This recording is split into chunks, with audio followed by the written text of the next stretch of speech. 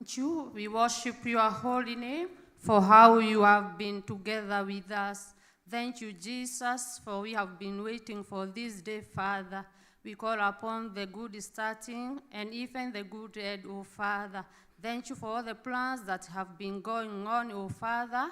You have carried us through, King of all glory. There have been so many challenges, Father, but you have been there for us. We thank you. We worship your holy name. Thank you for each and every guest who is in this place and those we have left here at the ground. We call upon your holy name to come and take control, Father. For it is in Jesus' name we pray and give thanks. Amen. Thank you very much, Phyllis, for that prayer.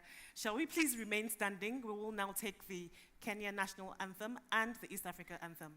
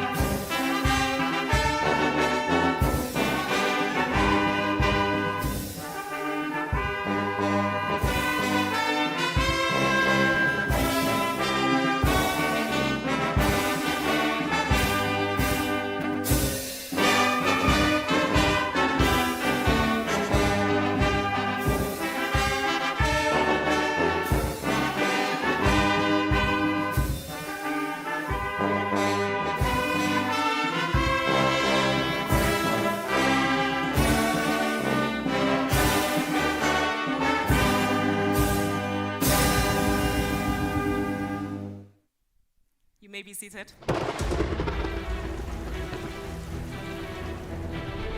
Africa is on the front line of the climate emergency. Despite contributing the least to the climate crisis, Africa is highly exposed to climate shocks, which are affecting millions of people across the continent. What happens in Africa will not stay in Africa. All of us can win if we invest in Africa. Africa's #1 climate priority is adaptation. Adaptation holds transformational potential for the African continent. The African Development Bank and the Global Center on Adaptation launched the Africa Adaptation Acceleration Program, which we call AAAP, to mobilize $25 billion for climate adaptation in Africa by 2025. The Africa-led, Africa-owned AAAP is the world's largest adaptation program and Africa's homegrown solution. 3 years since its launch, the AAAP has shaped nearly $8.4 billion of investments, which will make 57 million more Africans climate resilient and create over 700,000 jobs. The AAAP is helping smallholder farmers access digital climate information agricultural advisory services to improve food security for 13 million people. The AAAP is strengthening the climate resilience of infrastructure across Africa, benefiting 43 million people. The AAAP is equipping 1 million youth with entrepreneurship skills and championing adaptation jobs. Because of the erratic changes in the climatic condition, most ports in West Africa have experienced flooding. Ours is peculiar in the sense that it's in an estuary. and we're more prone to climate risks. And these are all things that makes the collaboration with GCAP very important so that we can mitigate some of these climate hazards. This is a possibility for 1,000 farmers in Kenya and 1 million farmers in Africa through the support such like the one we have received from a AAAP program. If more businesses are able to be supported towards fighting climate change, we would have this as a solution to the current problem we have, fighting drought, famine, and enabling our community socially and economically. The AAAP is mobilising funds for adaptation finance and utilising an innovative direct access approach to secure $5 billion by 2025. This is a time to invest in adaptation for Africa. Thank you very much. Excellencies, distinguished guests, welcome to the 4th Africa Adaptation Acceleration Program Partnership Forum. It's good to see everyone. Sorry for starting a little late, but I heard that I was a bit ambitious in thinking that we will start at 9 a.m. in Kenya. But yes, today the theme for the forum is quite clear. It is scaling adaptation solutions via the AAAP, the Africa Adaptation Acceleration Program.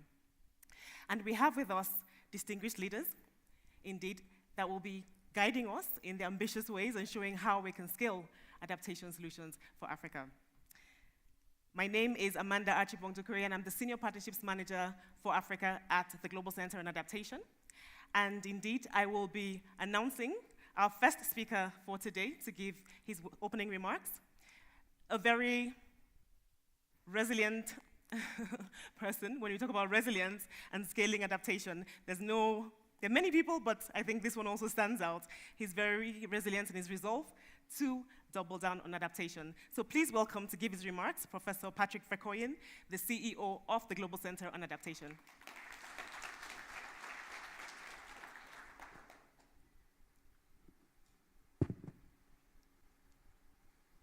Africa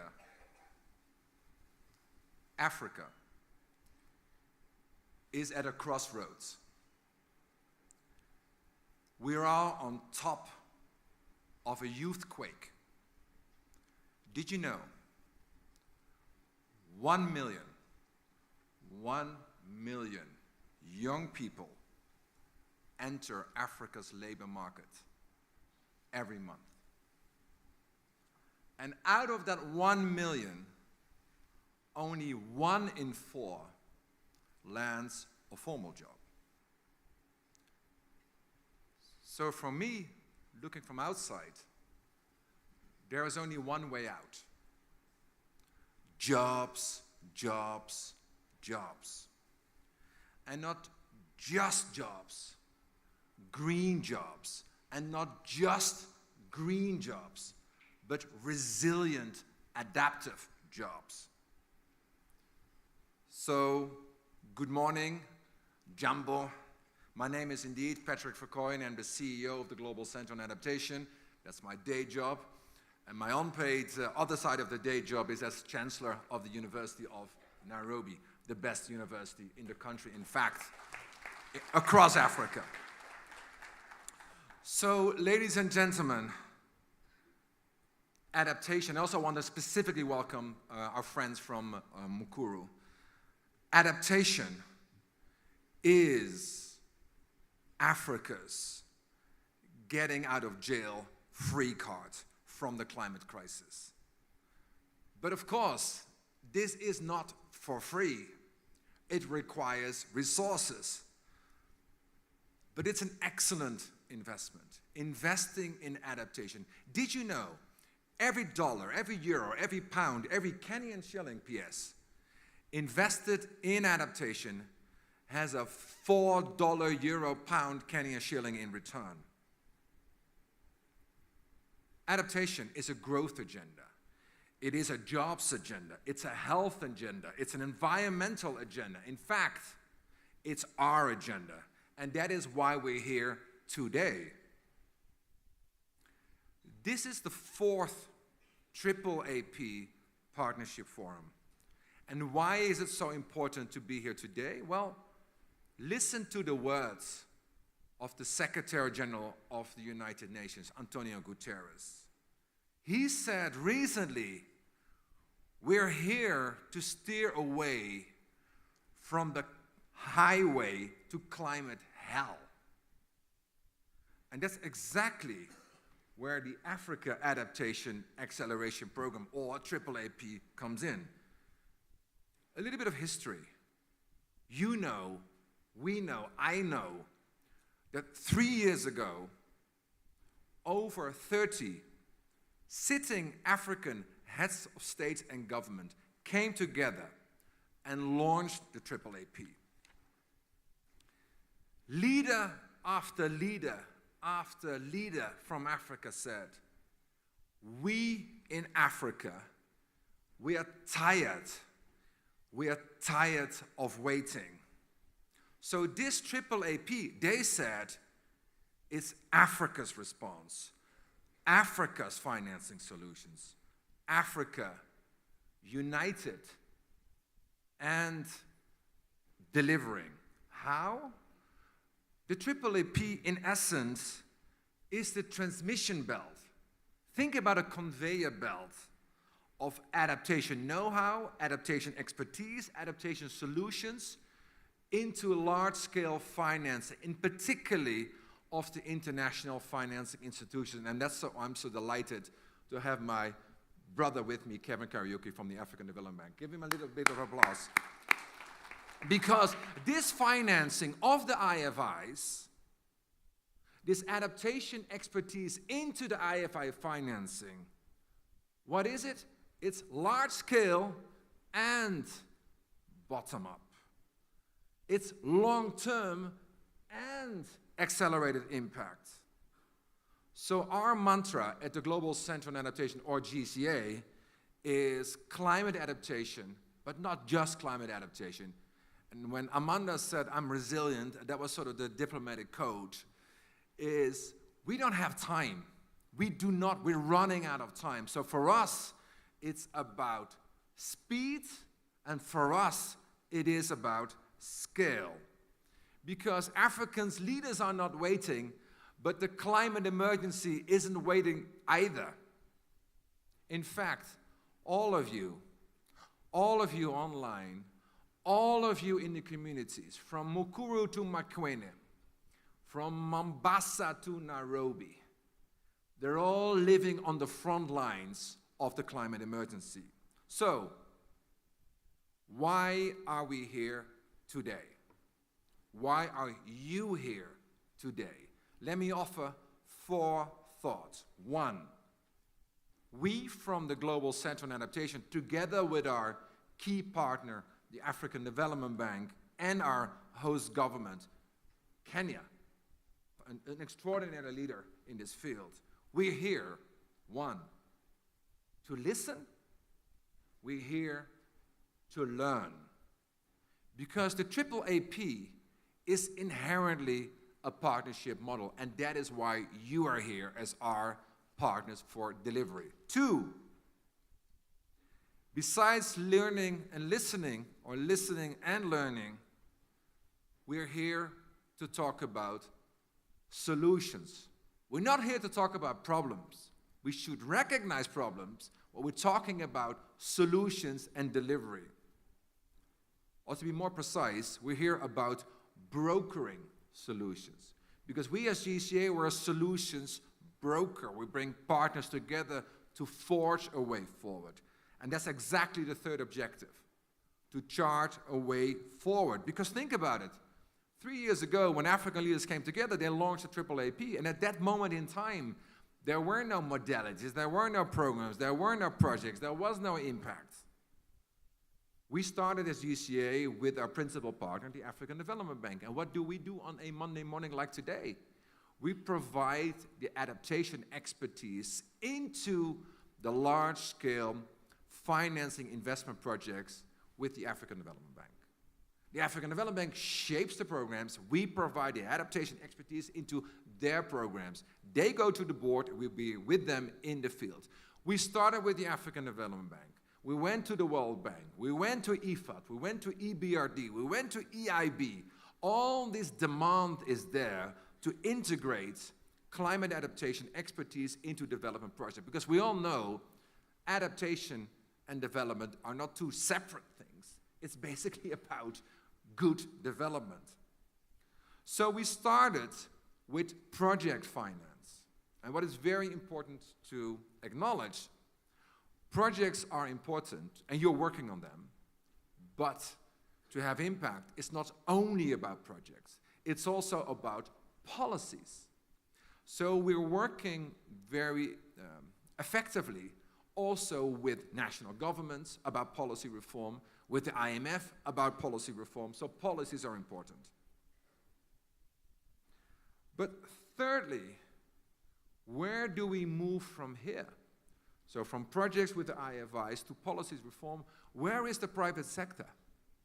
Where is the private sector in climate adaptation? And that's why we now just have launched a major new work program with commercial banks, being an equity bank here in Kenya to other banks across the continent, to make sure that every loan, every grant, every concessional finance being executed by the commercial banks is climate resilient. We can look forward, but it's important also that we look back. What have we shaped as Global Center on Adaptation in the last 3 years? We have shaped over $10 billion of investments. We have climate-proofed over 50 different development programs. And why is that important? Let's talk about numbers for a moment. How much money is flowing today from the global north to Africa on an annual basis for adaptation? The answer is $10 billion a year. And you may think that's a lot of money, and it is a lot of money. But how much money should flow to Africa every single year for the adaptation crisis?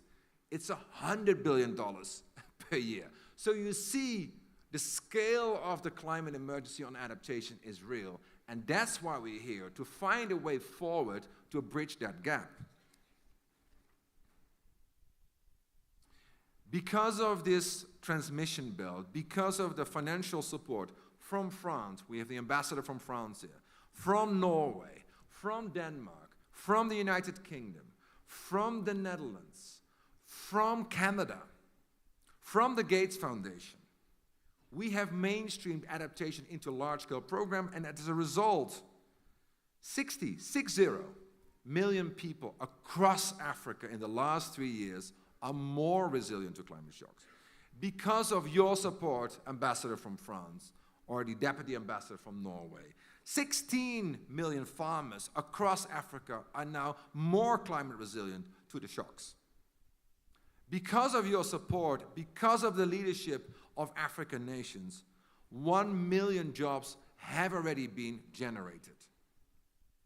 And we have just only begun, right? We're only 3 years in business. We have this target over 5 years of $25 billion. We're now at 10.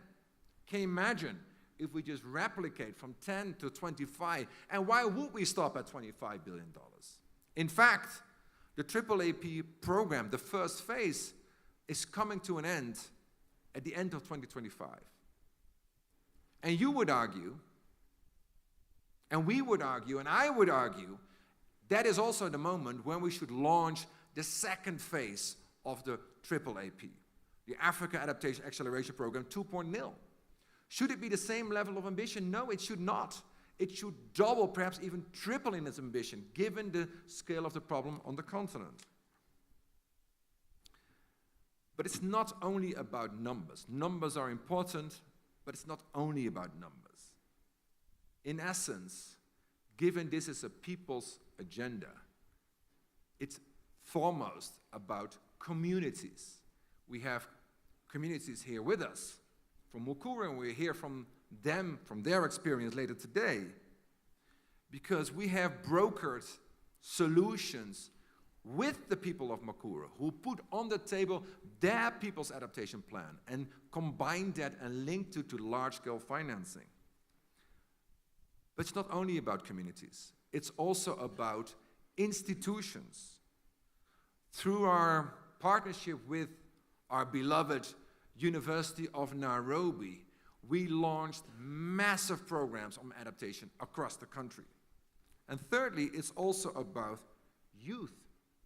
I said it's about jobs, jobs, jobs, but particularly for the young generation here in Kenya. And that's why we're so delighted. So, Kevin, I'm sure you will speak about it, that we have launched 2 years ago the GCA's, the AAAP Young Innovators Challenge, where we supported young entrepreneurs. They came with their ideas, with $100,000 to scale up their beginning enterprise to the next level. And that's also what Amanda will walk you through in the coming period. So, going forward for this day, I want to put on the table 3 things, which I hope you will unpack, you will challenge, you will improve, and then you will push forward. 1, the CGIAR, complicated acronym, but in essence, this is the global partnership for research on food security. We have a partnership with the CGIAR. We have Olo here, our global lead on food security. He will talk about it later today. But what is important about this innovation of the CGIAR, that level of innovation is connected with the world of finance. And that's exactly what we do through this partnership. So what is important today is to get your feedback on the shaping of that work program with the CGIAR. 2, private finance. I mentioned it. We launched the beginning of a work program with commercial banks. How can we bring the commercial banks much more central into the space of climate adaptation? If you are a young entrepreneur, the first person you call is not the African Development Bank. The second person who you call is not the Ministry of Environment. You knock on the door of your local bank, and more often than not, that particular local bank will say, actually, young lady or young man, where is your credit scorecard? Adaptation finance, should I invest in that? So what is the role of commercial banks? How can we strengthen that? We have a work program, it will be presented today, and it needs to be sort of challenged, tested, validated, and further developed. And the third piece is, if you look from outside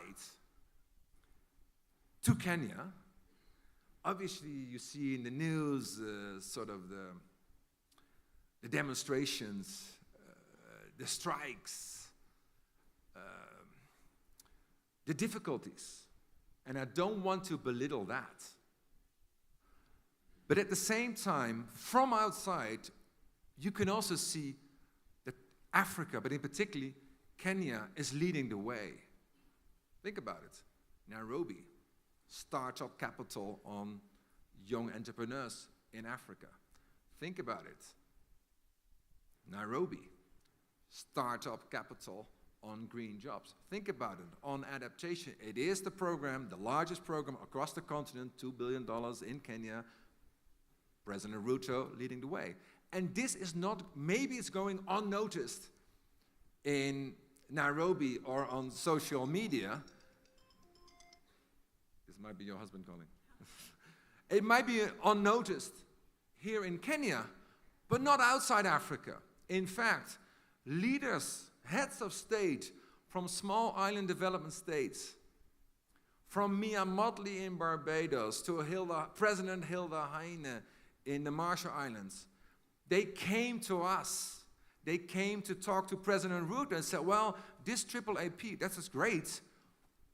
What about the small island development states? Can we not replicate this program for other parts of the world? So I think it's also a moment for us today to reflect how far we have come. And the last part is where we all need to put our thinking hat off. Obviously, we should not be naive, right? If you're in Europe, like I am, half of the time, it's not about climate adaptation, right? Political leaders in the Netherlands don't have front and center Africa. Political leaders in the Netherlands or France, perhaps even, or the UK, or perhaps even Norway, they think about borders. They think about how to stop migration, how to basically, in a divided world, they think about Ukraine, right? They think perhaps a little bit about the Middle East, but not too much. And in that context, we're trying to keep adaptation on the global agenda, which is not easy. And for doing so, next week, together with the African Development Bank, together with the African Union, together with President Ruto, together with France, together with Norway, we're convening the largest leaders event to date exclusively on adaptation in New York during the United Nations General Assembly in a super crowded space. And why is that relevant for you, for those who are not traveling to New York?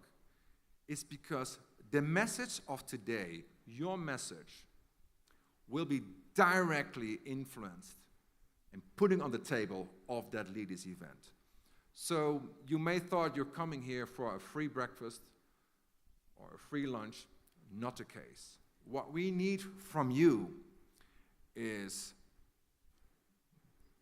bold advice, an offer of support, to be critical but constructive, because as Africa is on a crossroad, there are two ways. It's Guterres' climate hellway, which you have seen, which I have seen in large parts of this country, or it's the other way. My strong conviction, with all the partners here, with all the governments across the continent, investing in adaptation, investing in Africa, will make Africa unstoppable. I thank you very much indeed. Thank you very much. Can we have a round of applause again for Professor Verkooijen's remarks? I think so many keywords resonated. Solutions, impact, partnership. And just dwelling on that, the Africa Adaptation Acceleration Program, as Professor Verkooijen had already said, indeed is a core partnership, a marriage of both the Global Center on Adaptation and the Africa Development Bank. So the Africa Development Bank, of course, is working fervently to ensure sustainable economic development for Africa. And with us here, we're honored to have the Vice President of Energy, Climate, and Green Growth at the African Development Bank to give us a few remarks. Please welcome VP Kariuki, Kevin Kariuki. Thank you.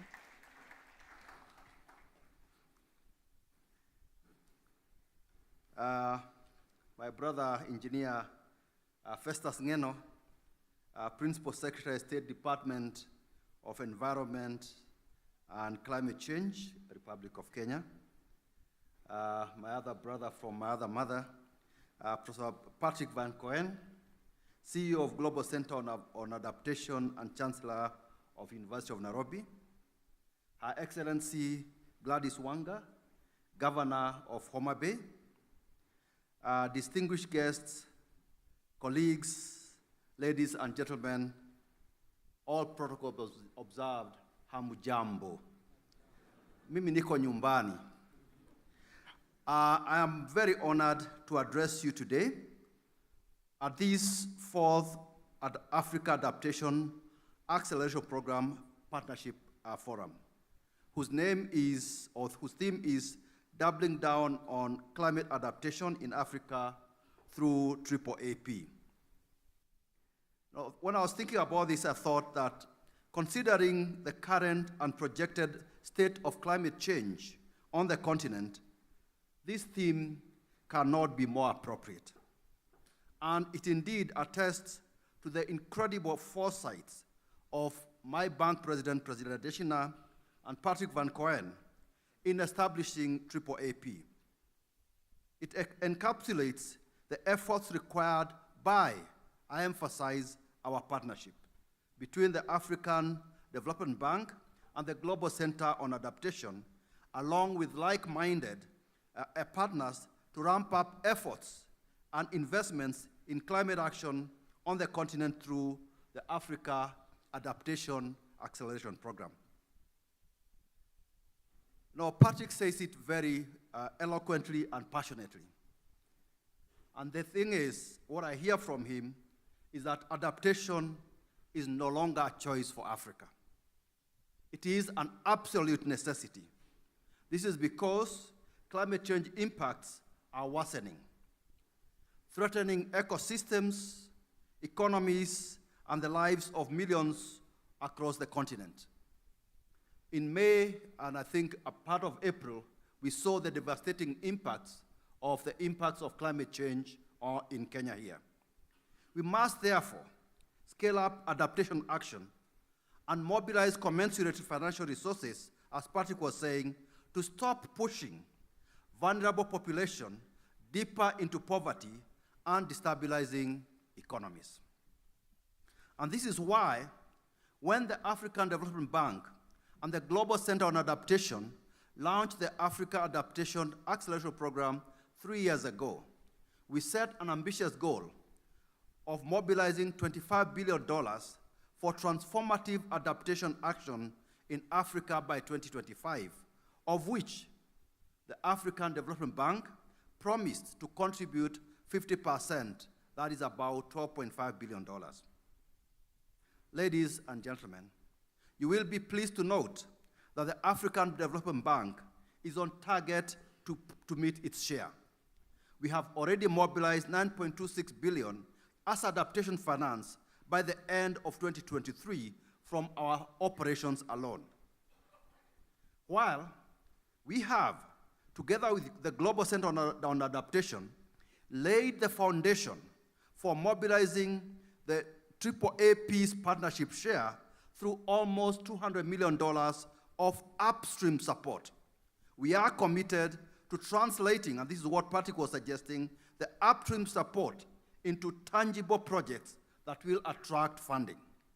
In this regard, I am pleased to note that through AAAP, adaptation measures have already been integrated into 68 African Development Bank projects and technical assistance support spanning 41 countries in critical sectors such as agriculture, water supply, sanitation, transport, and urban development, portending profound impact. For example, in agriculture, through 17 of these projects, AAAP has enhanced food security and climate resilience, ensuring that 9.4 million people in 16 countries, particularly in the Sahel, Horn of Africa, and the Zambezi Basin, are better equipped to face climate risks, thereby evidencing that adaptation finance is driving transformational change by helping Africa build a future where climate resilience and sustainable development go hand in hand. Moreover, under AAAP's infrastructure pillar, 28 projects are currently being supported across 23 countries, ensuring that roads, ports, and cities are climate resilient. In this case, notable projects include the Kenya-South Sudan Link Road, the Ghana Resilient Infrastructure Roadmap, and the Port of Cotonou expansion project in Benin. In addition, AAAP's technical assistance support through expertise support the integration of climate-informed measures, nature-based solutions, and resilient maintenance practices into project operations, safeguarding them from climate resilience such as flooding. Meanwhile, ladies and gentlemen, in recognition that Africa's future belongs to the youth, and I can see a lot of the youth here, you must be the engines of innovation, entrepreneurship, and climate action. AAAP's Youth Adapt program has already invested $5.5 million to support green and climate resilient development businesses by 41 young entrepreneurs across 20 African countries. You love this.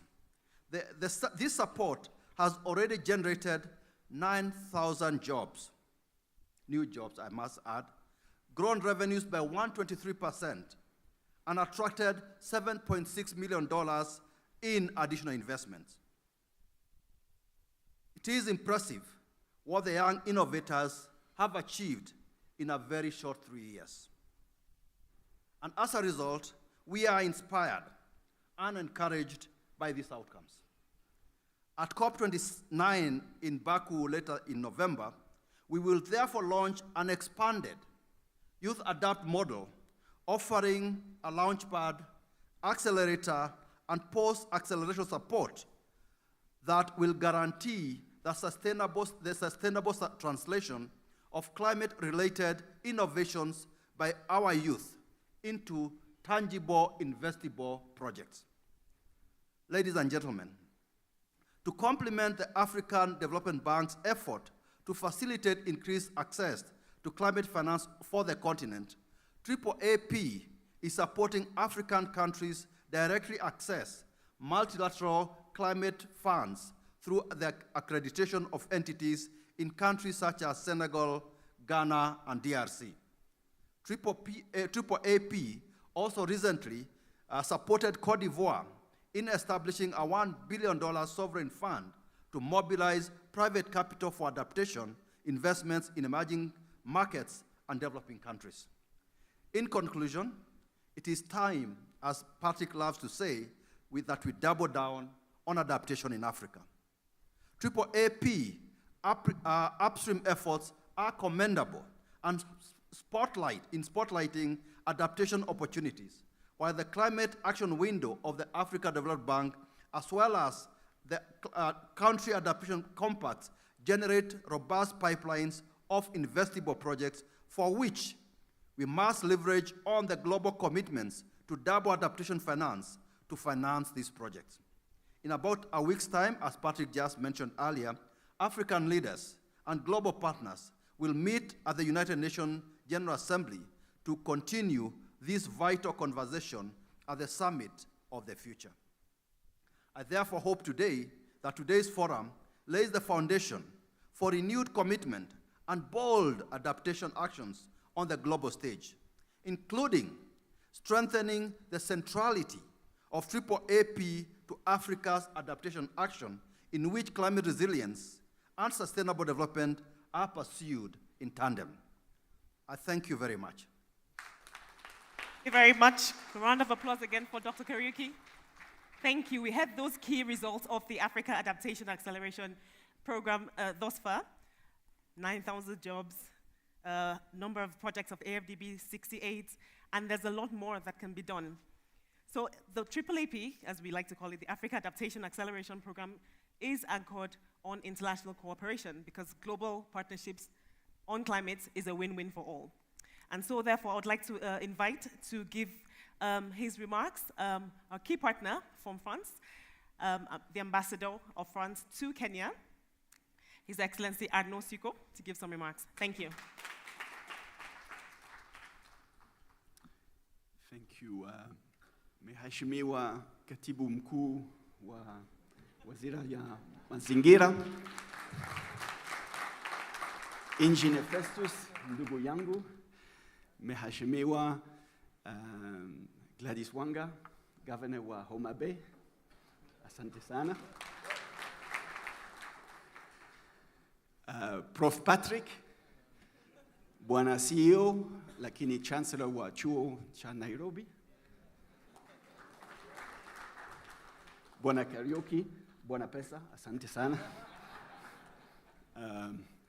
Mabalozi wote, mabibi na mabwana, hamjambo. Habari asubuhi. Wananchi wa Mukuru oye. Mko poa? Asante sana. Ndiyo, mambo ya tabia nchi, mabadiliko ya tabia nchi ni muhimu sana.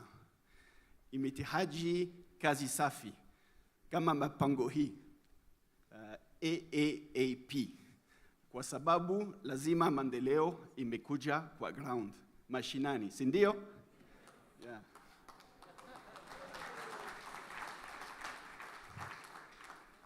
And I think, besides the acronym, which can sound a little bit theoretical, there's some impact. And I've seen it myself with Patrick. Last year, when we had also some high-level visits, we came to visit Mukuru. And we saw this black soldier fly farming project. And I think we're going back, if I'm not wrong. And so we saw the impact of this kind of project that can seem a little bit, theoretical. And it's true, we need to mobilize as much, principles in New York and elsewhere in Forum. But we need to see that those financing, and we see it, are benefiting the people from the ground. And exactly what we've seen in Mukuru, and I think that's a very good example of what GCA and AAAP has been doing. It is about advocacy, but it is also about changing conditions on the ground through adaptation.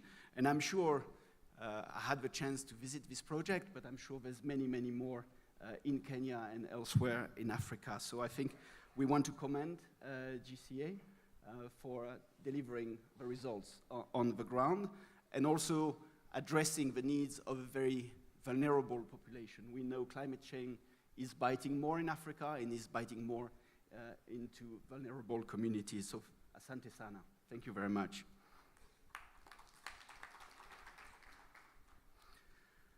I don't want to be too long, but I just want to say that globally, we are a partner of GCA and will continue to be a partner. It's not a one-off. As you mentioned, dear Patrick, there's a lot of priority worldwide, but I think adaptation and climate change is in the interest of everybody. For the very reason you said, if we don't address this issue, it's like the pandemic, the COVID-19. If you don't invest in health, the problem will be global. And as you mentioned, the borders, I think those issues knows no border, and they will be a challenge for everybody. So investing in climate change adaptation is investing, I think, for everybody. So I believe, and I hope that our leaders, when they commit, certainly in France, they commit on the long term for the very reasons we are doing. And I would like also to say a few words on your other hat. You're the Chancellor of the University of Nairobi, and as France also, we will be a partner of choice of the University of Nairobi in building capacity through a Faculty of Engineering and Science in developing skills to address this issue of building back better and building back more green. And as much as we need jobs, you said it, we need great jobs. So rest assured that as France, we'll continue the partnership we have with the University of Nairobi in empowering the people of Kenya and the youth in getting to this green industrialization that is very much needed. Finally, because I don't want to be too long, I just want to say that between France and Kenya, the issue of climate change, climate financing is a key priority in our partnership.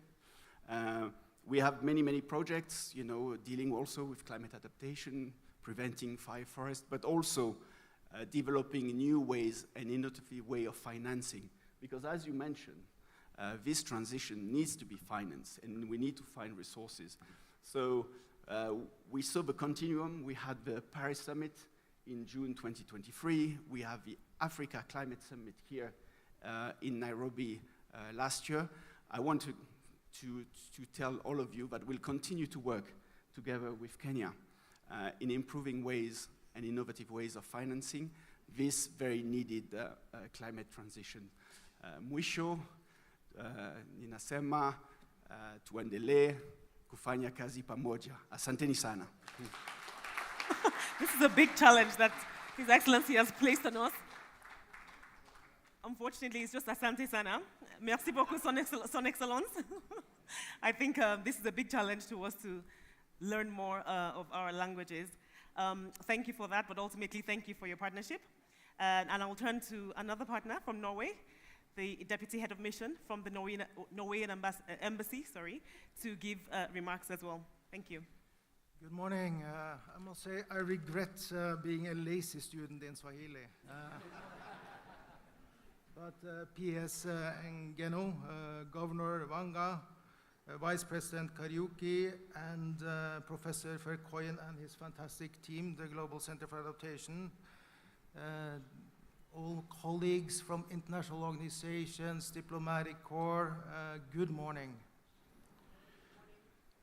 First of all, I'd like to again recognize the importance of the cooperation with the GCA. Of course, this is for us has been a global approach, but more and more we see that Africa is taking up more and more of the importance of this work. And it's not only about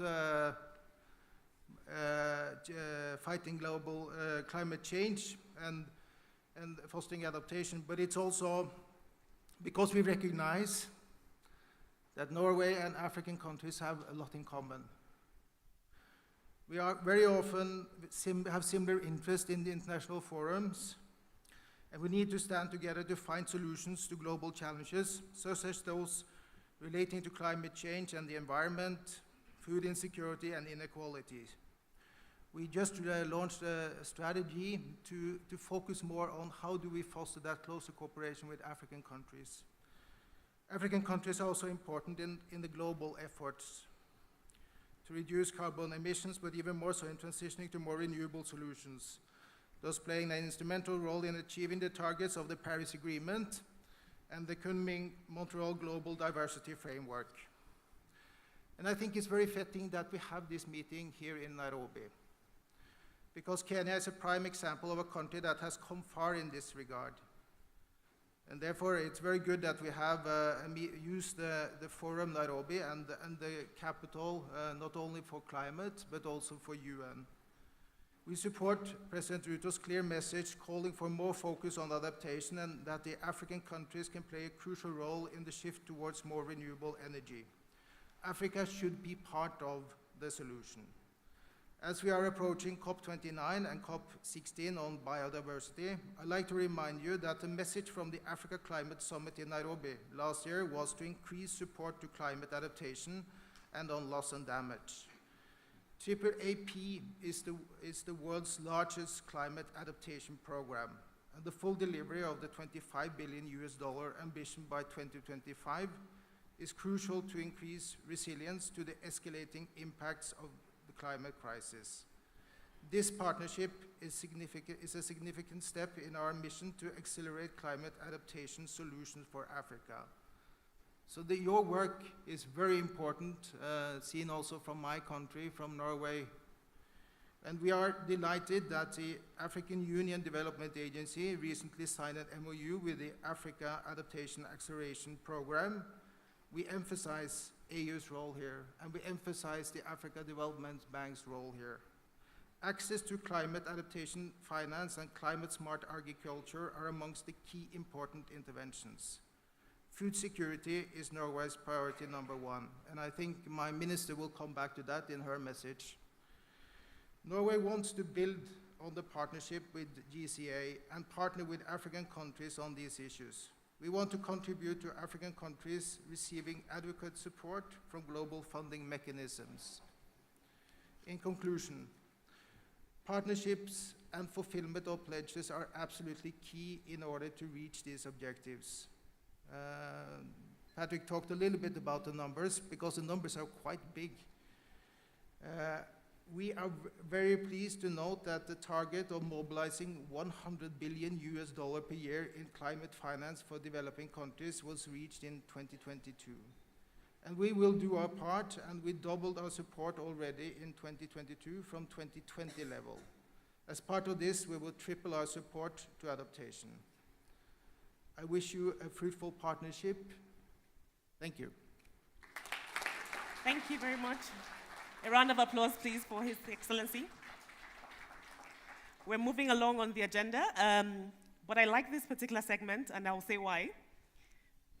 We know that people and communities are often on the front lines of the climate crisis, and who best to lead those communities but women? As we all know, the African proverb, for those that don't know, that says, empower a man, and you empower an individual, but empower a woman, and you empower a community. So may I now welcome Her Excellency, Ms. Gladys Wanga, the Governor of the Homa Bay County, to deliver her remarks. Thank you so very much, and good morning to all of us. This, I was told, is the message from the front lines. And I've been noting the previous speakers, and they've spoken about, Professor Verkooijen, you've spoken about jobs. Dr. Kariuki, you spoke about young people. My brother, Anoa, spoke about the ground, that this must reach the ground. And I think this is a really unique meeting because the young people you're speaking about are here in this room from Mukuru and elsewhere. And so the young people, you're not on they say that if you're not on the table, you're on the menu. But you must be glad that you're not on the menu, you're on the table, where your issues are being discussed, and I think that's really impressive. My brother, Engineer Festus Ngeno, Principal Secretary in the Ministry of State Department of Environment, CEO of GCA, Professor Verkooijen, Dr. Kariuki, our very son here, who represents us ably at the FDB, Ambassador Anoa, our Deputy Head of Mission from Norway. Distinguished ladies and gentlemen, I'm really happy to bring you greetings from Homa Bay. Homa Bay is on the shores of Lake Victoria. I didn't come alone. I have a team there of Grace, who's my CC for disaster, and Rosalind for health, and Professor Mok, who's our county secretary and also a specialist in climate issues. I take this opportunity to sincerely thank the Global Center on Adaptation for organizing this 4th Africa Adaptation Acceleration Program Partnership Forum. May I also acknowledge the GCA Executive Board under the chairmanship of His Excellency Ban Ki-moon, the 8th United Nations Secretary General, and commend the CEO, Professor Verkooijen, for his leadership and for convening this forum as a place for partners to engage. Your passion was just, through your speech, we were getting converted. If you were a preacher, we would leave here, all converted. Distinguished ladies and gentlemen, I stand before you today as a representative of over 1 million people whose lives are deeply impacted by climate change. The people of my county, Homa Bay, one of the subnationals in Kenya, rely heavily on agriculture and fishing. However, unpredictable weather patterns, prolonged droughts, frequent floods, and erratic rainfall have made farming increasingly challenging. And this is not only in Homa Bay, this is across the country, this is across the continent. Our farmers, who have traditionally relied on the rhythms of the seasons, now find themselves at the mercy of extreme weather events. Frequent crop failure and loss of livestock due to climate-related events have resulted in growing insecurity and malnutrition in the county. And recently, we came together and mobilized resources and gave seeds to our farmers, cotton seeds, maize seeds, sorghum seeds. But at the end of the season, I think we are looking at very little coming out in return. This has led to increased poverty levels and heightened vulnerability among the population, making it difficult for communities to recover from these recurring disasters. Climate change has also taken toll on our water resources. My people who reside on the banks of the world's second largest lake, Namlolwe, Lake Victoria, in a cruel irony, must pay a premium for safe drinking water. The lake, a vital source of livelihood for many of our people, is experiencing fluctuations in water levels and declining fish populations. It's very, very difficult to tell, where the lake is going to reach. And in the year 2019, the lake levels rose to levels higher than only seen in 1962. So you can imagine how much of the population had actually inhabited areas that they would never imagine were part of the lake. And then the lake came back, and now it has recovered and continues to recover. And this recurs now more frequently. And Homa Bay sits on 80% of Kenya's Lake Victoria, borders Homa Bay. So we really face this challenge. Our rivers and streams, once reliable sources of water, are drying up or becoming more unpredictable. I have lost count of the number of days and hours I have spent leading our response to extreme weather events. In November 2023, tens of hundreds of people found themselves homeless due to flooding. And this wasn't only in Homa Bay. You remember these events that happened here in Kenya. Before they could recover in April this year, over 1,700 families in our county were again displaced by raging floods, and that killed over 10 of our people. And 10 was very few compared to what happened in Nakuru, for example, where we had several lives lost during these floods. Previously, we could respond to floods maybe once a year. So when we responded in November last year, we were within the same financial year, and we thought we were done with flooding. So imagine November, we put all our emergency funds there, and then April, we had to again come back to the same situation. Our roads and bridges and buildings are being destroyed faster than we could build them. The cost of repairing and rebuilding this infrastructure is immense and leads to diverting of resources from other critical areas of development. You realize my deliberate use of present continuous tense in my remarks. This is because what I'm narrating to you has become more of a routine thanks to the effects of climate change. I'm answerable to my people for these challenges. County and local governments are truly on the front line of responding to the climate crisis. We need help. So as we go to New York next week and the weeks after, we as local governments and counties are saying we are on the front line. We are trying our best within our means and resources to respond, but we are overwhelmed by the loss and damage that comes with these challenges. So when the Global Center on Adaptation came knocking with an offer to partner with the AAAP, I was only too happy to agree.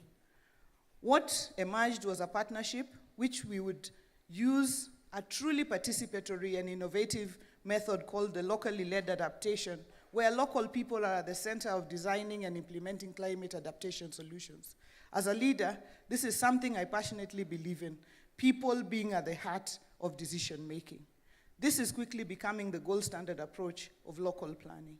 Together under this partnership, we will support vulnerable communities in Homa Bay, starting with those in informal settlements, to create people's adaptation plans. The plans will map and profile how climate change is impacting these vulnerable communities, particularly in the water and sanitation sector. For example, what do residents really experience as their greatest hardships? What do they see as the best solutions? This approach comes through the guidance of the GCA's Global Hub on local-led adaptation, a fantastic center of excellence and knowledge on local-led adaptation practices, which I would encourage you to explore. This is a partnership forum, and it will take many partners to realize the project. For example, the Akiba Mashinani Trust, who pioneered this people's adaptation approach here in Nairobi, in Mukuru, will bring their experience and know-how to Homa Bay. And our teams in Homa Bay have already come. They have visited Mukuru.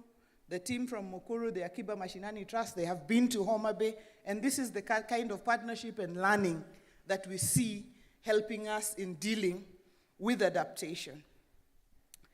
In a crisis, we must all come together.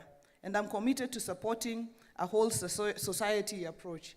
Our local university, the Tom Mboya University, will support the planning process and is doing so, and will become a beacon of knowledge on this subject for the county. And I'm looking at a partnership between Tom Mboya, the University of Nairobi. You know, they say don't just say University of Nairobi. You must say the University of Nairobi. Otherwise, the alumni will chase you around town here, Bwana Chancellor. So I would like to thank the FDB, a co-partner with GCA in the AAAP.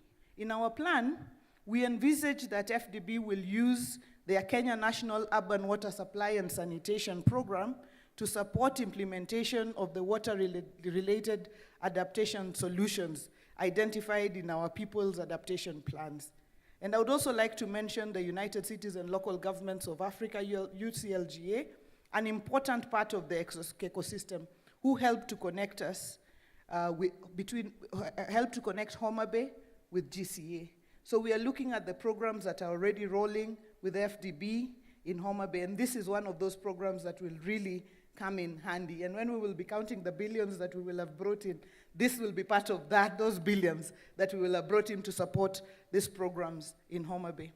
GCA will also support detailed climate risk assessments for the areas that will be covered and support capacity building for the adaptation planning for government, non-government, academic stakeholders in the county. As you can see, it will take many partners and much more coordination to embrace this people's adaptation plan approach. But I consider truly worthwhile in empowering local communities in our response to climate change. In this way, local government partners such as county governments are leaders in locally led adaptation. And when local governments are the center of locally led adaptation and they bring the people, for example, in our county, this program does not end at the county level. We go to the villages. We talk to the villages in their clusters, and this is what truly becomes locally led. So in terms of the policy setup, we have already put together our policies. We have a Climate Change Act. We have our climate change policy. We have set up a climate change fund. So at the local level and with our county assemblies, we also have a policy framework that is working towards this process. So with those many, many remarks, I'd like to say that from the front lines, we are calling for help. We are doing as much as we can ourselves. We are building partnerships. We thank the GCA for coming through. And what we'd like to message, let's have the people at the center. And I'm happy that the young people of Kenya are at the center of our locally led adaptation. Thank you very much, and God bless you. Thank you so much, Your Excellency. I told you that when it's a woman, it's different. I hope I don't sound partial. Apologies to the men in the room. But we had all the actions that are already happening, and I know that Andrew is working fervently to continue to support the Homa Bay County. And so we'll just cue a video from yet another woman, Minister Anne Trivenham, Minister of International Cooperation of Norway, to give her remarks virtually. So please cue the video. Good morning to you all. The UN Secretary General states, "We are in an adaptation emergency. We must act like it and take steps to close the adaptation gap now." Norway is pleased to continue our support for the AAAP through our cooperation with the Global Center on Adaptation. African countries can achieve higher national self-sufficiency by building more climate-robust, small-scale food production. To achieve that, we need continued political priority for food security.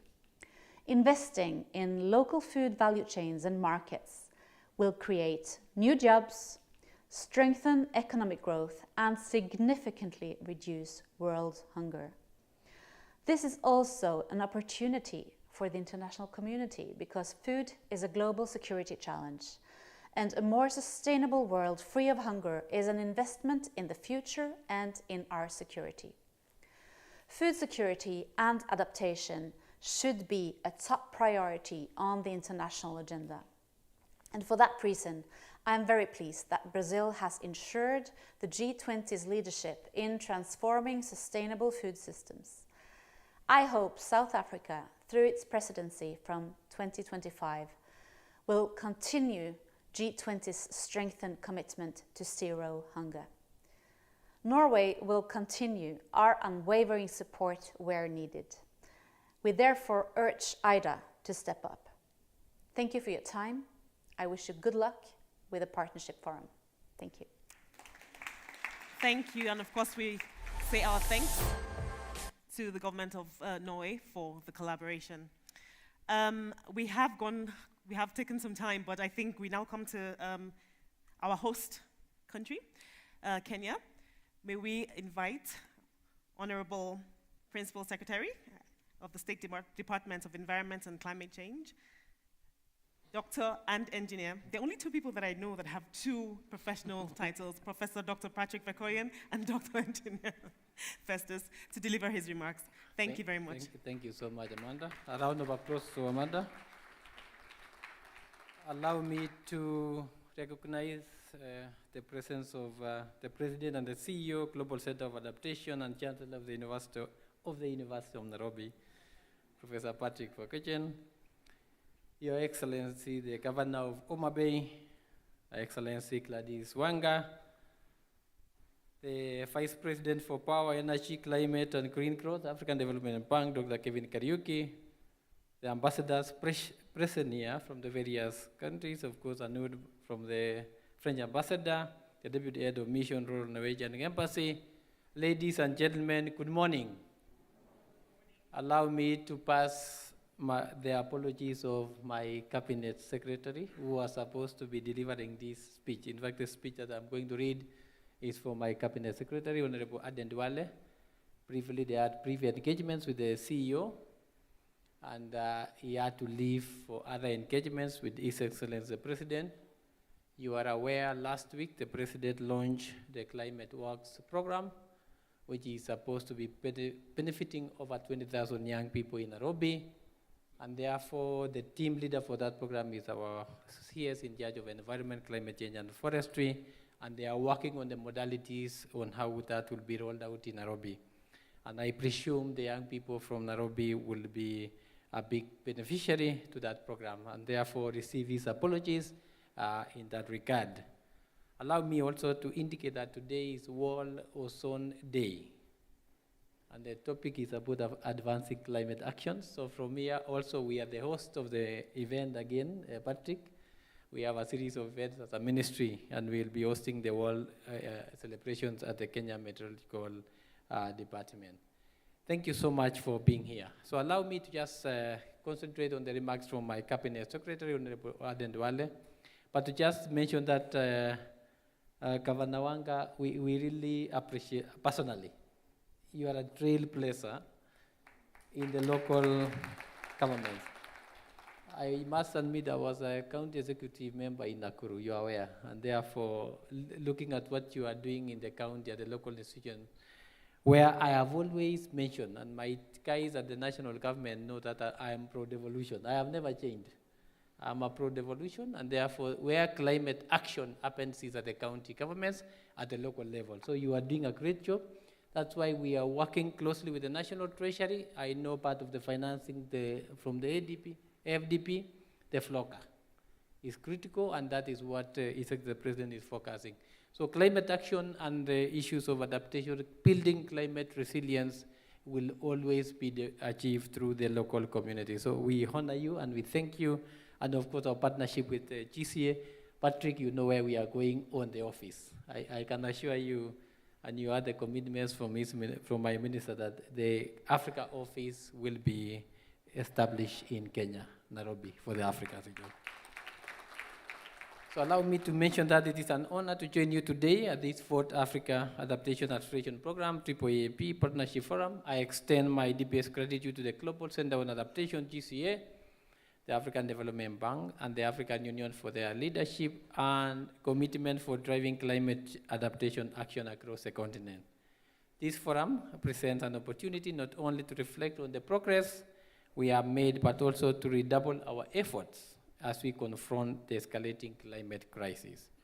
Africa is undoubtedly one of the most vulnerable regions in the world to climate change. The impacts of prolonged droughts, unpredictable and intensified rainfall, and rising temperatures are having profound and destabilizing effects on our communities, economies, and ecosystems. Dr. Patrick and Governor Wanga have elaborated the effects of this, and I don't want to take my time on the same, but climate change is real and it's a crisis especially on the global south. For instance, the World Food Programme reported that the prolonged drought in the Horn of Africa between 2019 and 2023 left up to almost 223 million people acutely food insecure and 5.1 million children acutely malnourished. And another estimated 2.7 million people were displaced by drought in the region, not to mention the floods. Here in Kenya, we faced the most severe and longest drought in 40 years in the same period, causing massive displacement of estimated 508,000 people, while about 4.4 million people, which is 27% of the ASAL population, were facing high levels of acute food insecurity. The sixth assessment report of the Intergovernmental Panel on Climate Change indicates that with a high confidence that climate change will increasingly put pressure on food production, access, and especially in vulnerable regions, undermining food security and nutrition. The Sub-Saharan Africa is particularly identified as one of the most global hotspots of high human vulnerability due to poverty, limited access to basic services and resources, violent conflicts, and high levels of climate-sensitive livelihoods like pastoralists, fishing communities, and smallholder farms. I want to commend the AAAP for recognizing these challenges and designing programs on climate-smart digital technologies for agriculture and food security.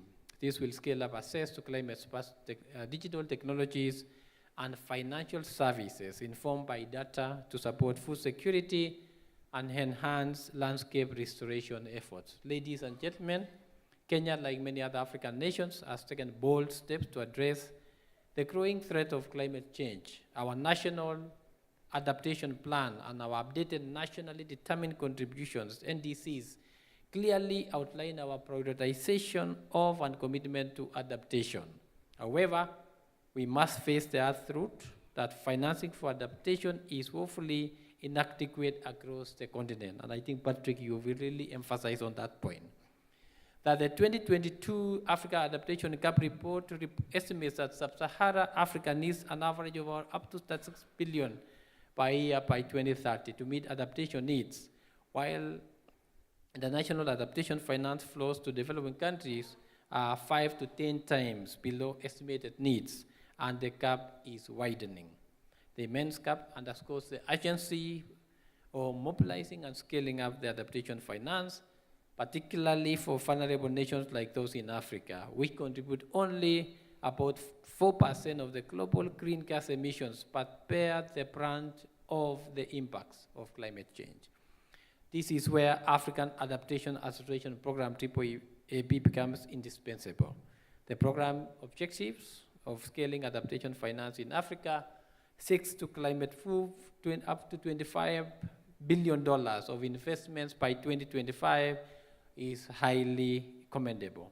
By focusing on the key pillars of African economies, climate-smart agriculture, resilient infrastructure, nature-based solutions, and climate adaptation jobs, the program embodies the spirit of African leadership, innovation, and partnership in addressing the climate crisis head-on.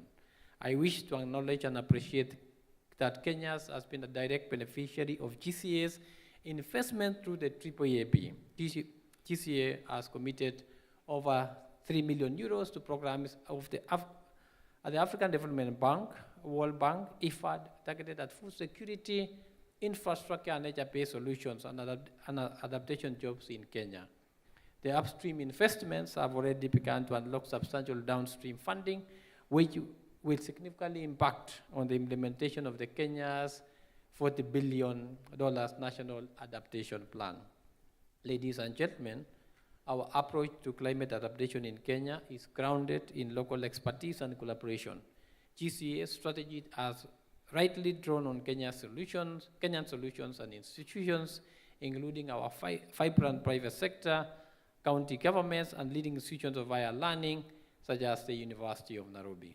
These collaborations highlights a crucial lesson that adaptation strategies must be rooted in local context and must leverage on local innovation to be truly effective.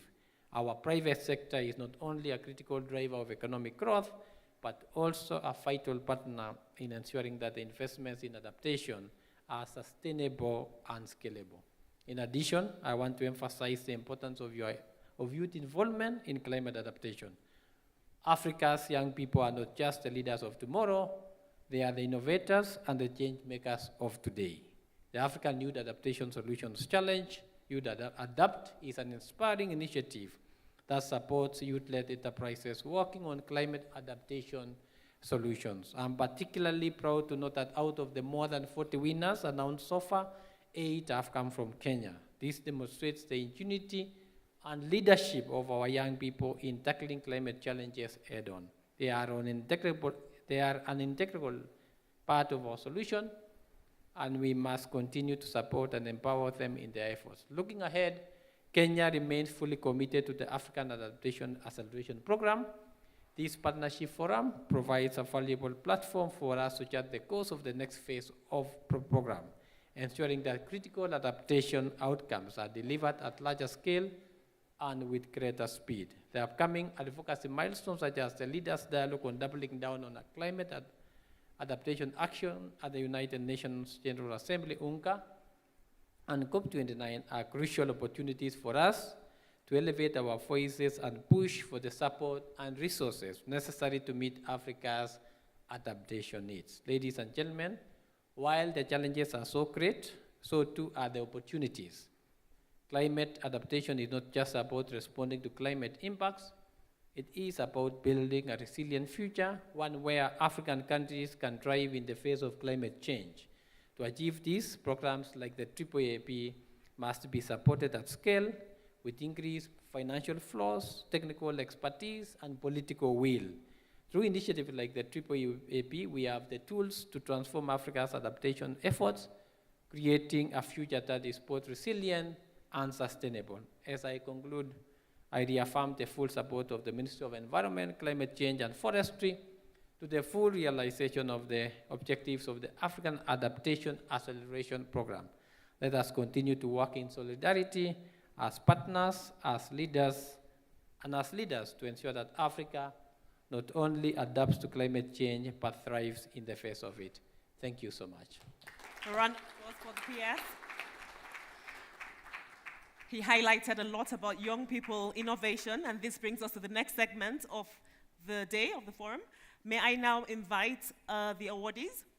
So the Africa Adaptation Acceleration Program, in partnership with the University of Nairobi's C4D's lab under the Climate Resilience and Adaptation Accelerator Program, is awarding today winners of a challenge regarding infrastructure solutions and infrastructure innovations.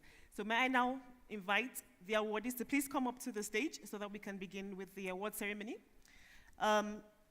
Today, 3 Kenyan startups will be receiving grant funding to launch their businesses in infrastructure resilience solutions and pilot their businesses.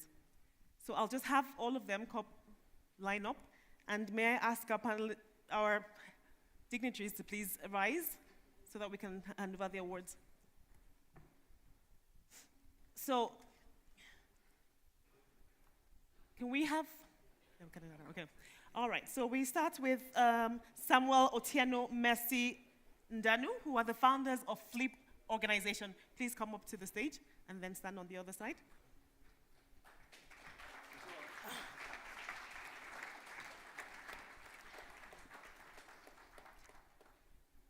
Photo.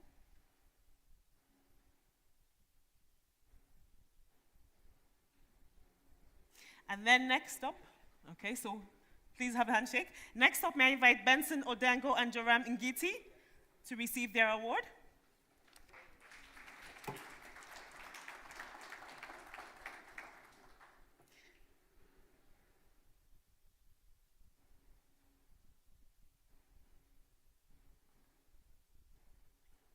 Take the next one. And then the next one will be awarded by Dr. Kariuki, Samuel Otieno. Can please come? Both of you. Take a photo.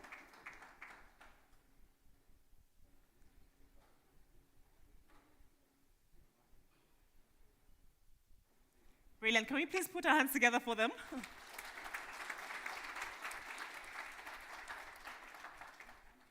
Okay. So Congratulations. Again, we're moving on to another segment of solutions, and for this one, I will invite my colleague, Ms. Anju Sharma, who is the global lead on locally led adaptation solutions at the GCA, and she will be handling this next segment of the awards. Welcome, Anju. I think you might want to take that one. Thank you, Amanda. Honorable guests, ladies and gentlemen, it is my absolute pleasure and my absolute honor to introduce you today to 65 remarkable young people who've taken on the challenge of going back to school to learn a skill and a trade that's going to help all of us adapt better to climate change.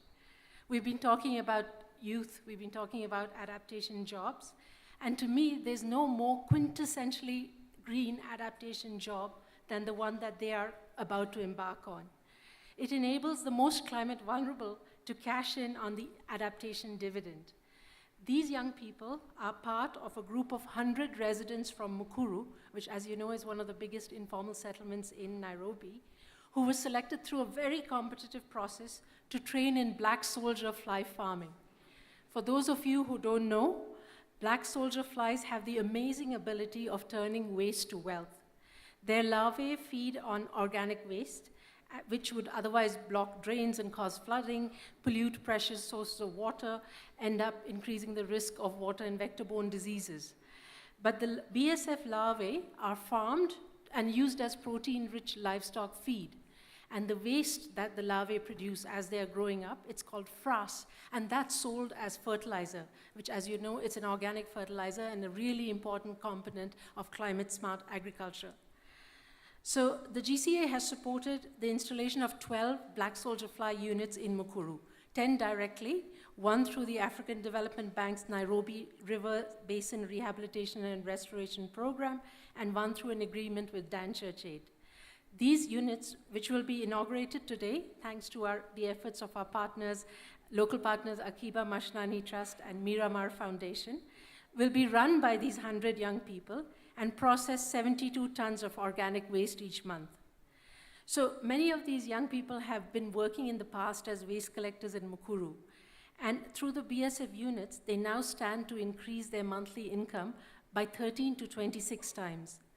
BSF farming has the incredible potential to generate livelihoods while dealing with a problem that cities across the world are grappling with. We hope that in the future, with the support of leaders with foresight, like the Honorable Governor from Homa Bay, thank you, Excellency, for joining us today, that we'll be able to scale this up, not just in Mukuru, but in Nairobi and in Kenya. And we at GCA will do our part in taking the lessons from Kenya to other cities in Africa that are dealing with similar problems through the Africa Adaptation Acceleration Program. Meanwhile, the young people with us, they've not only had to pass a fairly difficult technical theory exam on BSF farming, but also to train in how to run an agribusiness. The course was delivered by Miramar Foundation and is certified by Kenya's National Industrial Training Authority. So ladies and gentlemen, I would like to first invite our honorable guests to please, if you could, Patrick, if you could come forward. And we'll have from, first of all, so they're going to come up in groups from the regions that they come from in Mukuru. We'll first have Jane Muthoni for the group from Mukuru Kwa Jenga to come up on stage to receive the certificates. Could we clap for them, please?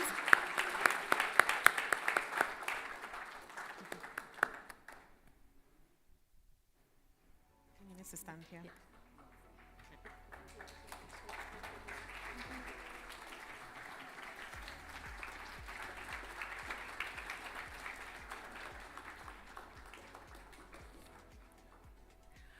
We'll now have Swahil Rodnell from Vivendani.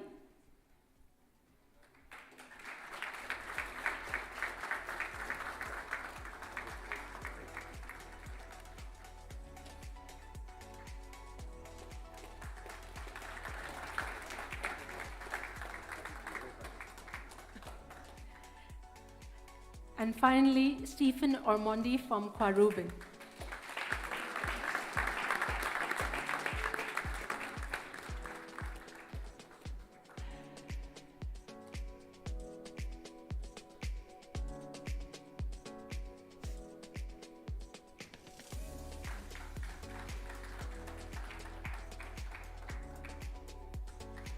The group Thank photo you now. all. Yes. Yeah, if you could come up for the photo.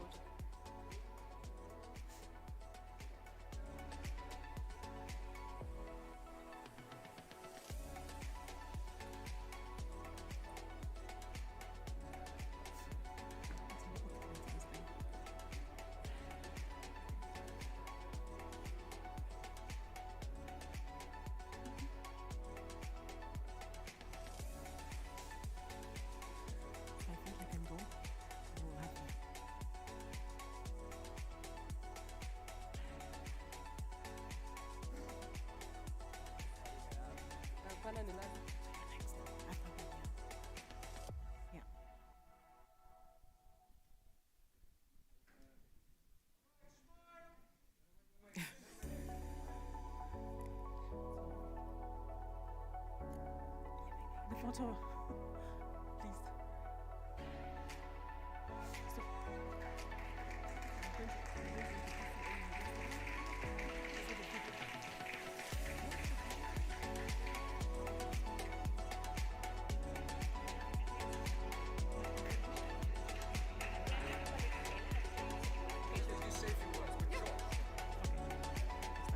Thank you very much. A round of applause again for those young people.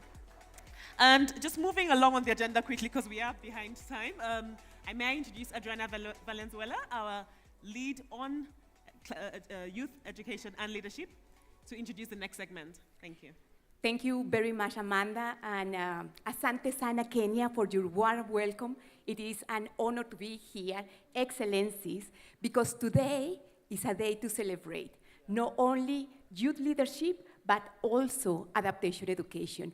You have seen that GCA is working with different stakeholders, governments, local communities, and also to empower young people. We have youth from Mukuri, but also I am honored to announce another initiative. An initiative that GCA had been partnering with the University of Nairobi and the University of Groningen to develop a training model about climate adaptation and youth leadership. This training aims to develop not only skills and knowledge, but that the young people that will be trained will be trainers.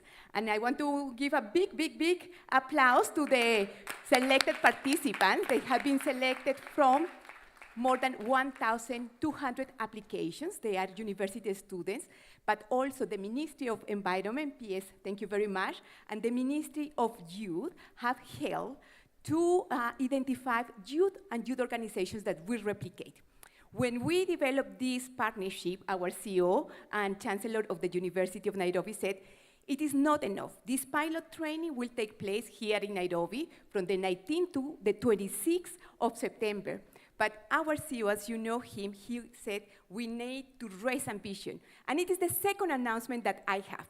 We have not only the Youth Academy on climate adaptation and youth leadership with this first cohort and other 50 participants that will be hosted at the University of Nairobi, but also we, this year, will open a massive online course on climate adaptation and leadership that will be open not only for youth in Kenya, but as well to youth in Africa.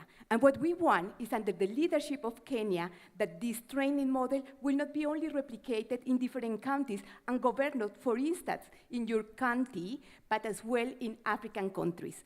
And just to finalize, I would like to say thank you because education ambassador from France, education is about learning together and also learning from each other. We need a new approach of education, an education that helps us not only to raise awareness about what is adaptation, but especially to prepare everyone to adapt to the impacts of climate change. And a special thanks to our partners, University of Nairobi, University of Groningen, as well to our donors that have been working with us this journey, France, Norway, the Netherlands, but as well to our CEO and Chancellor. Thank you very much, Professor Patrick Verkooijen. I joined 4 years ago, and you have put education and youth leadership at the center of the African Acceleration and Adaptation Program. Thank you very much for your leadership and for making this possible. And now, this ceremony is not only watched here in Kenya. There are people from all over the world watching us. And today from Kenya, from Nairobi, I want to request that we are going to celebrate 2 key stakeholders to continue with the second phase of the AAAP. Young people from all over the world, but also educators, teachers, and professors. I want to welcome Professor Garuya from the University of Nairobi and Professor Olago to join as well, the family photo and the educationalists. Professors from the University of the Groningen are traveling to take a family photo, and that we will take a family photo to celebrate this day.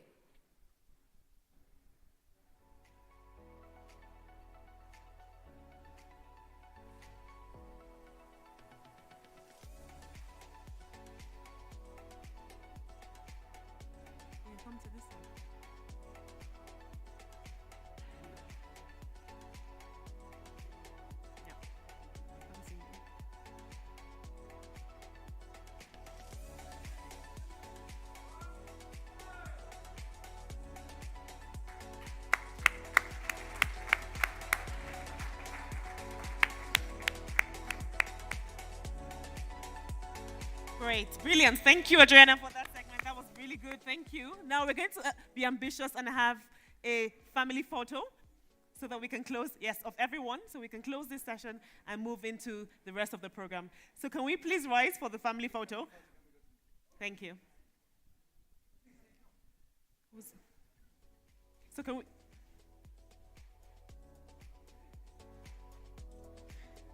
Yes, yes. Can we please come forward for the family photo, please? Just, but this is the...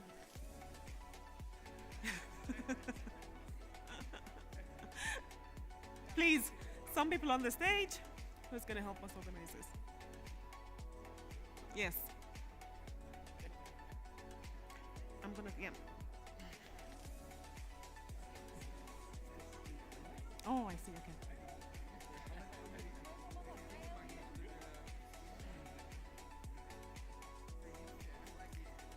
Is it?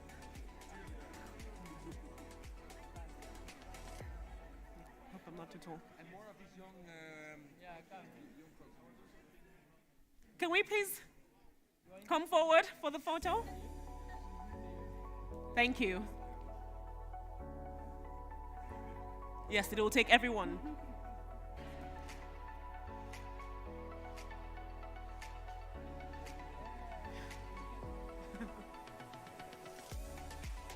Okay?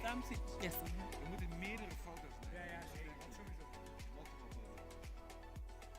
Okay, so who will cue us for the... Yeah. Yes. Okay. So I think we take multiple photos. So we'll take one batch now. So for us now, we can take this one, and then the next batch come for the next one. Okay? So Peter, you have to cue us on when to... Okay. Let us know if this is okay. Which camera? Which camera are we looking into? Okay. Say triple AP, triple AP. Thank you. So can we have the next group of people? So those who were not in this one.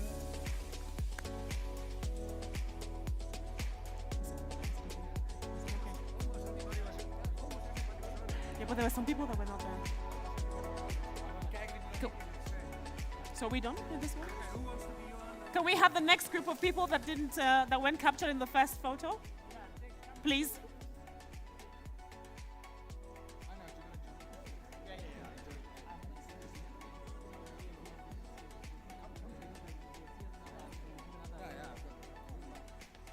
Okay.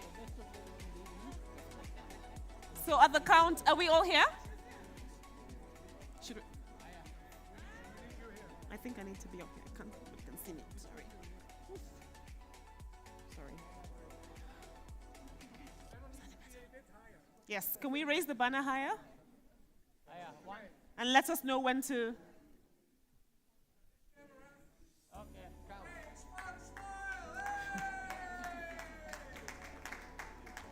Thank you very much. Okay. Yeah. So now we close out this session and move on to the coffee break. And following this, we now have deep dives on the AAAP program, where we'll be discussing the different themes and more detail on how we can collaborate on the program. Thank you.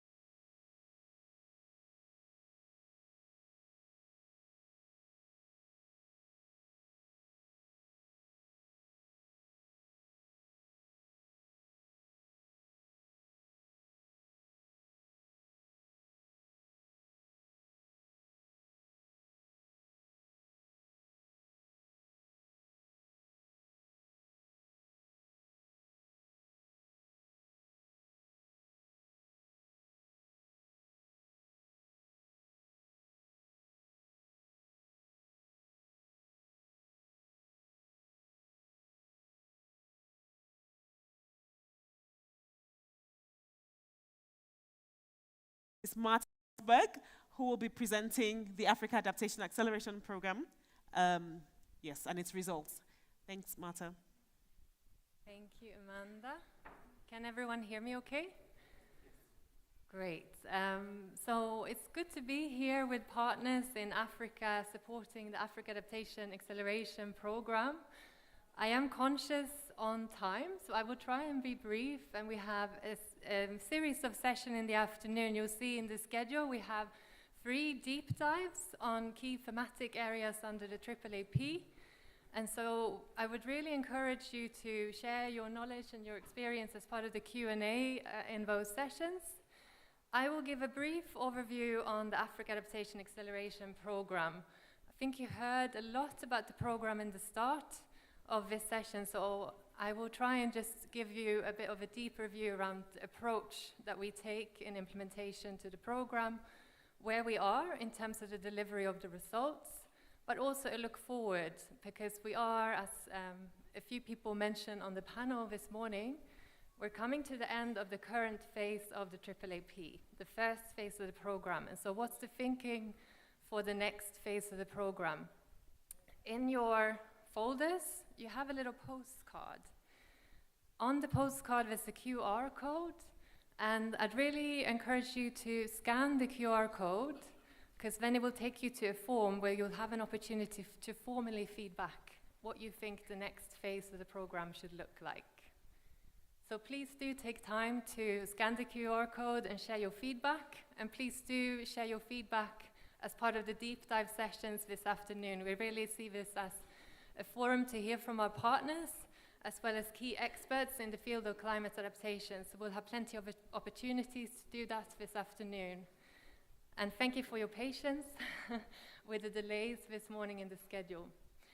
So coming to the AAAP, for those of you that are new to GCA, I want to say a little bit about GCA, just so you know who we are. So GCA, or the Global Center on Adaptation, we are an international organization.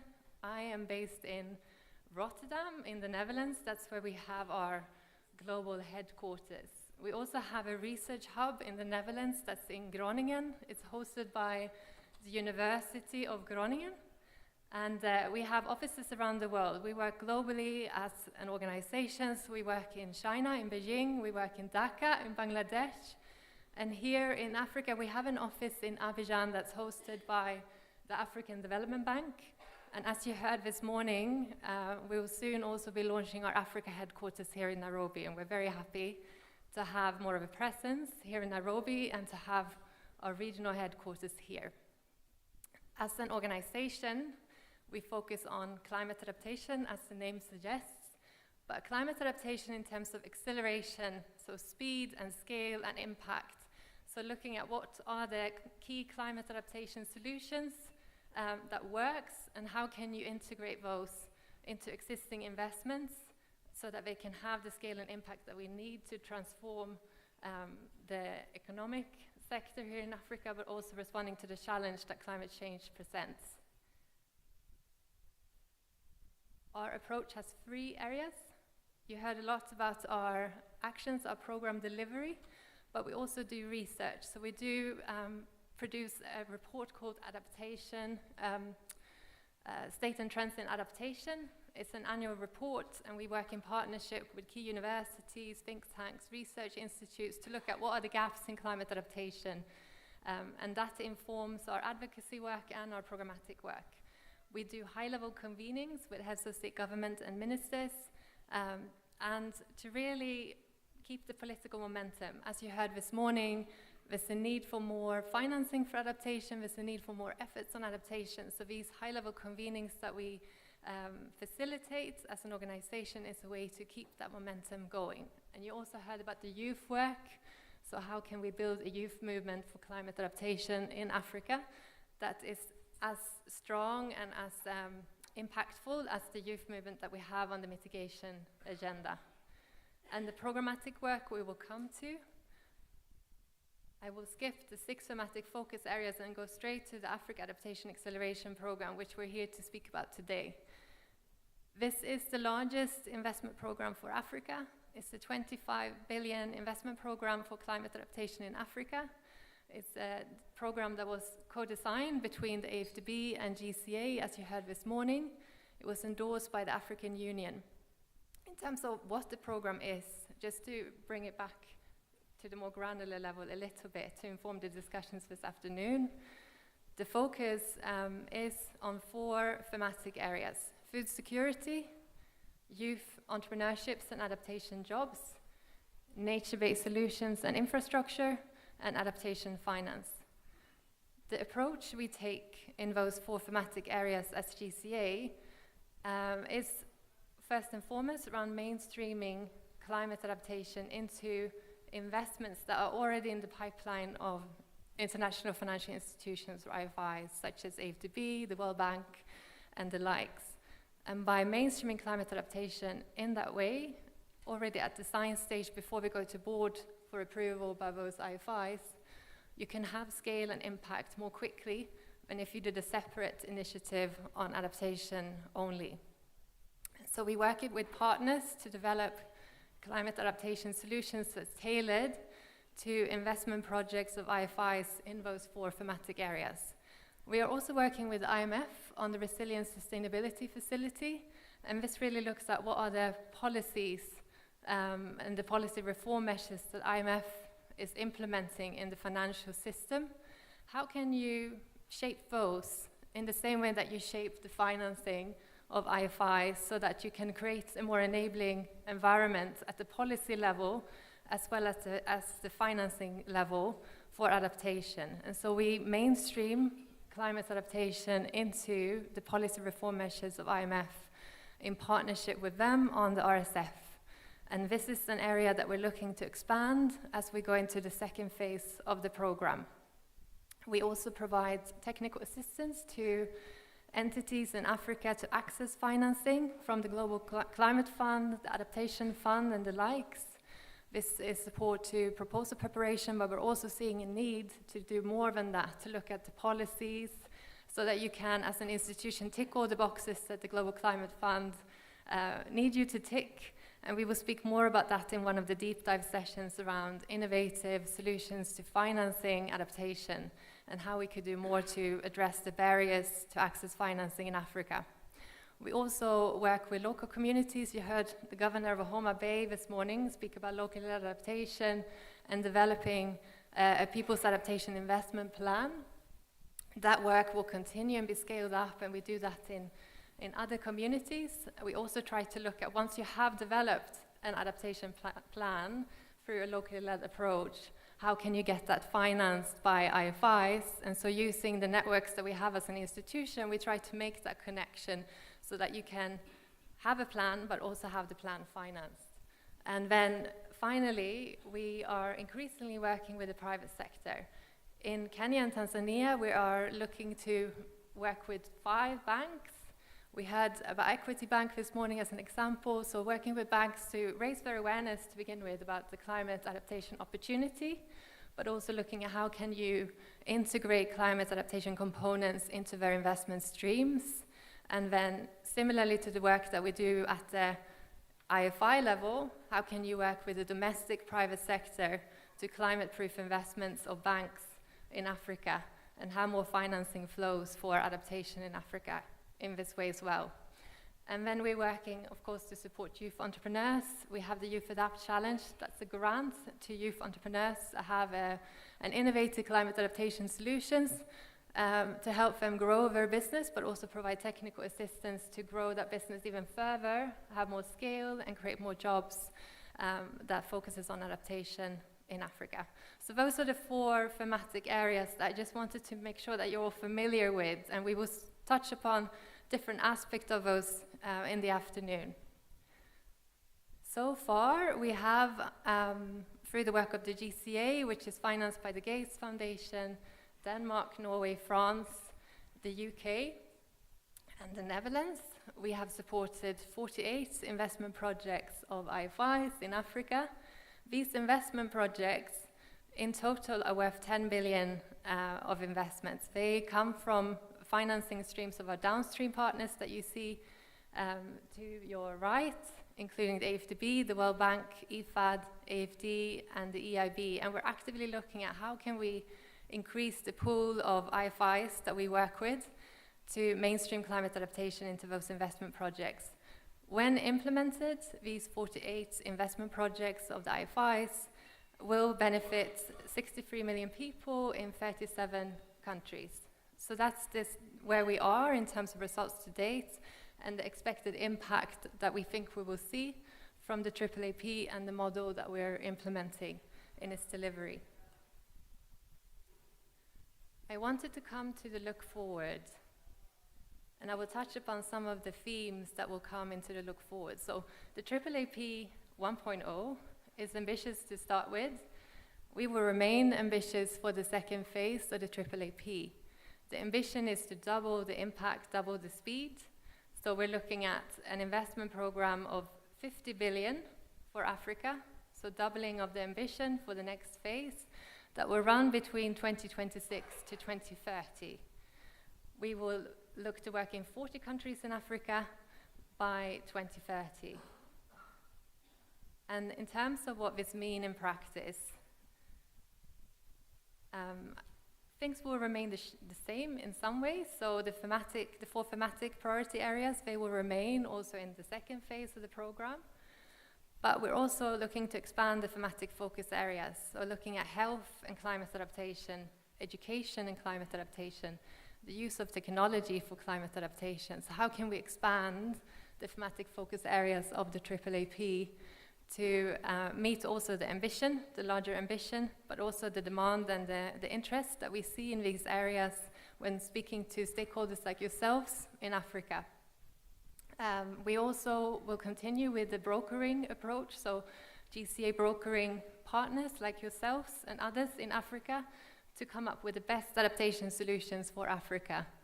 And that will be scaled up with this larger ambition for the AAAP, and we really like to work with the people in this room to do so. We will also have an increasing focus on countries, so a country-specific focus alongside of a more regional focus, because we have seen the need to have more targeted interventions for target countries in Africa, alongside of the regional initiatives of the AAAP. We will see a strengthened private sector focus. The private sector is not doing enough on climate adaptations. How can we work with the domestic private sector, the global private sector, to mobilize more finance for adaptation in Africa? This is a very broad brush, what the next phase will include. I wanted to give you the top lines to also give you a chance to react. We will go straight into the deep dives for the next sessions, but you have the QR code on your postcard. There will be Q&A sessions throughout the afternoon, so please feel free to share your feedback, your thoughts, your insights around what should be the priority areas for the next phase of the program. Are we focusing on the right things? Is the ambition high enough? Is it not realistic? We really like to hear from you. So thank you very much.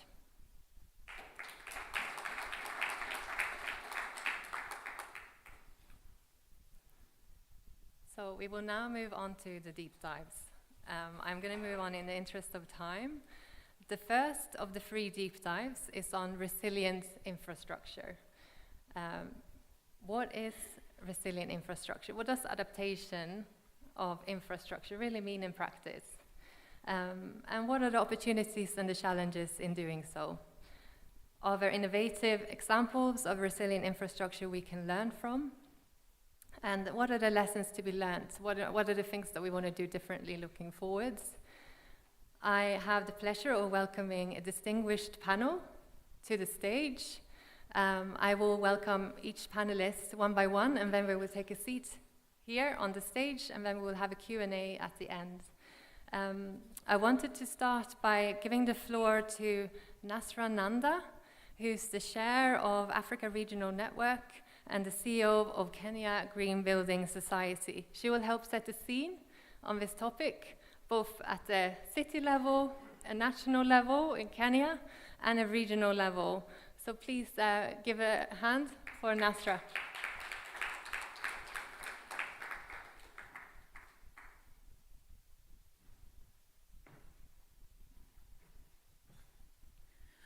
Good morning, distinguished guests, colleagues, esteemed partners and friends.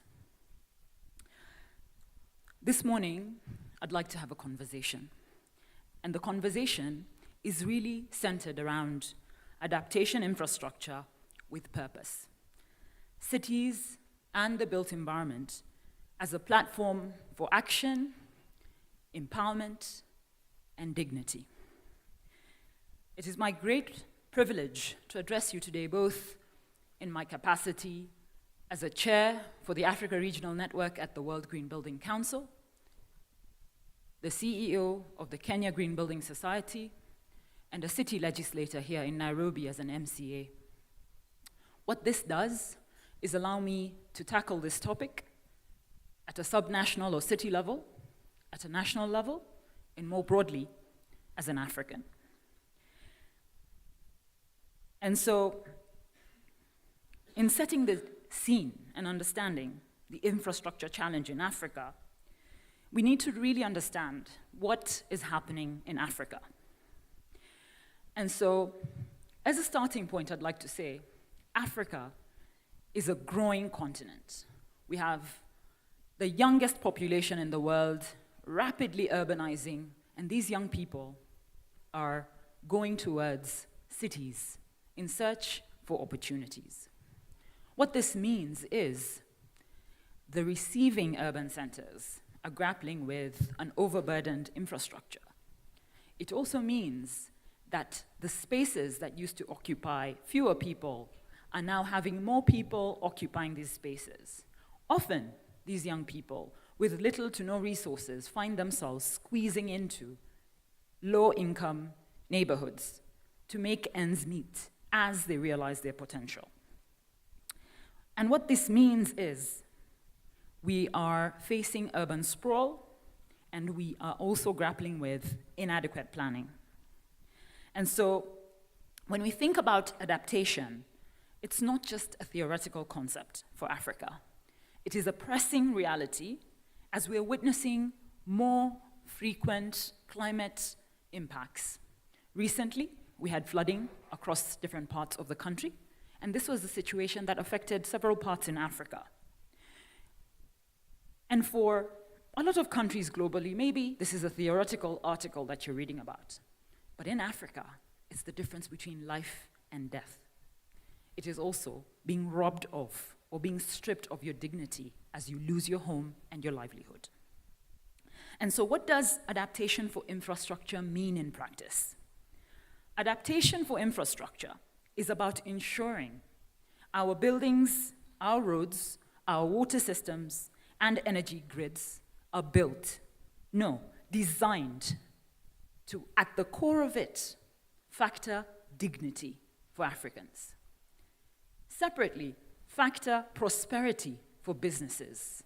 And lastly, ensure that we respect nature as we create the cities we want to thrive in. And it also involves shifting from reactive, which is often the nature of the global south. We react to things. And instead, taking a moment to pause, plan, design, and intentionally respond to these rising challenges. And why is it important for us to invest a little more of our time in adaptation? It's important because as a growing continent, this is important for national and subnational governments to understand that as cities grow, the pressure will intensify, and subnational governments will be at the forefront of tackling these issues, as Her Excellency Gladys Wanga mentioned earlier. So it means we need to upskill these local governments to understand how they can respond to these challenges. It also means that we need to be better prepared and work with partners who can help us address these issues, not as an afterthought, but as a collaborative mechanism that ensures lives are maintained, livelihoods are not lost, and our cities are not affected. Second, it also looks at reducing future costs. It is estimated about $100 to $200 billion will be lost or gained when it comes to climate effects in Africa by 2050. In Kenya, we lost 700 million shillings because we did not act when we were meant to act. 700 million unaccounted for is something huge from an impact perspective, because it means you're now having to grapple with 700 million in a gap and try to manage how you can raise that money to now recalibrate your spending. And lastly, I think what's important is the climate conversation in Africa is very much a development conversation. What this means is dignity is at the heart of the climate conversation when it comes to Africa. And this therefore means here we're trying to recalibrate social equity, because climate impacts, unfortunately, do affect the urban poor, the most, in fact. So if we don't think about our people, if we don't think about empowering our people, we will not have those cities which thrive. We will not have those businesses which thrive, and we definitely will not have the capacity to reel in the finance that we need. It demands that our governments must be forward-thinking. It demands that our leaders have to have a plan. Why do we build the way we build? What are we trying to achieve? Are our cities cities of opportunity? Our cities cities for life, for families? If we have strategic thinking in how we plan our cities, then we will be able to recalibrate our approach in reeling in investment and having the right legislation to push this forward. We also need to understand that to make this work, investors are keen to understand what policies do you have integrated that rely on or focus on adaptation. It is only if we have the policies in place that investors will have the confidence to unlock those opportunities with us so that we can create those green jobs and the skills that will ensure our young people have a place to grow within Africa and not migrate to other continents. And so when I think about the work that the Global Climate Adaptation, Global Center for Adaptation is doing, what I see is a real opportunity here in co-developing adaptation strategies for cities, because adaptation doesn't happen in isolation. Cities are a fantastic opportunity for adaptation strategies to be implemented. I also see an opportunity, if cities are seen as portfolios, we can look at building resilience as a mechanism of developing bankable projects with a focus on the assets found within cities, using frameworks like Apex Cities by the World Bank or LEAD.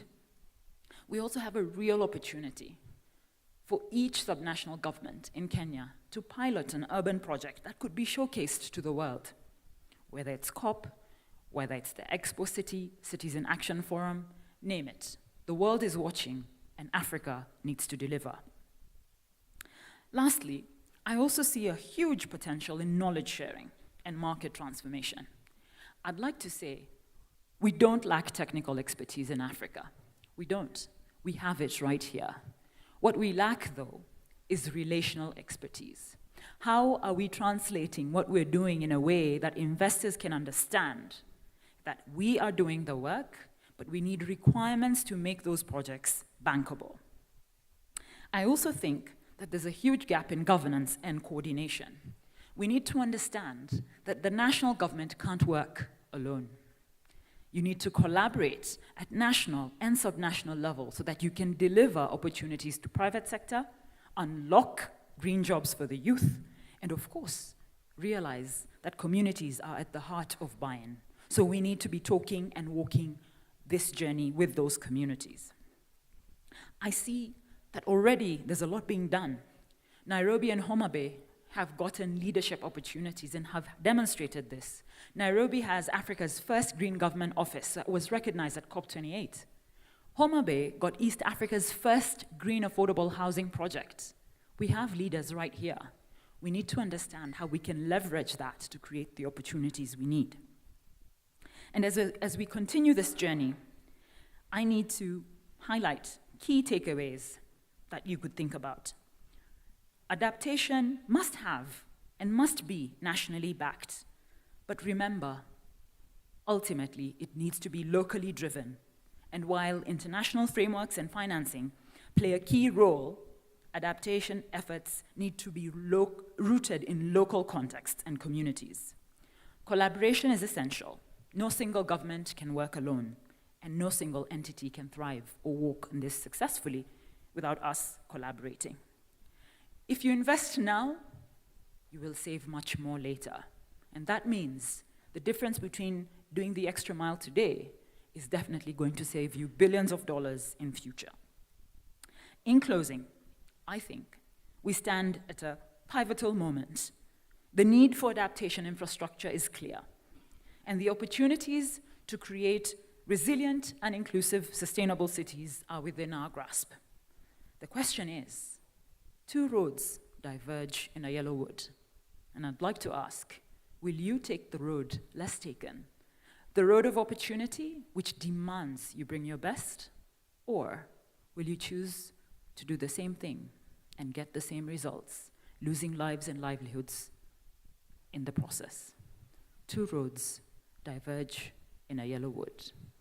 I choose to take the road less traveled by, and that will make the difference. The question is, will you? Thank you.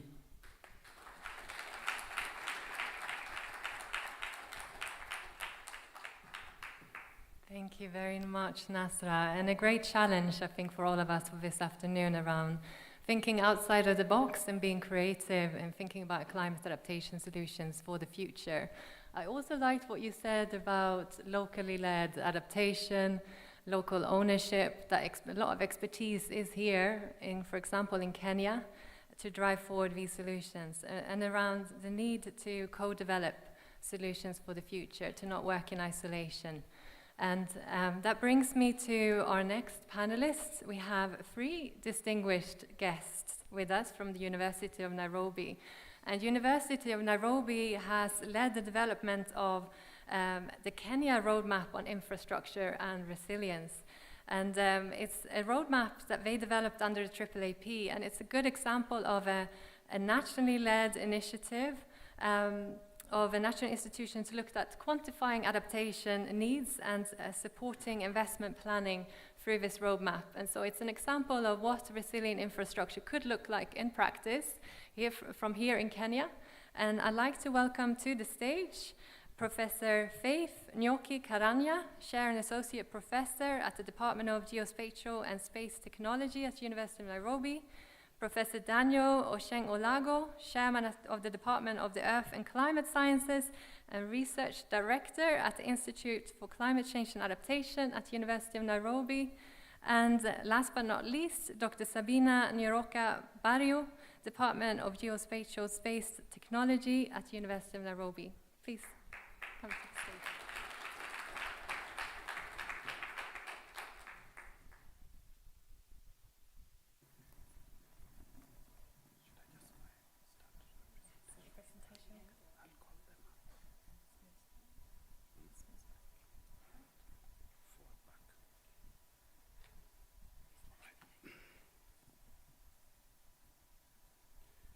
Okay, so good morning, everybody. Is it afternoon already? Okay. Does it really matter?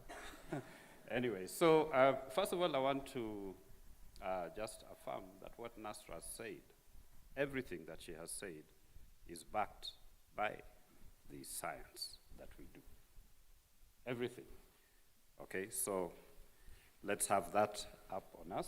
So we'll be talking then about scaling up climate adaptation for resilient infrastructure in Kenya and East Africa.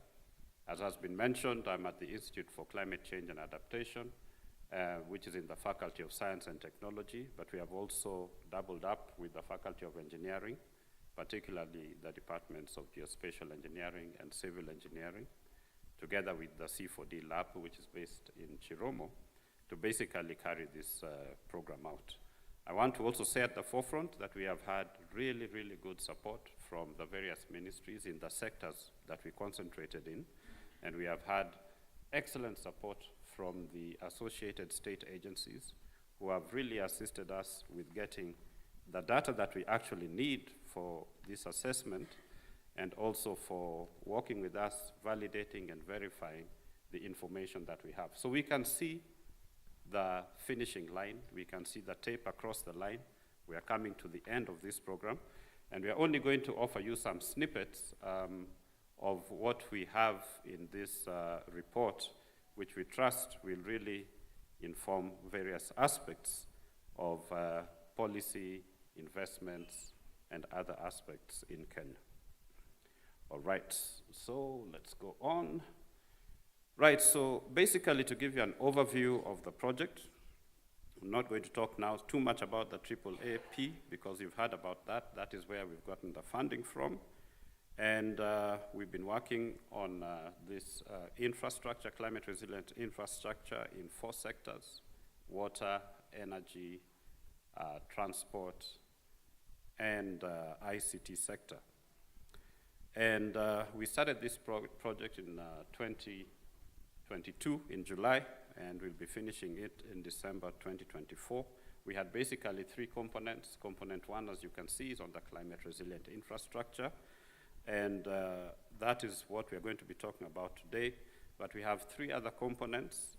The component 2 on infrastructure asset resilience accelerator, which is basically giving support to projects which are at either design phase or construction phase or implementation phase. And we are focusing on 2 roads, 3 roads and the SGR, 2 roads and the SGR within Kenya. And we are working on that. Component 3 is basically having master classes on climate resilient infrastructure, PPPs. This is basically to help us continue building the capacity that we have now within the continent, extending it not only to Kenya, but also to the rest of the continent. And we have 1 masterclass, so actually 2 masterclasses which are coming up next month, and some of you may be seated here will be involved in them. And the last was support to youth initiatives on disruptive technology for climate resilient infrastructure. You've actually met the 3 youth groups, and you're going to meet them, I guess, later on as we move further into the program. Okay, so in terms of our approach, we of course do understand that we have many risks to our economy, as you can see. We have current risks, and also we have future risks. And we all do understand that, in fact, the present-day risks are not as huge as what we expect to see in the coming years under climate change if we continue with the ongoing rate of global warming and hence the feedback into the climate system. And it's costing us a lot in terms of our GDP, as you can see in the slides that are presented. We also see, if you look at the photograph on the right, there's this flooding which is really partly related to, there's the expressway above, and this is on the area to Westlands. And you can see that we not only have to deal with the direct impacts of climate, but we have to deal also with some of what I may call unintended consequences, or things which were not really looked at, that really should have been looked at and that were important. What can be done to rectify this? And this is why we are supporting also programs that are at the operations and maintenance stages. So floods and droughts are the 2 big ones that we know about in our country, but there are of course many other impacts which have major risks to our economy and to our populations. A lot has been said, but just remember, this costs us a lot in terms of GDP. It costs us a lot in terms of our direct activities, livelihoods, and connectivities. And it costs us also a lot more in terms of the feedbacks and indirect impacts that they have that extend to various other areas, various other sectors, and various other components of our livelihood systems. All right, so in terms of the approach, if we start off with the box right down at the bottom to begin with, we basically have 3 phases, which is to assess the climate risk, and as I mentioned, it's in the transport, energy, water, and ICT sector. And under this, we basically work to identify the hazards, look and assess the exposure and vulnerability of our assets and infrastructure, and then also identify the risk hotspots. So within this particular context, we also brought in some kind of economic cost-benefit evaluations so that we are able to actually quantify what those impacts are today and what they will possibly be in the future if we do not take actions to address these kind of situations. In this particular component, we worked very closely with the Kenya Meteorological Department. So we have very, very robust climate data, the best I could say that we, of many countries in Africa, we really have the best. And we're looking at present day and future scenarios all the way through to 2080. Following that, we then take all this information and we use it to see how we can actually then specifically adapt specific infrastructure components and how much it would cost us. And with that kind of information, we are then able to leverage funding to be able to launch projects that will enable us to climate-proof all our infrastructure. So implementation for impact is the third part of the component. And this particular work also, while we recognize that we do already have our National Adaptation Plan and we also have our NDCs, the responsible agencies every year will be updating their plans as they go along and maybe have 5-year plans. So we're expecting that, in fact, this particular information that we are providing is going to help us to, upscale our national adaptation plan in the area of infrastructure, as we see there, and in many ways also to help us, even on the other side, we look at it now as a benefit because our focus is on adaptation, but there are also mitigation benefits in terms of the actions that we are going to be taking. So with that, I would like now to pass it on to Dr. Sabina to take us through some of the key results.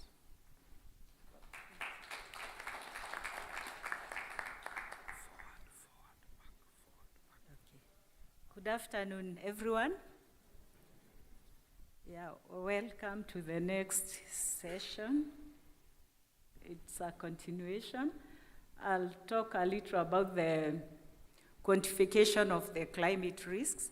And as my professor has said, the project is stakeholder driven. So we came up with such a matrix to help us know among all those infrastructure assets and networks, which hazard really affects or impacts a certain asset or infrastructure network.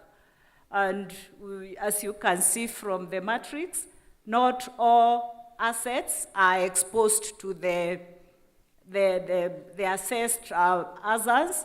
And then we also asked ourselves questions so that we would be able to come up or to look for data that would help us assess the vulnerabilities or what makes an asset critical, or why would you say an asset is critical? And we are talking of, like, if it's a road corridor, the number of vehicular traffic that uses that road, the population served, the freight volumes that move along that route. And we were able to collect data that spoke to that, or that helped us, while quantifying, we would be able to relate with the level of impact.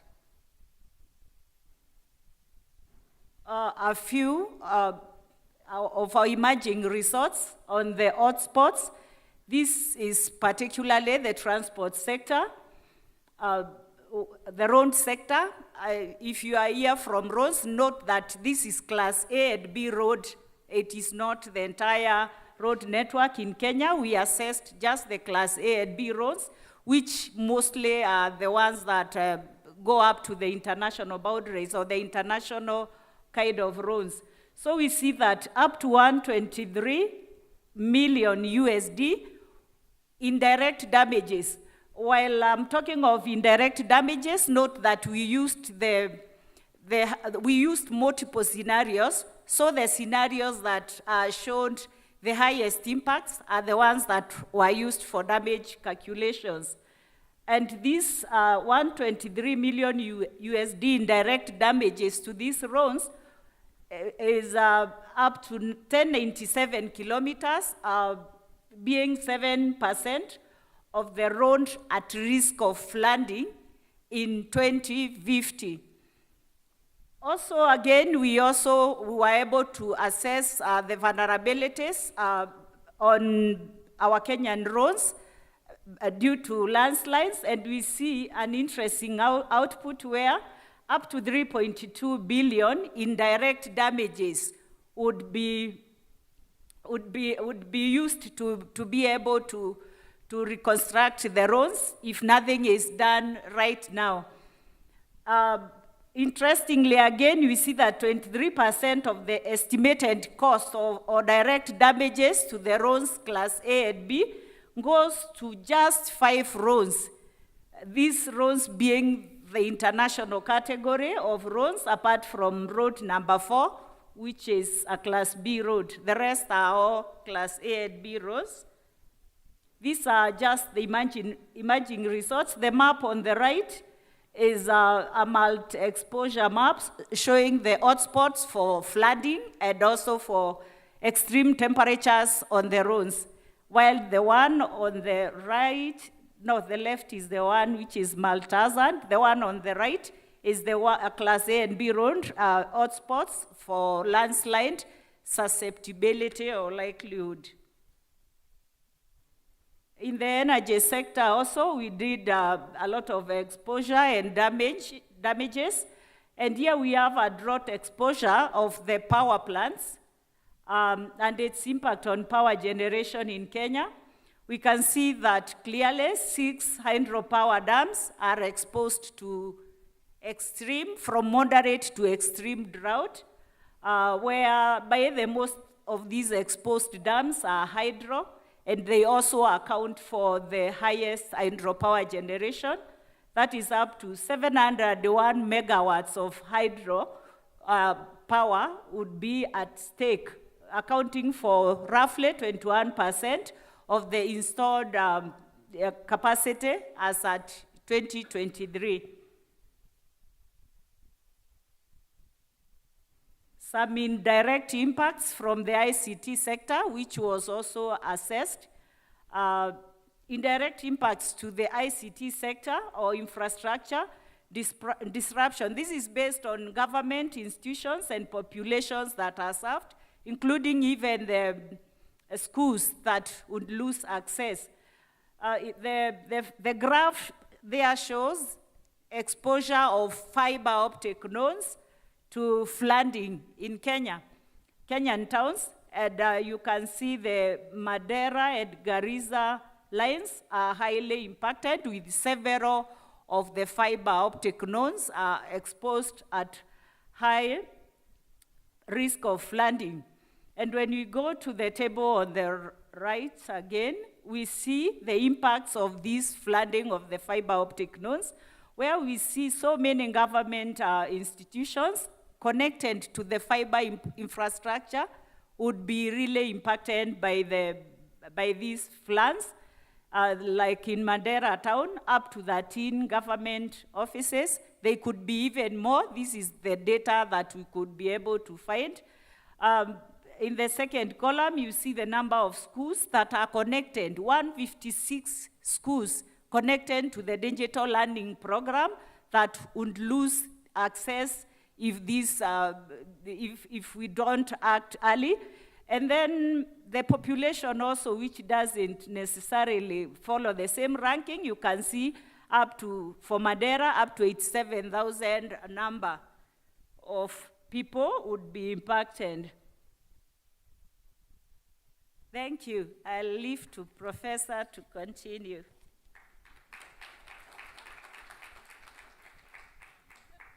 So good afternoon. Yes, mine is going to be very short because I just want to emphasize on the fact that climate impacts do not have the same impacts basically to all genders. So we are using the water sector to demonstrate that. And what you're seeing there is basically what we know, that when it comes to, for instance, the role of water collection is basically for women. And so when we have these climate hazards happening, this does not affect both genders the same, so there's that differentiated impact, and that is what we are emphasizing on here. because what we discovered is that most of these infrastructure institutions do have gender policies, but they do not influence the design of this infrastructure. And so the emphasis here is about taking into considerations during the design the differentiated impacts, in as far as gender is concerned, because there is a strong nexus when you're talking about infrastructure, climate change, and gender.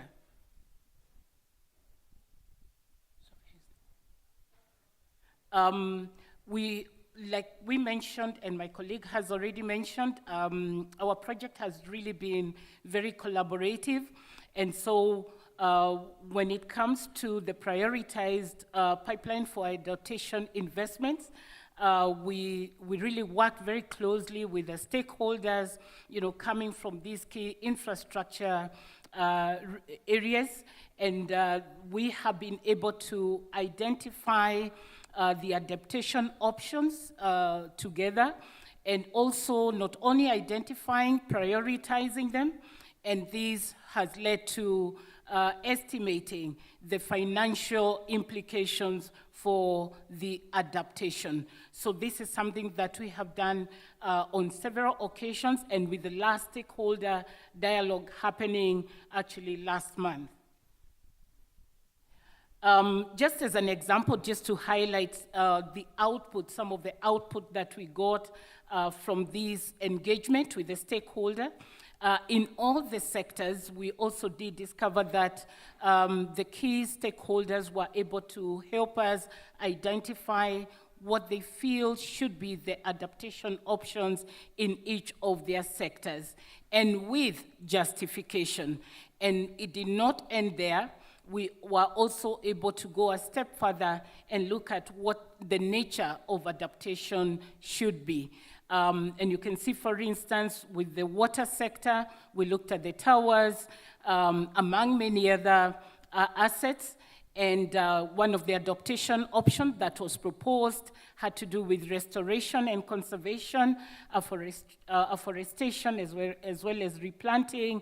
The justification is given there, and one of the adaptation options that was proposed was nature-based solution.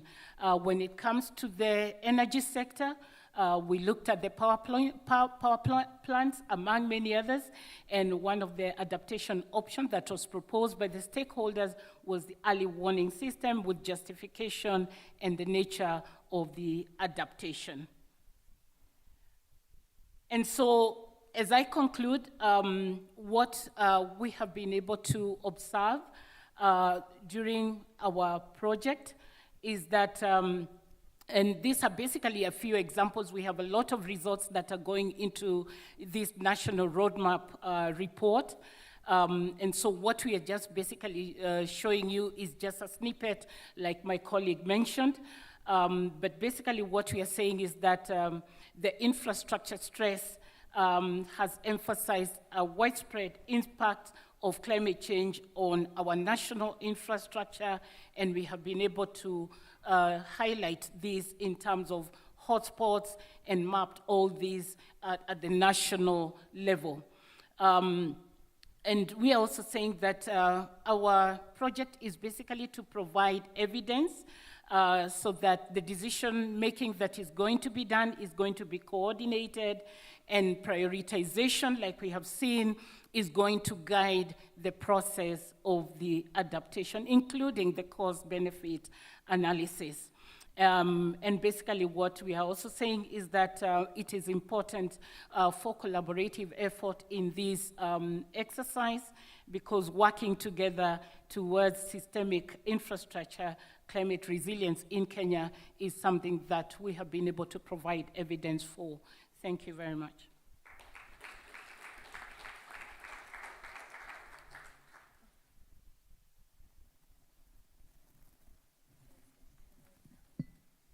Thank you very much, Professor Caranya, Professor Alago, Dr. Barrio, for sharing your experiences of developing the roadmap here in Kenya. And I especially like that you brought in the gender aspect when you're looking at different climate hazards, and that not every climate hazard is the same.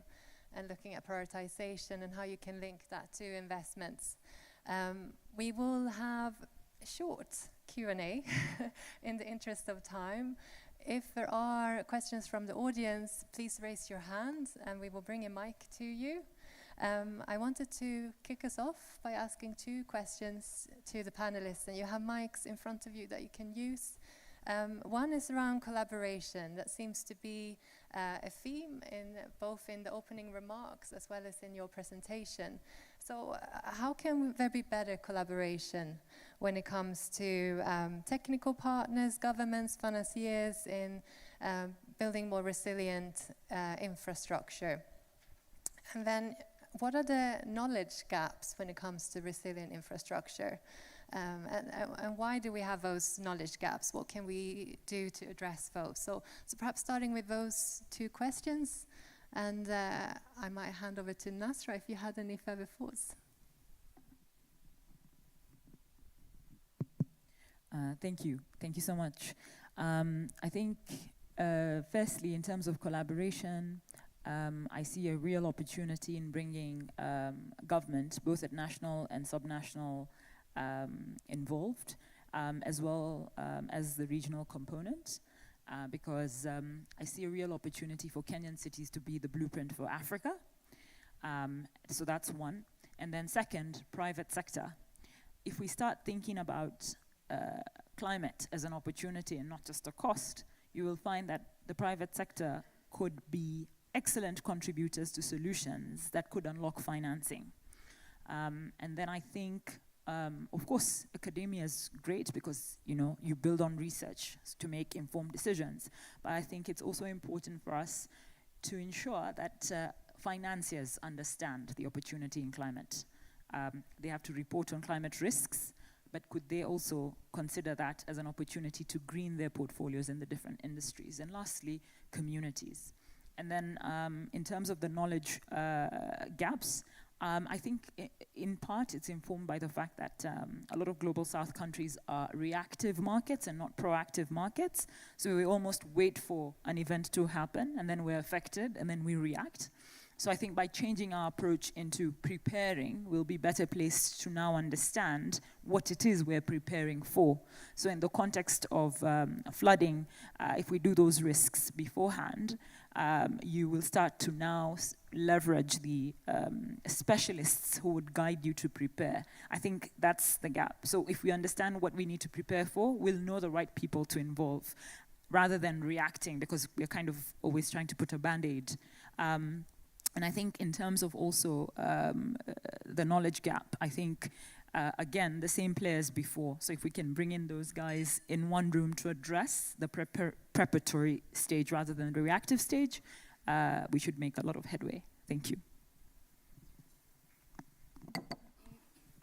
Please go ahead. Yeah, thank you very much for your 2 questions. I'm going to allow my colleagues to talk first, and then maybe I'll wrap up on anything left. Yeah, maybe just to add on to the technical cooperation, I think it's also important to bring on board all the actors who are in this field, because we realize there are many pockets in terms of what is being done in this particular area. And so it would be good to leverage on what is actually being done.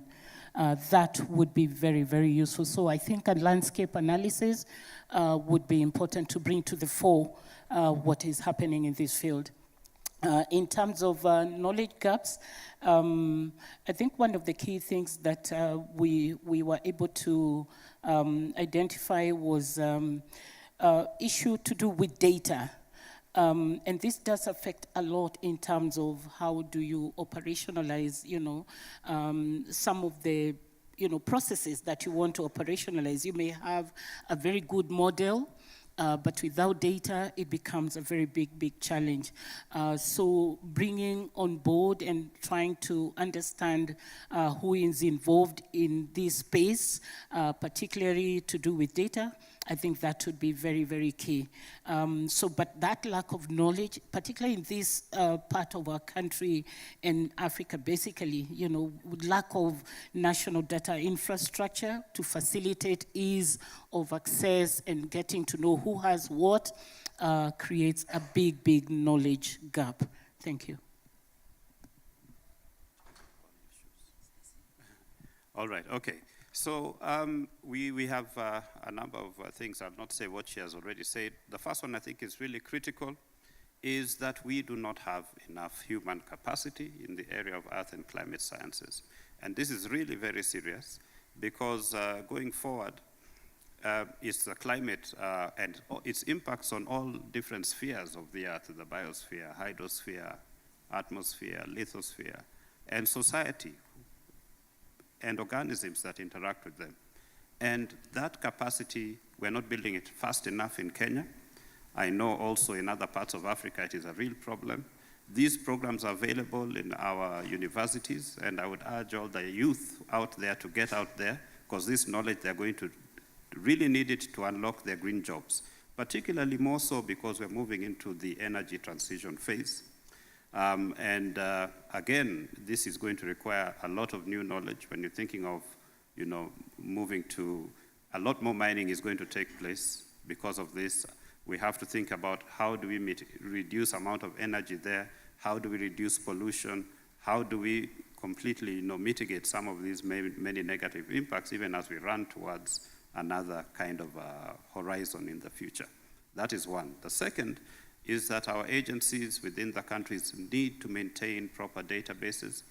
We had a big problem with data, truncated data, insufficient data, not well enough explained data, or unverifiable data.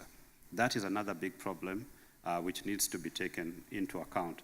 In terms of collaboration, we have found from our work and previous works which we have done that collaboration is key. And it's important that when we have our collaborators, they come across all the spectrum. I want to take the example of nature-based solutions. Now, nature-based solutions actually opens up for collaboration with communities, but it also opens up for private sector enterprises, small job scale and medium scale enterprises to actually take advantage and create livelihoods out of the nature-based solutions that are being put in. So this is one way of unlocking these jobs that we're talking about. Sustainability over the long term is going to require a lot of cooperation, transferring information from one generation to another. Remember, some of this infrastructure that we build, some could last as long as 50 years. So that kind of education also needs to take place, and awareness among the people needs to be encouraged. So let us see all of this as a joint effort. There's no one left out. We're moving together towards a common future, which is better for each and every one of us and for the generations following. Thank you. Thank you, Nasra, and thank you, Professors and Dr. Kariuki. I think that actually was a perfect closure to this session, so thank you, Professor Olago, for that summary.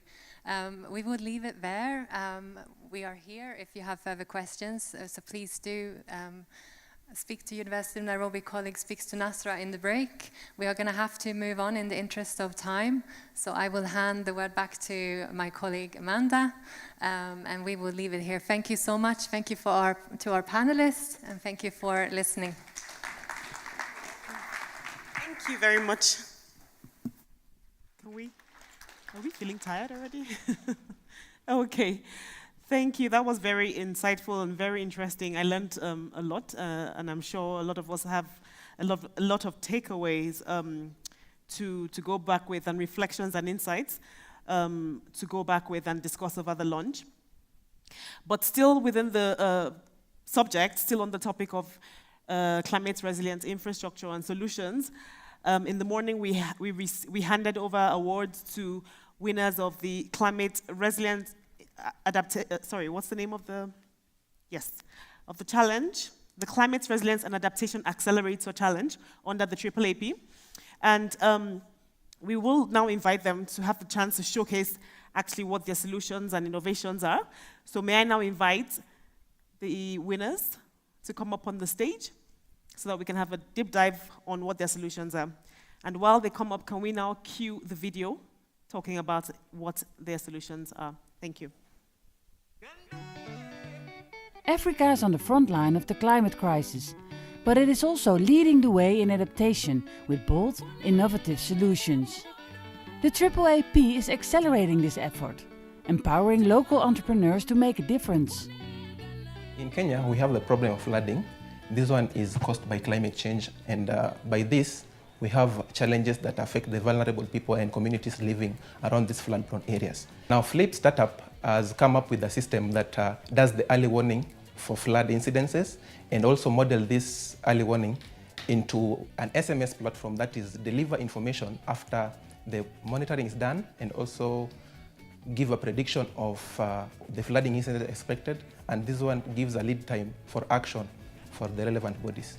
Our project is called SADMOS, and basically what we aim to address is the resilience of bridge infrastructure to climate change impact. So basically it's a smart digital twin system that aims to, number one, ensure remote data monitoring or remote bridge health monitoring, that is, as well as data collection, which will ensure effective management of this particular infrastructure.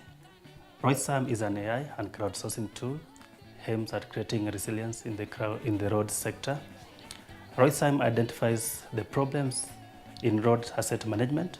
Currently, it is a slow and laborious physical assessment of road conditions. High precipitation and flooding has cost government a lot of money in road asset management and repairs. RoadSam proposes a solution that will use the cheap smartphone sensors to collect data on road surface condition. Using this data, RoadSam will apply AI and machine learning models to create a digital twin of the road, and also provide user alerts and routing for sections of the roads that are damaged. These startups are on track to make a tangible impact on Kenya's climate challenges through their technological advancements and deployment of innovative solutions. They are reshaping Africa's future with local solutions for global challenges. Where's my mic? Hello? Good. Okay, please can you put your hands together for them? And of course, they've presented their ideas, their projects, their solutions, but I thought it would be a good idea for us to have a real discussion with them and just hear further, you know, what are the challenges, what are the issues, and more specifically, who the target audience are for these solutions. So that would be a general question that would go across to you. So if you can start, you know, who are the target audience? What are you looking to achieve with the target audience that you're working with to be able to take and scale the solution even better? Thank you. The target audience for the solution, that is SADMOS, that is supposed to assist in the bridge maintenance and operation system by collecting real-time data on the state of the bridges for remote health monitoring, are all the infrastructure owners. We have the owners of the bridges, the government agencies, KENHA, KERA, KURA. We also have the KWS, the Kenya Wildlife Service, and also private entities that have bridges within their facilities. The second category of the target audience are the contractors. That's the entities that are tasked with the construction of bridges, and the third entity. The third entity is the entities that are tasked with the maintenance of the bridges, and then the fourth entity is academia and other research institutions that would be interested in the data that would be generated from this. Thank you. Okay, thank you very much. I'll just pass over to you now, Flips. Okay, thank you. Yeah, the same question. Okay, my target audience, number one, is the government agencies that are mandated by the management of the infrastructure, the critical infrastructure. We talk about the roads, we talk about the power lines and everything. My second audience that I'm targeting is the community members that are living close to rivers that occasionally flood, that are faced with the perennial flooding problem. Yes, mostly. Thank you. Okay, thank you. Thank you. For RoadSam, our main target audience is the road users, because the goal of RoadSam is to map climate hazards on road and provide user rerouting options in case of climate hazard conditions, and also the government road agencies, because our aim is to create a digital twin of these roads that government road agencies can test the plans for roads for adaptability, and also help them in designing roads that are resilient to future climate conditions. Our market is not just limited to government and road users, but for the data we collect using this, our application can be used by research institutions. We've heard from Professor, there's lack of data on these sectors, so the data can be used by these organizations, and also for other insurance companies that will want to do premium policies based on data, then we can provide them with this kind of information. Thank you. Thank you very much. I think it was good to highlight this because we only think typically it's government that that are the users of these solutions, but you've mentioned other options of people that you're targeting, whether it's the private sector or different target audience. So I think in terms of the challenge so far, what have been the milestones that have emerged so far from the journey? What are the milestones that have come out, and what's the next step? What are you looking to do next to be able to scale the solution? And where do you see this going? And as far as the milestones are concerned, I think when we were getting into the project, we thought we knew quite a bit on the climate change and resilient infrastructure, but we realized that was not so. So we have gone through a lot of capacity building just to bring us up to speed on what it is all about, infrastructure resilience. We have been able to develop a prototype for the solution, for the innovation. One of the other milestone is that we have been able to get a partnership with one of the major government agencies that is an owner of the bridge infrastructure, that's the Kenya Urban Roads Authority. We have also been able to secure a bridge for piloting of our innovation. And so currently we are now modeling the bridge infrastructure, and then the next phase would bringing intelligence into it to enable remote monitoring for that. Where we are going from here, Kenya has about over 3,000 bridges. And so we are seeing the opportunity for this innovation is huge, not only within the country, but also in the region, because the impacts of climate change on bridge infrastructure is something that is in the public domain. We have seen a lot of impact on this, and we believe that our solution is going to go a long way into building resilience onto the bridge infrastructure. Yeah, thank you. Thank you. And just moving to Flips as well. Thank you. Yeah. What's the next step for you? What milestone have you already achieved from the beginning of this accelerator? Okay. From inception, actually, we've done the conceptualization and ideation of the system that we're developing, the early warning system that Flips has come up with. Number 2, we've done prototyping, and currently our site is almost up and running. A few changes here and there, but it's up and running. 3 is we are almost signing an MOU with one of the government agencies, that is Tana and Athi Rivers Development Agency, and we are on the formal agreements. Actually, it's almost complete. Yes, there's so much interest in our solution, and we're looking forward to more. Fantastic. Thank you. And to you?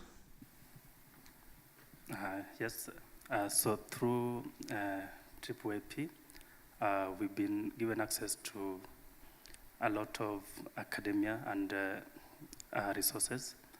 So we've also received historical climate data through the project. We've managed to develop the application, and we are now collecting data on one of our roads. And through the project, we've also been introduced to the Kenya National Highways Authority and KURA, who have sent us a letter of interest in partnering with us in our innovation. So roads is transnational, so ROISAM is not just limited to Kenya. Climate hazards is affecting the region, Africa, even world over.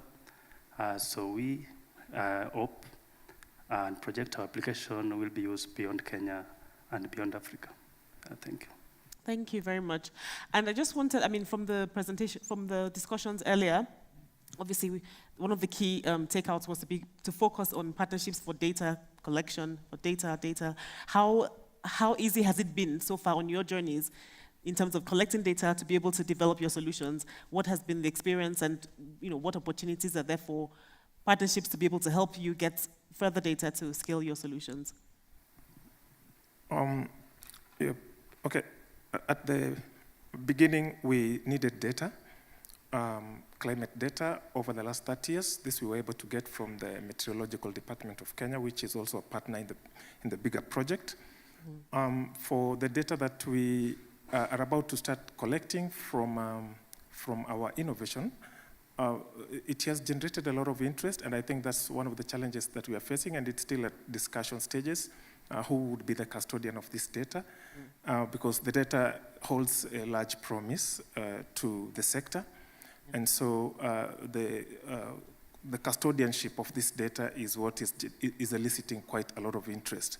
But so the challenges onto this are navigating the regulatory requirements on collecting this data, being that we are collecting data initially from a government infrastructure, and so where would we host it, and who would be the custodian? Those are the challenges that we are navigating at the moment.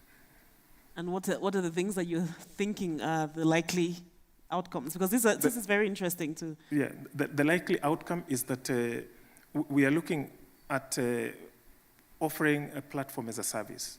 We host the platform, manage the platform for any stakeholder that is interested, so that now anybody who has interest to this data can access. Government agencies would plug in there to access the data, so that for sustainability, it become one of the sources of revenue for the startup. Okay, thank you very much. Same question as well for you. How has the data collection experience been for you to be able to scale your solution and build what you're building? Okay, thank you. Data collection, number one, has been a challenge. In the first periods where we're doing the conceptualization and ideation, the data that we require mostly is the river data. And most of the data that we had from the KMD was not that updated and not accurate. Now we just resorted to collect our own data, because when you do model training, you can't use big data because we need accurate results.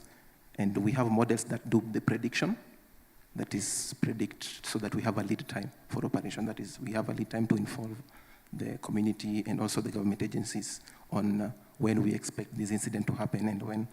Now, that was a challenge, but we resorted to collecting the data on our own. Where we're heading to right now, we're planning to have that data that is collected by flips as a whole as a form of revenue, because we are developing dashboards to these infrastructure management organizations, the community members, which will have kind of subscription, the freemium model that is, and that is the much of it. Okay. Yes, so data is the core of our application. For historical data, we have access to Kenya Roads Board data that's accredited after every 5 years, and also we receive climate data from the university. Our application, majorly, since it's a crowdsourcing application, we rely on data from users of our app. So at the moment, for our testing, we've personally, among our team, used our mobile apps in our vehicles to collect this data. But at the moment, data privacy and user information is a key. We've had ethical training with the Mozilla Foundation that was organized by the university on user data privacy. So those are some of the factors we are considering. If you're going to have this app in user phones, what personal information are you going to keep, and how can you guarantee personal information is safe? Okay. Okay, thank you very much. Yeah, I think the issues are clear in the African context, and in terms of regulatory environment, you mentioned that. You mentioned, of course, we've dwelt on data. Ultimately, having the enabling environment to be able to create the solutions is still what we need to address. So I'll now open up to the audience if there are any insights in this regard or questions in relation to this, to be able to to really help curate innovations, since we're focusing on infrastructure for resilience infrastructure.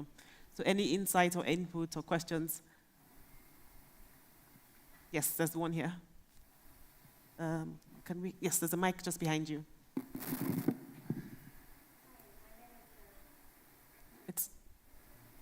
Can we have the mic on, please?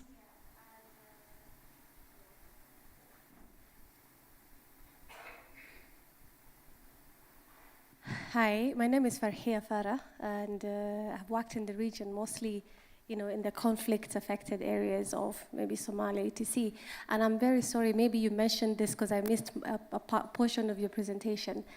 When you're talking about the infrastructures, like the bridges that you gave a number of how many there are in Kenya, did you also look at especially the ASAL areas, areas like Mandera, where recently when there was flooding, there was no, transportation at all for foods, to the county. And so we had issues, around, food availability in the towns.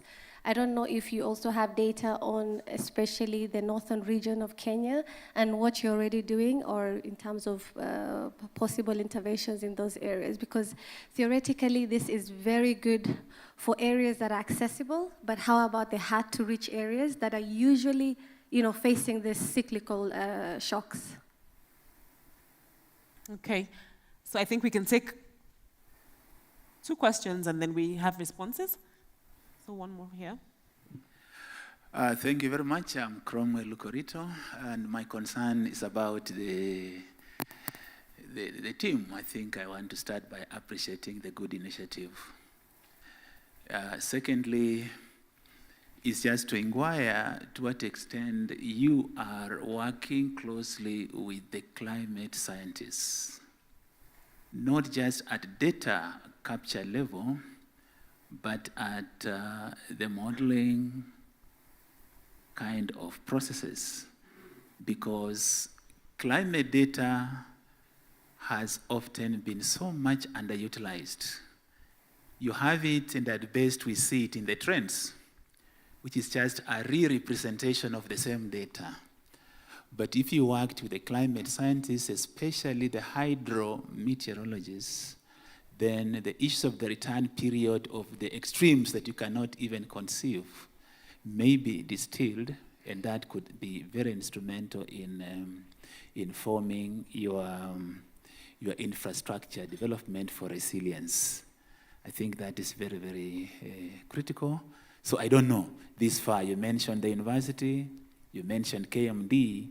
Are they at data level, or have you integrated them in your programmatic issues, because we can have more value in that regard? Thank you. Okay, and we have one more question, and then we close up because we have just 1 minute left. Yeah, thank you very much, Chair. Now, very interesting presentation. My name is Emily Ojomasawa. Now, I just wanted to just say something which I heard from the previous group, the university. They said they had very good collaboration with the ministries. And when it comes to water, I used to work briefly with the Ministry of Water in Kenya. And we used to have good systems of monitoring the river flows and being able to communicate this data. It's a while, but I do believe those systems still exist. And I would just urge them to also seek out these institutions. At the same time, you've come up and then you say you've had issues on where to anchor this work. Again, there are institutions that you could speak to, Kenya government, and including in particular the institution responsible to East African affairs, because the East African community in Arusha did set up what we call, it's a network, some sort of a platform, where institutions in the region, academia included, even NGOs, providing information and works that they have done so that we can have a more coordinated way in getting information and data on work done in East Africa. You could start by exploring that, but then also the ministries responsible for the East African affairs would also indicate to you the institutions in the country here that indicated they have data that, and in fact, they also have platforms, and you could coordinate with them. Thank you, Chair. Thank you so much for those insights. I think there were two questions, 2 recommendations. And I think, yeah, we can take them. One was the flips on your ability to are you accessing, or are you reaching to areas that are inaccessible typically, or are you just covering a specific location? So did you have any response to that? And then the second one was how closely you're working with climate scientists for the climate data aspect, and how are you integrating them into your systems? And then the last two were recommendations in terms of how can you collaborate. You can collaborate better with water data with ministries, collaborating with the ministries responsible for East Africa issues and the East African community itself. So I think the 2 questions can be answered, and then we retain the recommendations for yourselves. Thank you. I will take the question on the bridges in outlying areas. In our study, we take cognizance of the fact that most of the bridges that are heavily affected are not within the urban areas. However, accessing the bridge itself, at the moment we are working on a proof of concept, which now can be scaled. So the bridge that we have been able to secure for piloting is within Nairobi County, but the results of that can easily be extrapolated to bridges across the country. So we are looking at all the bridges within the country, which are over 3,000 being a beneficiary of the solution. Now for the issue of working with climate scientists, yes, we are working with climate scientists through this Professor Olago's team, through the C4D lab, is really giving us a lot of support, and they are the ones who even assisted us to access data, climate data from the meteorological department, and any other data that we require within the project. We are working with them closely on that. Yeah, thank you. Okay. And I think, yes, you wanted to answer. Thank you for the question. I'll be addressing the question on are we monitoring only the points that are accessible or the whole belt, that is. Number one, this project is still under development, and once we are going to the market, we have to do monitoring of the whole, even the inaccessible, because a river cannot be modeled in only one section. Yeah, we'll have to monitor almost everything. 2, the data that we are using, that is from the KMD, you're asking if are we using that, we are looking into the data, or in the terms of modeling, right? We are looking at the data from the data, and then analyzing that data so that we can use it to model. Now, the reason why I was saying that data was not that good is because it had some gaps. That is, we cannot use it for accurate modeling for the early warning models that we're developing. Okay, thank you very much. And he wasn't answering a question. That's fine. So I think we don't have any more time for any other questions in this session.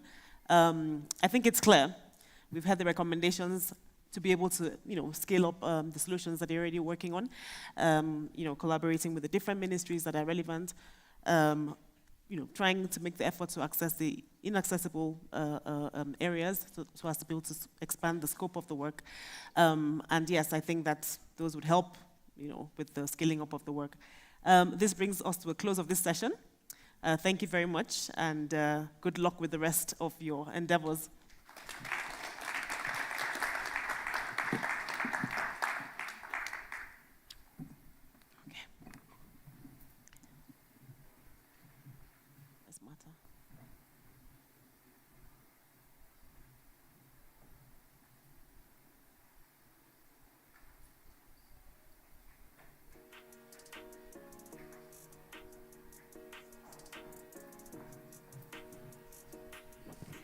Thank you very much to all the panelists, and we will continue with another announcement. As you know, the Global Center on Adaptation works with young people, and now we want to invite you all to be part of the largest mobilization that will take place on the 12th of October, that is the first Youth Climate Adaptation Action Day. Then we have a presentation, if we can check some of the slides. As I mentioned, the Global Center on Adaptation is also working to mobilize adaptation solutions. Last year, the CEO of the Global Center on Adaptation at COP28 launched this first ever Youth Climate Adaptation Action Day, with the main objective to mobilize young people from all over the world, and with 3 key objectives. The first one is to build the youth adaptation movement with universities, students, but as well youth organizations. The second is to promote knowledge sharing about adaptation solutions, but also to increase the knowledge about what is adaptation, but how everyone can be part of the solution. Here, if we can see the slides, otherwise I just continue inviting the participants. Then, when will be this Youth Climate Adaptation Action Day? It will take place on the 12th of October, simultaneously. And there are different ways how young people can participate. One of them, you can see over there, is there is a call to double adaptation finance. You know that the global leaders make the commitment in Paris to double adaptation finance, and young people from all over the world have requested a petition. This petition will be presented at COP29. Then to all of you and the people that are watching us online, is an invitation to go to the website, the portal of the Global Center on Adaptation, and to sign the petition. I think this slide may be the last one. I think that we can go to the first one. Excellent. This one is the first one. Then, as I mentioned, the Youth Climate Adaptation Action Day taking place on the 12th of October. Next one. There are these 3 objectives that I share with you. The goal that we have is that over 100 countries, students from universities, schools, youth organizations, local communities will organize Youth Lighthouse events. 2, first of all, build the Youth Adaptation Network. Second, raise awareness about adaptation. But the third one is also to mobilize adaptation solutions. And there are different ways how all of you can be part of the day. Next one. It is about organizing Youth Lighthouse events. Who can organize? Basically everyone. But how? On the screen, you see it is the portal of the Global Center on Adaptation, the website. You can visit the www.gca.org, and you will go to the portal of the Youth Adaptation Action Day.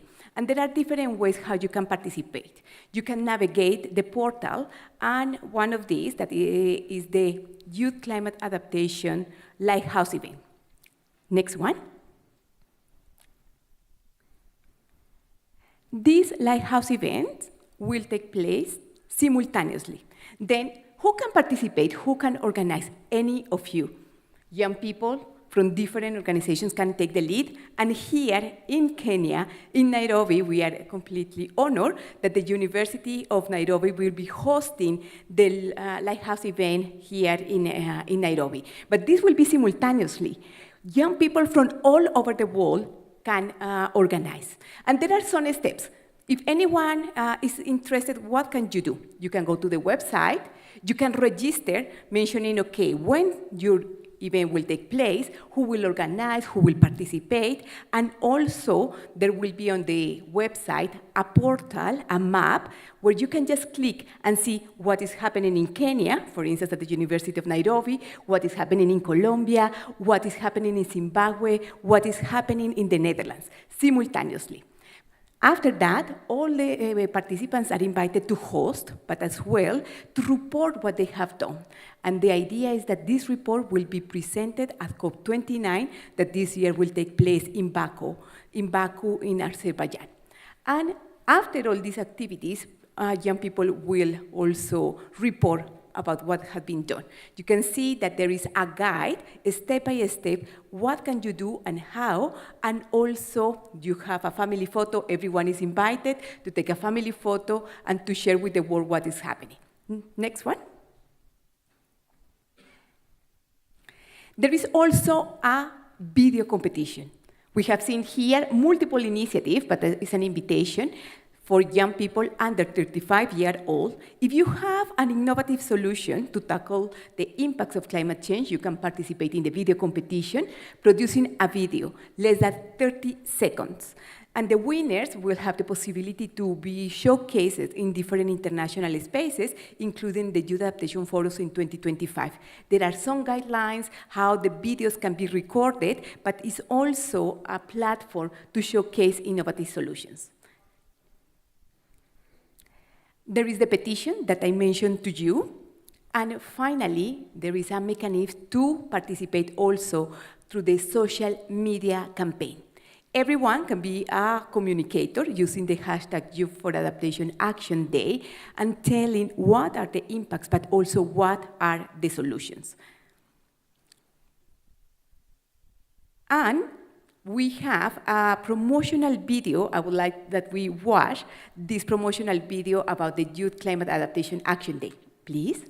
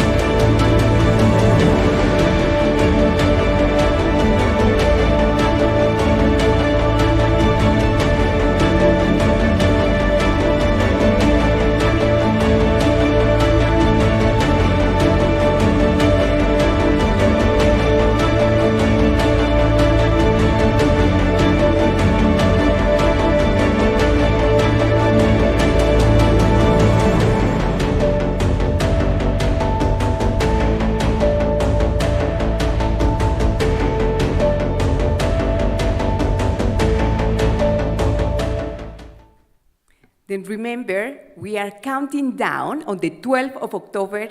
All of you are invited to organize a Lighthouse Youth event to discuss adaptation. Our goal is 100 countries, and you can be part of the global mobilization. And also now we have a video message.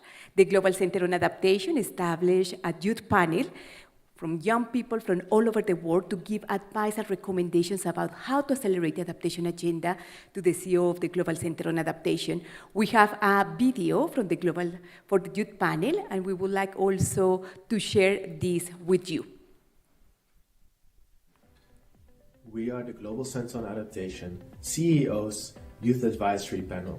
We consider that the African Adaptation Acceleration Program is a model to accelerate adaptation, action, and a platform to bring young people's perspective and a solution to drive adaptation. We, young people, will bear the brunt of climate change in the coming years. We, young people, are agents of change. We possess the ideas, the solutions, the knowledge, and the determination to tackle climate impacts. Our voices are critical because we represent those most at risk. As a youth panel, we have co-hosted 6 youth adaptation forums in 2024, engaged with over 13,000 young people to raise awareness and facilitate knowledge sharing across continents. We have reviewed national adaptation plans to create a guide on youth engagement with national adaptation plan and organize consultations with youth in small island developing states. Today we're here to share with you our call to global leaders. We call you to double down on adaptation finance and fulfill the commitment made in Paris in 2015 to deliver the $100 billion annually in climate finance for developing countries, with a balanced allocation for adaptation. This is not just about meeting financial commitments. It's about ensuring that these resources address the needs of the most vulnerable people, including us, the youth. The time to bridge the gap between words and action is now. The African Adaptation Acceleration Program has shown what is possible when invested in youth leadership and adaptation solutions. Let's replicate this model in other regions. And the future of our planet depends on what you, as global leaders, do today. For Africa's youth and youth globally, adaptation stands as our strongest ally. Invest in adaptation, invest in climate adaptation education for us and for our future. Invest in us. We are in a climate emergency, and it is an invitation to continue working together to accelerate adaptation solutions. Thank you very much, and I hand over to Amanda. Thank you so much. Well done. Thank you. At GCA, we take the young people very seriously because we know that they are at the front lines of advocacy for climate change. So we take them very seriously. And I'm sure what Adriana shared was very informative, and a lot of us would encourage people that are not here in the room to take part in this campaign. And still on young people, just quickly, we have with us a spoken art poet, Michelle Paris Mudibo. Can we please have you present your poem? Thank you. Can we put our hands together for her, please?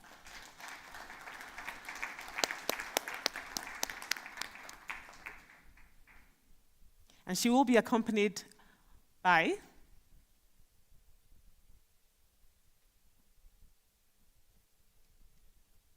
yes, introduce yourselves and then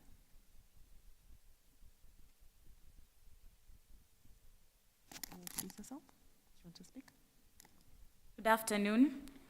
I'm Charity Mwabu, a flautist, and I will be accompanying Michelle Paris. And the song I'll be playing is called Kothbiro, which translates to The Rain is Coming, which is about a parent calling to the child, telling them to bring in the cattle, because that's what people do when the rain is coming. But the children are not aware about this because they had not seen rain for a very long time. So yes, Michelle. Hi everyone. My name is Michelle Paris Mudibo Tendat, and I'll be doing a spoken art accompanied by Charity. And the song is from a tribe called Luo. We all had our governor from Homo Bay. That's where it's in Nyanza. That's a region where Luos reside. So yeah, hope you all learn something.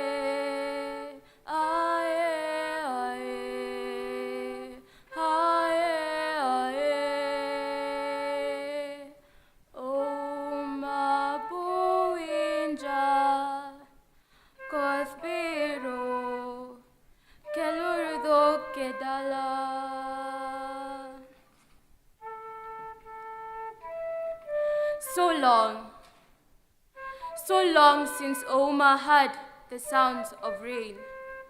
So long since the earth was eased of weighing.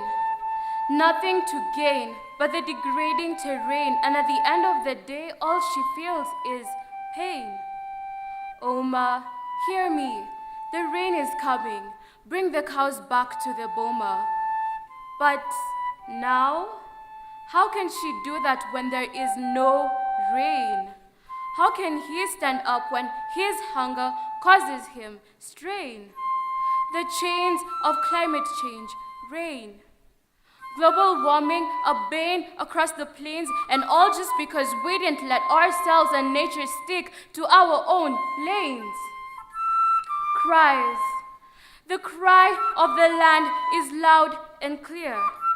the cry of the home that we hold so dear. Through and through, our ends seem near. Her anguish, her cries, will all really hear? Majestic water, flowing with pride, clear and blue as the sky, exotic vegetation cover and thriving land, the cool crispy breeze and the rain, replenishing Mother Earth, the gentle sun and exquisite environment. Take me back to the time that I believe we can still get to achieve. We can hope, the hope that some will still seem to care, the hope that some will get to be fair, the hope that all will get to care.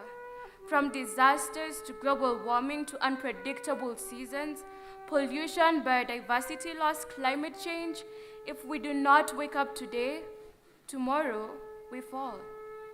It's time to take action, improving today for a better tomorrow.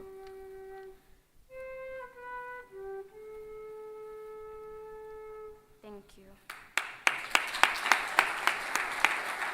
Thank you so much. Thank you for that call to action. Indeed, the young people are taking charge of the climate crisis and advocating for it. So thank you for those words. Thank you for that message. I think the call to action was very clear. And this gives a nice segue for us to now break for lunch. I think it's lunchtime. For lunch, we will be having it in the foyer or here. It will be flexible. We'll be having lunch until 2 p.m., so just over 30 minutes, unfortunately, because of the the first session, which took longer than was anticipated.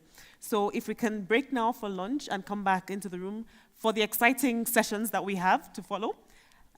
So please don't leave. There are more interesting deep dives that we need to have after lunch at 2. So see you then. Thank you.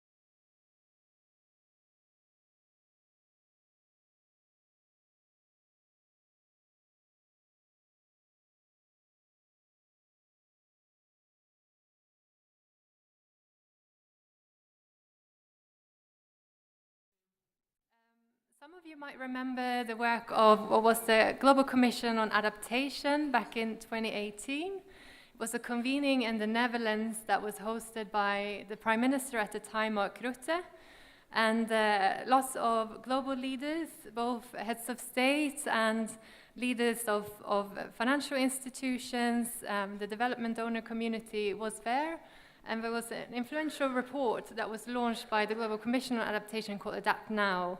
And it really made an investment case for the need to invest into adaptation. Looking at where we are now, we can see that there is momentum for climate financing, and that climate financing is increasing, but the level of financing for climate adaptation is actually decreasing. So in this session, we have a panel of sector experts who are on the frontiers of solutions to scale adaptation finance. And particularly with the private sector lens as well, where possible, given that the private sector contribution towards climate adaptation is very small, and the financing for climate adaptation in Africa from both the public and the private sector is limited in order to meet the needs on the ground, as we've been discussing throughout today. So I think this is a very important session, and we have different perspectives on this topic, and I hope you'll enjoy it. We'll start with framing remarks to set the scene, bringing a Danish perspective, both here from Kenya and the East Africa region, as well as globally, from a leader on promoting financing for climate adaptation, the Denmark. We have Tobias von Platten, who's team leader climate diplomacy at the Embassy of Denmark in Kenya. Please give a hand for Tobias. Thank you.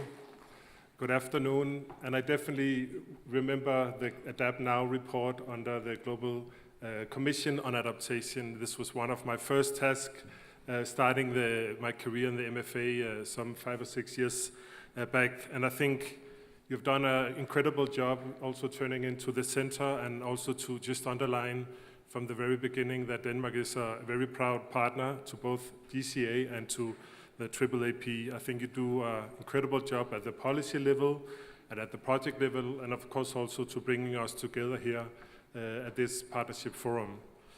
And thank you for the remarks. I think Denmark, I hope some of you are aware, we see ourselves as a climate front runner. We have one of the most ambitious targets on climate financing for adaptation. The next year's Finance Act will dedicate 30% of our development aid to climate and 60% of that to adaptation. So I believe this is one of the most ambitious targets we have globally, and of course we see that many other countries should follow our example.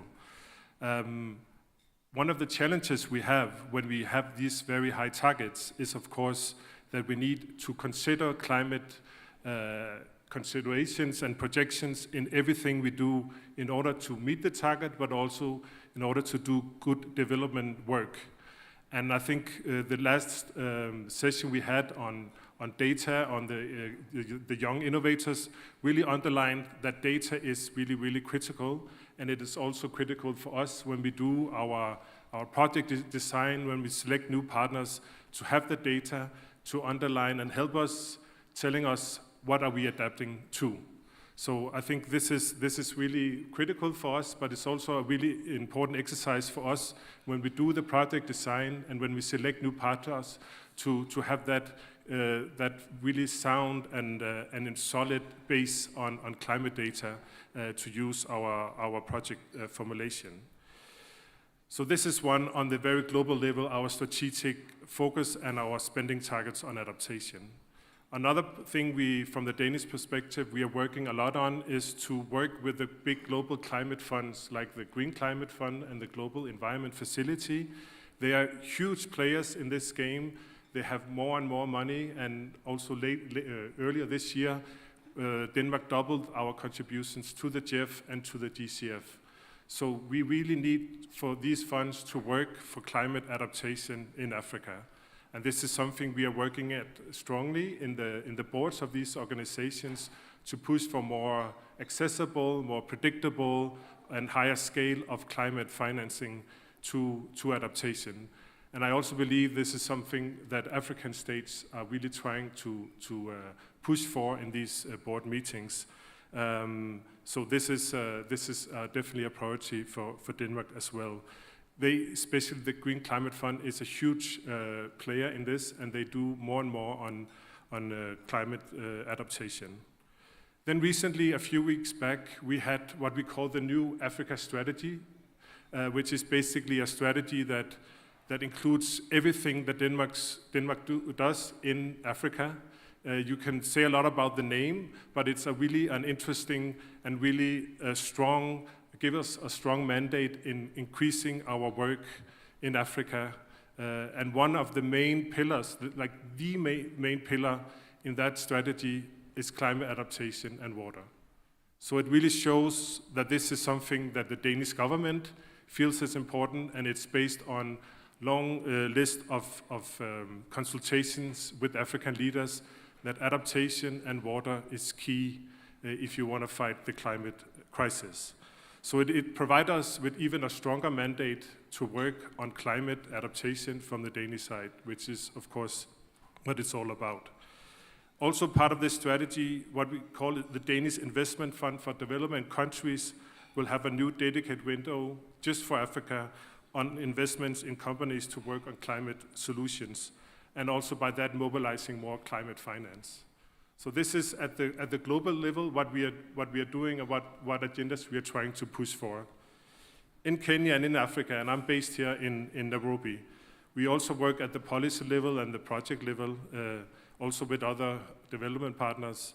Specifically, we are working with Treasury here in Kenya, also to look at how can Kenya access more predictable and also higher scale climate adaptation financing from the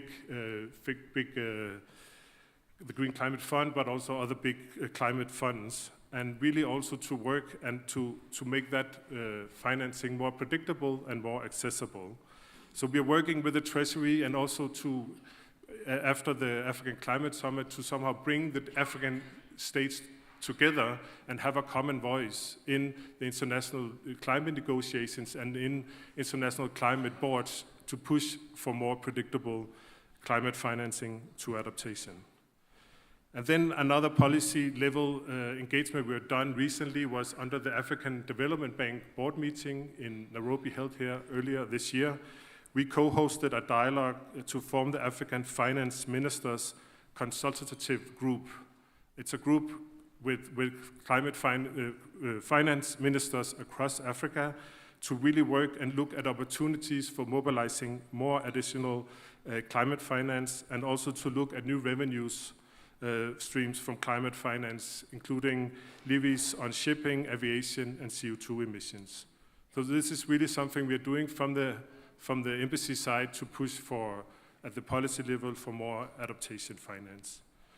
And then lastly, on the program level, I think we are just increasing our support to climate finance adaptation here in Kenya. We are doing a lot on water. I think, mention again, water is a key sector within the climate agenda, and we work closely with government organizations, the Water Sector Trust Fund, to basically help them climate-proof their work, invest in water supply, but also invest in integrated water resource management. And I think one thing we should all push for is to have more climate financing going into the water sector. I think the case is very, very strong, and I think we should help each other, and we should partner up and work with organizations, with policy actors to really make the case that water and water adaptation and water really goes hand in hand. Lastly, we are also going into new partnership, and this is what this forum is, of course, also all about. And we are, for example, in the process of formulating a new support to FAO, through FAO, and being a co-financing to a project under the Green Climate Fund. So we're basically trying to mobilize and use our development aid and mobilize more funding from the Green Climate Fund. And I think this is really underlying the importance of partnership. That's it. Thank you.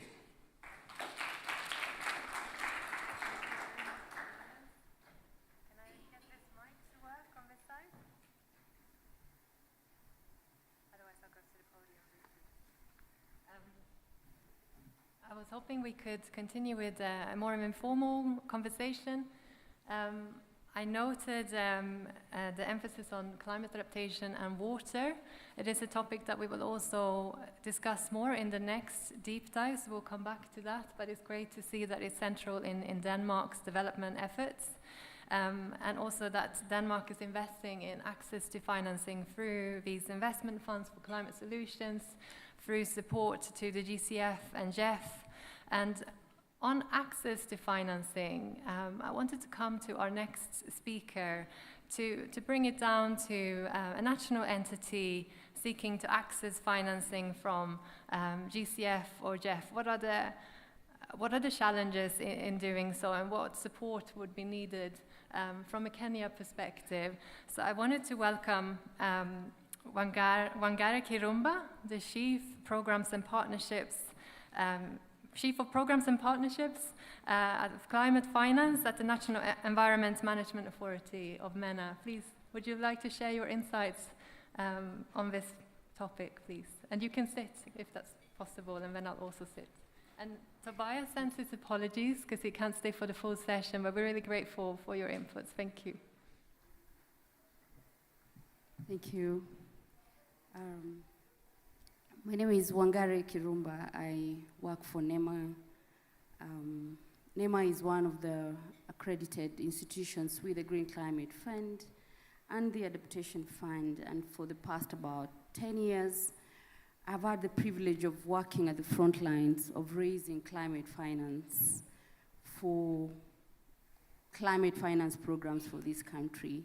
I've also had the privilege of leading implementation of the same programs. And so what I'll share with you this afternoon is my personal experience around working to gaining resources from multilateral finance organizations and the opportunities and the challenges thereof.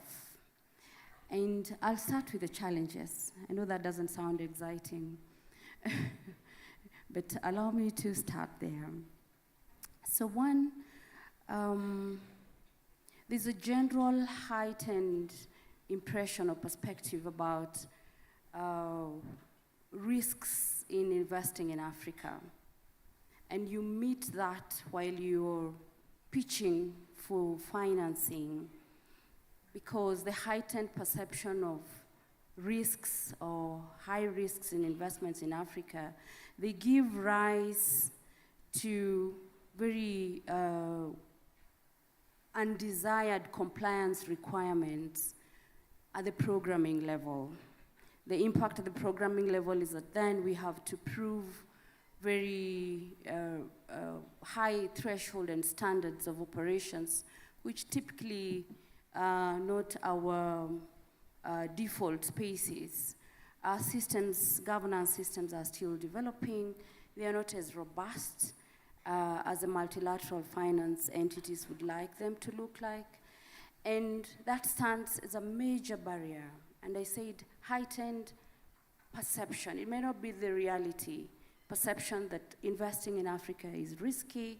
And so as a funding entity and how they cushion or mitigate those risks is to present to us very high threshold of compliance.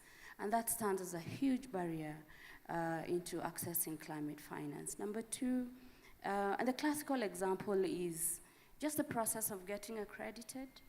I mean, if you look at the number of accredited organizations, especially national institutions, there's a story there that is self-descriptive.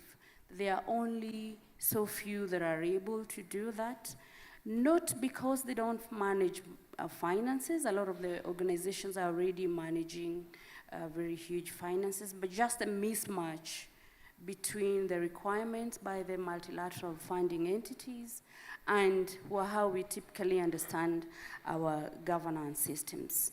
And so this also speaks to how the proposal development and the communications between the entities in Africa and the multilateral finance, how it gets complicated, comprehensive, and the transactional costs are from here up to high heaven. Say in terms of time, in terms of resources, it becomes extremely expensive that even the process of proposal development in itself is a barrier. So many organizations are not able to raise resources to do the kind of studies that, to undertake the kind of studies and to the standard that the multilateral finance institutions require us to do. The other challenge is in relation to one size fits all. My personal experience, the innovators, like we saw earlier today, are largely within the small organizations in Africa. That's where we have very innovative, transformational ideas and concepts and technologies being developed. But that space is not backed by institutions and organizations that sit pretty globally to be able to access finance. They are required to have a subsidiary, and the subsidiary in this case are these accredited institutions. And there is no proper focus or attention on what are the relationships like between these innovators and the accredited organizations. What barriers exist right there? Some of the organizations are fairly community-led, community-focused, with no natural capabilities or technical capabilities to communicate or to access the accredited institutions. So again, that is an area as policymakers, as technical experts, that we need to appraise ourselves on how to bridge the gap between the true innovators in Africa, our young people who obviously form a large part of the innovators, and how their organizations interplay with the accredited institutions. And in my study, in the statistics, I have a lot of the accredited institutions, including the one that I work for, is government. And again, a need to have organizations that are friendly, that speak the language of the innovators, and not the other way around. For most of you who do programs, you know, a lot of the time when you're writing these programs, we seek to address the objectives and the results framework of the funding entities. While ideally it should be the other way around, that we should be addressing the results framework of our local context. So if you have a multilateral finance entity that did not capture properly the local context, say of the transnational, subnational organizations like a county, so by the time they sit down to write these proposals, you almost have to depart from what you understand as your adaptation outcomes so that you align with the adaptation framing of the multilateral finance frameworks. And that again stands as a barrier because ultimately you may get the funding, but doesn't speak directly to what exactly is your desired adaptation outcome. Lastly is the need to move from project-based financing to programs-based financing. In programs-based financing, that comes with flexibility, including flexibility of infusing decision-making capabilities as you run the program. Say, for example, what the High Excellency, the Governor, shared with us, that while you may have planned to do water projects as an intervention, access to water, but suddenly you're facing the risk of losing people because of floods. Does the climate financing architecture as it sits now, does it allow us to first of all save lives, then we can continue with the long-term projects thereafter. And this is only achieved if we shift from the strict, rigid project-based financing to program-based approach, a funding that seeks to address issues at program level. It's my delight to share this with you, and I'm grateful for this opportunity.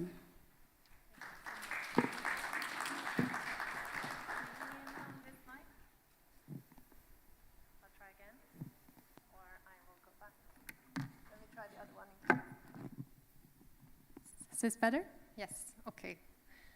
I was struck what you said, Wanga, around the perception bias in Africa, around it being risky to invest in Africa, and the mismatch between the requirements of the GCF, GEF, and these kind of multinational funders of adaptation, but not really a level playing field, if you like, in accessing those funds, and the challenges of the capacity and the transaction cost of applying, and also the context of the where you're seeking adaptation financing for. So there's a bit of a mismatch around the requirements, the realities on the ground, and what's needed to really meet the gaps on adaptation in Africa.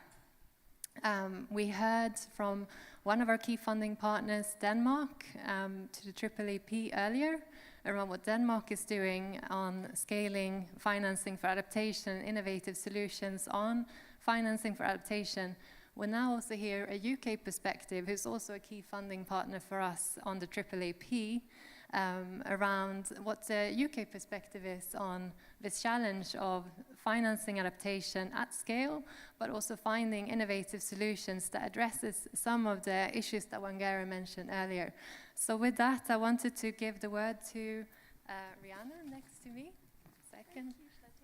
who is East Africa Climate and Natural Resources Advisor as the British High Commission here in Nairobi. Thank you, Rhiannon. Please give a hand for Rhiannon while we sort out the mics. Is this working now? There we go. Excellent. So thank you so much, and it's been great to hear perspectives from colleagues just now and throughout the day on adaptation priorities and finance.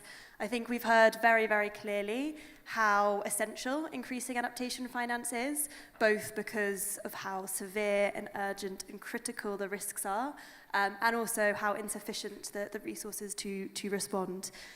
So we know, and it's an absolute UK priority, to be increasing the quantity, but also the quality and the accessibility of climate finance, and especially climate finance for adaptation.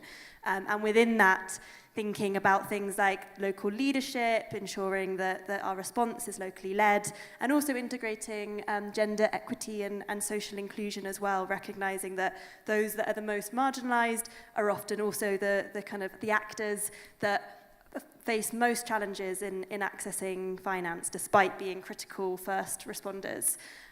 So I'll give a few examples of how the UK is trying to meet these priorities. And the first is on the quantity of climate finance. We're really proud that under the UK's COP26 presidency in Glasgow, development partners agreed to double adaptation finance from 2019 levels by 2025, so next year. At the same time, the UK made aligned a commitment to triple our own adaptation finance to 1.5 billion for next year. And we're also investing in critical responses like the AAAP, for example, to think through innovative ways of mobilizing private finance and also that mainstreaming approach that we heard about, for example, on infrastructure, to ensure that the major investments that are being made are really building for the future and climate-proofing their investments, so that we're not seeing those kind of losses and damages that we've seen so kind of starkly across the region in the past years during extreme climatic events. Another example of kind of an innovative way that we're trying to mobilize more finance for adaptation is through disaster risk financing. So that can mean a number of things, and one of them is almost essentially insurance solutions for governments or for other actors, so that when there's either a forecast of an extreme weather event or immediately once that weather event has occurred, there are pre-arranged systems in place to respond. and those kind of policies are pre-agreed, and that they can then be mobilized very, very quickly. So you're not waiting for kind of humanitarian financing, which is critical, but we know can take a long time to mobilize in the aftermath of disasters. And that can also be a kind of innovative solution that can help mobilize private sector engagement as well. And I just also want to talk a little bit about access, because as we've heard very clearly from Wangari and from others today, this is a big issue. And under, again, the UK's COP presidency, we led a dialogue, which we've continued beyond with climate finance recipient countries and communities on the barriers they face, because we know that although there's not enough finance, there is still a lot of finance in the system, but it's not always getting to where it needs to go. We know we need finance to be less project-based, more centred around national kind of strategic priorities, and much quicker to get to these initiatives that need the finance. So one response that we've supported is co-launching the Task Force for Access to Climate Finance, under which there's a number of pioneer trials which essentially are trying to test different ways of working. So we're not just doing the kind of same old response and business as usual, and really convene development partners around national priorities, and also work with governments to consider, what they really want. So there's a few pioneer countries in East Africa: Rwanda, Uganda, and Somalia. So to give you the example of Rwanda, the government is working through this work to develop investment plans for critical sectors, for private investment. So using that public finance to mobilize private investment in areas like natural resource management, agriculture, waste management, and they're also developing a green taxonomy to kind of integrate a new way of categorizing climate finance internally to help steer investment decisions in the future. And then, obviously, it's not all about kind of like government access is essential, but we also need to get that finance to communities as well. So we have another initiative called Life AR. It's a lot of acronyms, LDC Initiative for Effective Resilience and Adaptation Resilience. And that really seeks to work directly with communities. So it's not my colleagues in London managing the programs that make decisions about the sectors or about the ways in which communities should invest that money, and they're able to design their own priorities, be that around water, agriculture, or energy, and use that funding, use that grant funding to develop a community-led response.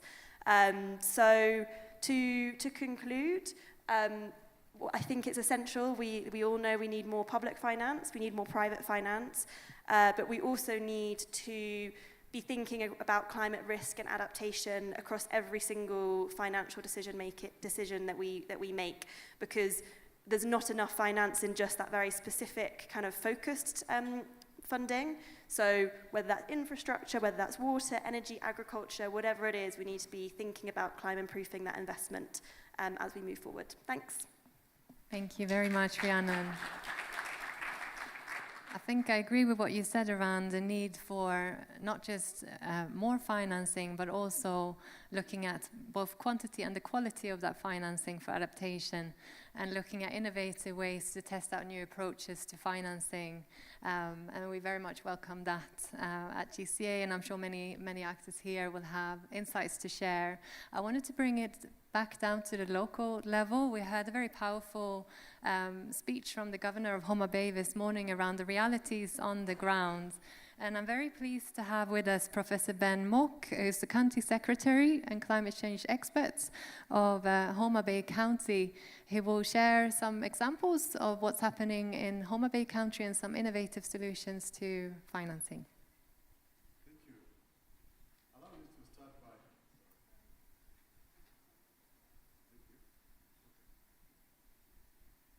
Yeah.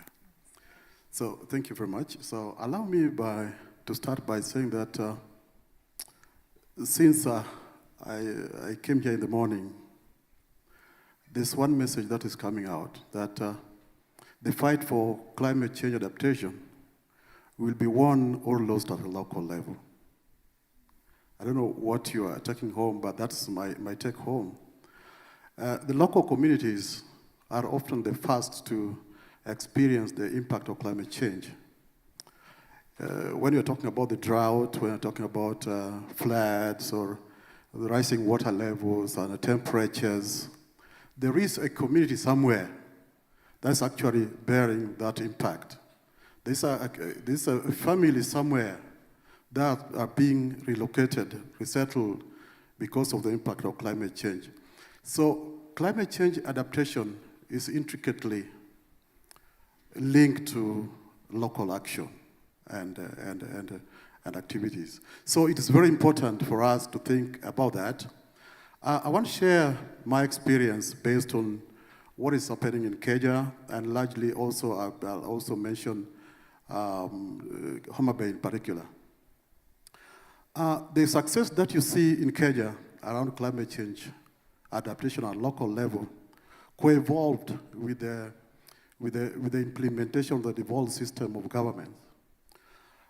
When you go back to our history, around 2013, when the first devolved systems came, every county was trying to come up with the institutions and the legal framework and policies for each sector. And one of the key policies that came is climate change fund. Climate change fund. The first county actually to implement this, for those who are aware, is Makueni County. That was 2015. After that, there were about a couple more of counties, Isiolo, and there were about 4 who experimented with the climate change financing fund. And then looking at what happened since then, from the first 4 counties and the progress that they made, it made also the other counties to jump in and think of establishing a similar fund. As we talk today, almost every county in Kenya has got a climate change fund. The level of what they're proposing are different. There are some that are putting between 1 to 2% of the county budget. But this has created a very big opportunity in a window. What this fund is actually looking at is that it recognizes the importance of involving local communities in climate change planning and implementation. So the fund, some call it a fund, some call it an act of the county assemblies. It varies from county to county, but the principles are the same.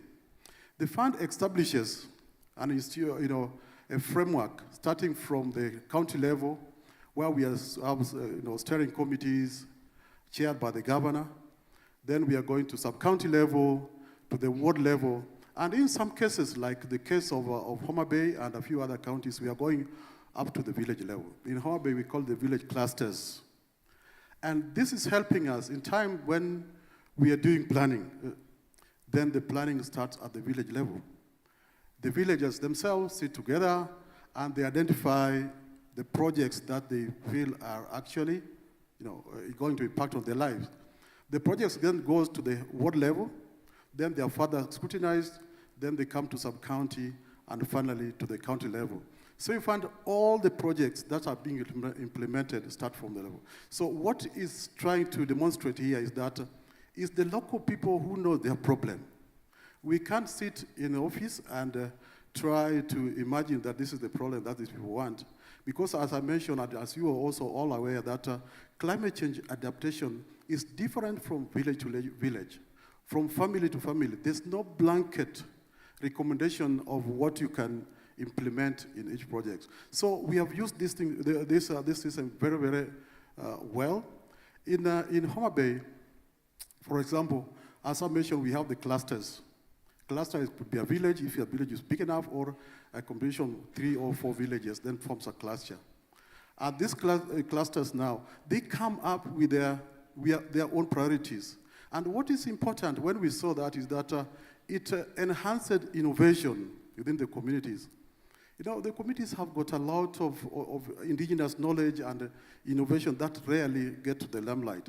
But if you give them opportunity to decide, then you find the innovativeness that is coming out. We are also realize that this is helping us to get tailor-made solutions to the problems that they are making. I mentioned here that we cannot sit somewhere and decide that in this community, this is what they want, and this is what they want. So what we've done is we have registered all our farmers in the county. Each farmer is registered. We know what they are planting, the crops, and everything, the size of their farms. So it becomes easier for us when we are planning to know, to address each farmer individually, also realizing what their problem is. And this has really, really helped us. We have also created what we call Climate Information Center, where together with Tomorrow Now, it's a community called Tomorrow Now, we partnered with Tomorrow Now, and we are able to provide this information, particular information, because our farmers are geo-referenced.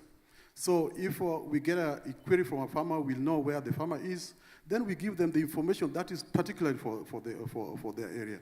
So this has really, really helped. And more so, as I mentioned, this has also helped us to manage resources, because resources actually goes to the ground level. Recently, slightly different from what I'm mentioning, but it also works, is that we are also building early year education schools. And we thought what to do, and this I'm going to relate it to what I'm talking right now. What we did was to come up with a very innovative piece of legislation that allows the government to transfer money directly to the communities. And they can spend, according to our Procurement Act, we cannot transfer money to private owners. But with this legislation, once the farmers come together, like the village clusters, then we are able to transfer this money to them directly. And this is a very good way that climate change finance can reach the community. And if we use this actually, because the problem that we are having now, even though we are talking about successes that we are talking about right now, that we have this piece of legislation, the climate change fund, but largely, and this is one of the key challenges that we are facing, largely that these coffers are actually dry. The Turkana have it, Isiolo have it, and Verkooijen do have the fund, but who's putting money into these funds? Because our legislation alone doesn't allow us to transfer money to the farmers.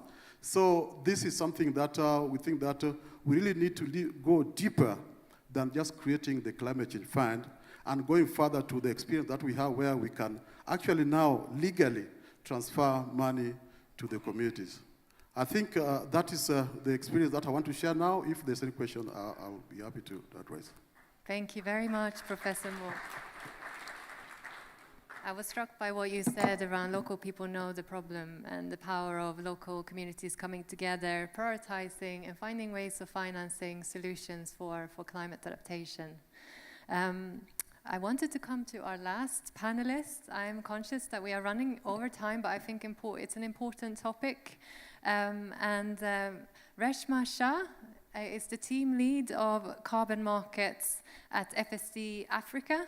And I think FSD Africa is an interesting actor in this space in terms of the work that we're doing around using carbon finance to drive investments, but also enabling financing for climate adaptation in Africa more broadly. And so without further ado, handing over to you. Thanks, Martha. Can you hear me? Yep. So I'm going to keep it quite brief because I know we've run out of time.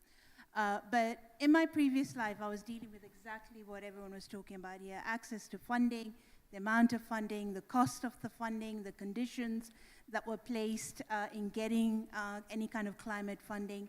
So I thought, well, what can I do differently now? And carbon in itself, you might think, well, it doesn't really sit in adaptation. It's all about CO2 reduction and CO2 removal. But it's a key enabler. And that's all carbon is. The carbon markets is a key enabler in really unlocking what we can do around climate. So let me give you a couple of examples on some of the work that we're doing. And as FSD Africa, we really are about catalyzing green finance. So we work in areas of adaptation, we work in areas of mitigation, and carbon is one of the key cross-cutting areas that we're now trying to embed in all our programs. So one, it can raise a lot of money through carbon markets. Voluntary markets is about $2 billion at the moment, times 20 to 2030, that's just the voluntary market. You've still got the compliance market. that money goes back into the local communities, for the local communities to decide then what are the solutions. So that, if you like, is the most simple way the carbon markets can play, and probably the most obvious. But then if we go a few layers deeper into it, a lot of carbon markets now are associated with co-benefits. So if we're working in, for example, agriculture and regenerative agriculture, a lot of the co-benefits will come around water conservation. It'll come around soil health. It'll come around climate resilient crops. It'll come around innovation in terms of how do we do this differently. All those aspects of co-benefits also come with that drive to get carbon markets, carbon credits. So that's one other layer. Another layer, if we look at it, some of the work that we're doing, for example, investments in mangroves, they provide additional livelihood. But in addition to the livelihood side, it also helps act as a barrier against floods and water rise, sea level rising. So that's one of the key things that we've been focused on at the moment is around mangrove investment. So there's also a lot of other kind of financial instruments that are coming out of carbon markets as well. So you can have like climate resilience bonds, and we've been quite instrumental in assisting a number of financial institutions in Africa in raising some of these sustainability bonds or climate resilience bonds or gender-linked bonds as well. But in addition to that, there are also other kind of adaptation credits that are coming about. Now, the mechanisms for that are still being worked through, but when they come through, that's another direct link into adaptation. So with a lot of these examples, a number of international ventures have actually started. Cities like New York has raised a resilience bill around flooding, and there are many examples around the world that we can pick and learn from. It's now time for us to really bring those into the continent, and that's really what we are trying to do, is to really use carbon as an enabler, embedding it within our programs, and really driving a much broader agenda than what people think around just the sale of carbon, primarily because there's a lot of issues around transparency, integrity, but if we can really increase the core benefit, then the impact of that is multiplied multiple folds over just what we would get from a financial perspective. I'll leave it at that, but I can one-on-one go through any of the examples later. Thank you, Reshma. Really exciting example on what you could do on the carbon side and innovative financing around that and the co-benefits also in relation to that. I am afraid that we might not have time for questions, but the panelists are here, as Reshma said, and can meet you after the next session if you have questions, comments, any feedback for them from this panel. I found it very interesting. I'm coming back to something that Rhiannon mentioned around there is financing for adaptation and for climate, but how do we ensure that it's going in the right places, and how do we address the gaps in terms of capacity, the contextual factors in ensuring that there's equal access as well, and bringing in those gender and economic and social inclusion aspects to the equation as well. So thank you very much to the panelists. Thank you for listening so patiently, and much more to discuss on this topic in the future. Thank you.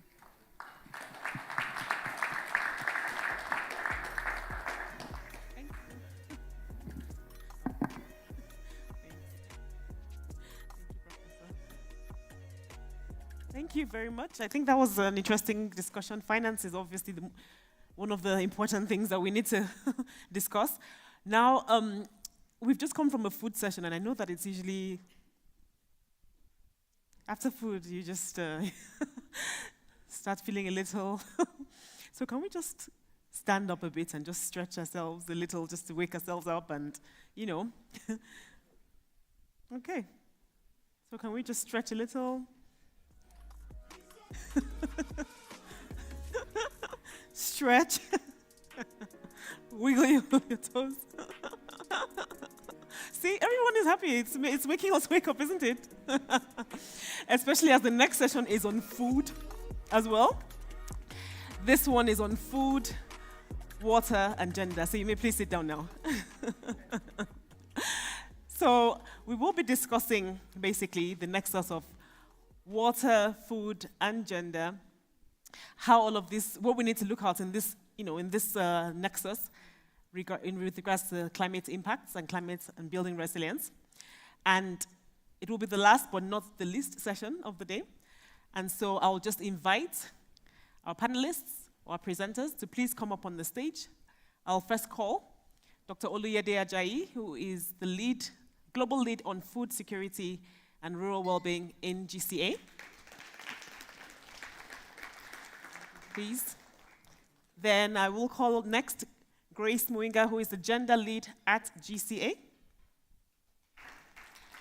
And last but not the least, Dr. Mutsa Masiyandima, who also is in charge of water and resilience in the GCA. Okay. So I'm going to just take these chairs out because otherwise we have just 4 people. Okay. Okay, so I think it'll be a presentation session. Very interesting presentations. Don't feel tired. And I'll hand over to Olu to please present. Thank you very much. Thank you. Thank you very much, Amanda. Good afternoon, everyone. Good afternoon. Bonjour tout le monde. Bonjour. Abariako. Okay. Are we all food secure? Okay, there will be another session of food. Tomorrow we got it. Okay, please can you put on the presentation so I can just... So I'll just give an overview of GCA. I know we have a very short time, so I'll give you just a small piece of it, and then you can discuss with me and my colleagues who is here. Mercy is also here. The whole of this week will be around, so you can ask further questions. Please, next slide, please. Oh. Yeah, as you can see, there are challenges about climate change. I don't want to repeat it because a lot of people have mentioned that since we began. What I want to talk about, we are focusing more, as the CEO said this morning, is on solutions. Where are the solutions? Particularly when it comes to the area of food security, of food, climate change and water has become a big issue. Many times in agriculture, a lot of people talk of productivity per hectare or per acre. But now in the days of climate change, it's now going into productivity per drop. So in terms of solutions, there are some solutions that are available, but the challenge has been that these solutions are not reaching out to the farmers. So what we're going to do is we'll be talking about that. So in many countries, some countries, you have just one agri-extension officer to 1,000 households. So that's undoable. Even if this extension officer were to be superhuman and do these things every day, visiting farmers cannot cover it. So next. Sorry, I'm used to. Yeah, so what we're doing in GCA is we're trying to see how can we harness, we talk about the youth a lot, so how do we harness the powers of digital ICT to be able to reach out to farmers through what we call digital climate information and agri-extension services. In GCA, what we're trying to do basically is to move from just talking about the problem. That's why in the slide I presented about the problem, I just don't want to repeat that over and over. Where are the solutions? We want to change the narrative from the problems to the solutions. One of the solutions is harnessing the powers of ICT. I have my phone here, but sometimes when I go to the field, when I go to the farms, some of the mobile phones that some farmers have is actually much more sophisticated than mine.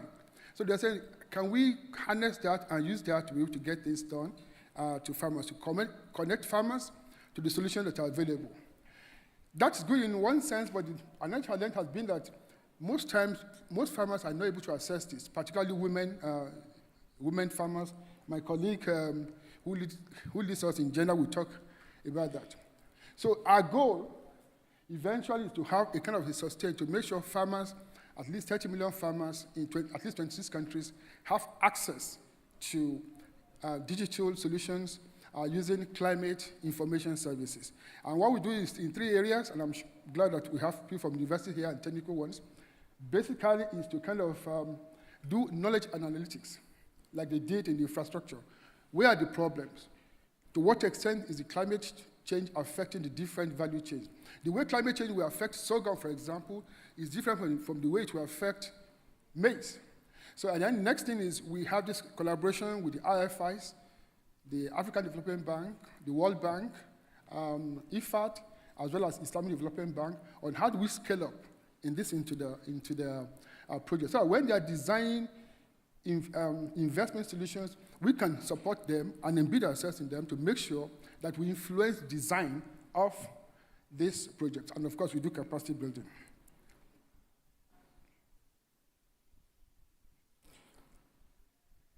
This is not moving. Oh.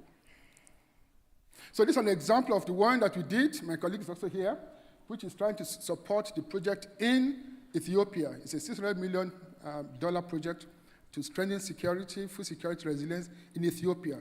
We carry out quite a lot of studies, looking at the climate change mapping of the various value chains, because you need to understand that knowledge, have that knowledge before you can really design solutions.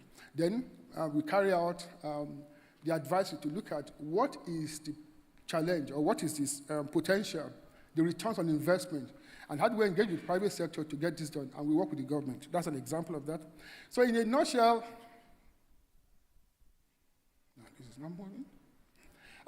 The result so far is that over the past 2.5 years, we have successfully mainstreamed digital climate information and agricultural services into about 15 projects worth $3.4 billion. And we still have more which is actually in design currently. But the question now is, are we going to continue to use just DCAS, look at digital climate information services alone?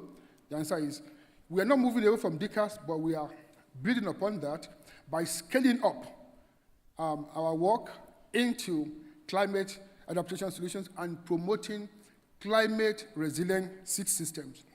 And of course, scaling out to beyond Africa. We are just moving out to Bangladesh, Asia. By later this month, my team members will be going there to say something about that.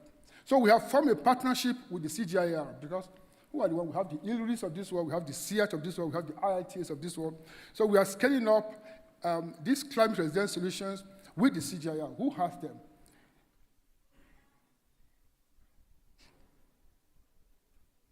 So what we did was to kind of form a partnership. And interesting enough, during the COP 2 years ago in Egypt, in Sharm el-Sheikh, GCA signed an MOU, a partnership agreement with the CGIAR to roll out their climate information and climate adaptation solutions to investment solutions, investment projects, and smallholder farmers.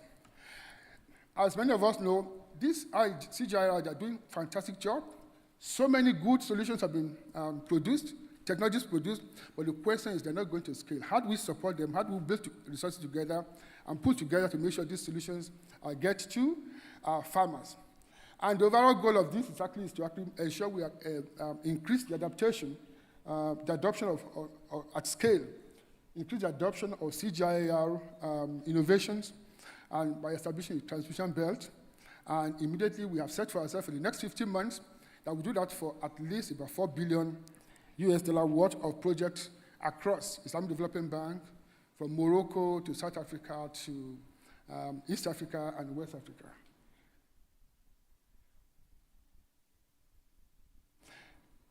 Yeah, and basically what we do is after the MOU, some of us are familiar with TAT. This is Technology for African Agricultural Transformations. What we do is we had a very good, strong relationship with them, and basically is to kind of do more in-depth climate adaptation and climate risk assessment, so that there can be more informed decisions in everything that we do, to determine the adaptation gaps, where are the gaps, and how do we fill those gaps. And of course, we are also, I know TAT, many of us are familiar with TAT. TAT works basically more essentially with African Development Bank, but now through this partnership, we are opening up our relationship because we're able to convene this relationship with African Development Bank, Islamic Development Bank. So we are bringing them, this TAT model, into influencing the decisions in terms of the investment that is carried out by all these big ones. I always say, beyond NGOs, the big bang of money to support agricultural development is found with these IFIs. The World Banks of this world, the AFDBs of this world, the IFAs of this world, and so far we're making some good progress. We have mapped out about 10 IFI projects where specifically CGIAR adaptation solutions will be mainstream into the investment, so at least that can pull adaptation solutions from the CGIAR and scale them up. Thank you. Let me stop here. Thank you. Thank you very much. Please, a round of applause for him.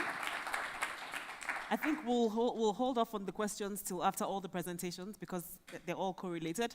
So let's now welcome Grace to please deliver her presentation. Thank you. Okay, good afternoon, everyone. Good afternoon. I didn't hear the voices. Good afternoon, everyone. Good afternoon. Thank you very much. So my name is Grace Wanga. I lead gender work within the Global Center on Adaptation.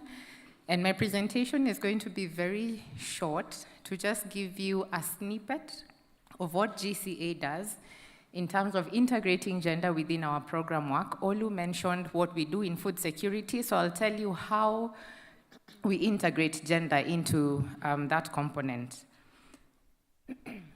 Excuse me.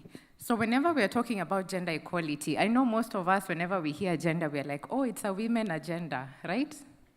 Yes? This is the part where you answer the question. When you think about gender, do you think about women or do you think about men and women? Women and men. Yeah, unfortunately, that's the issue.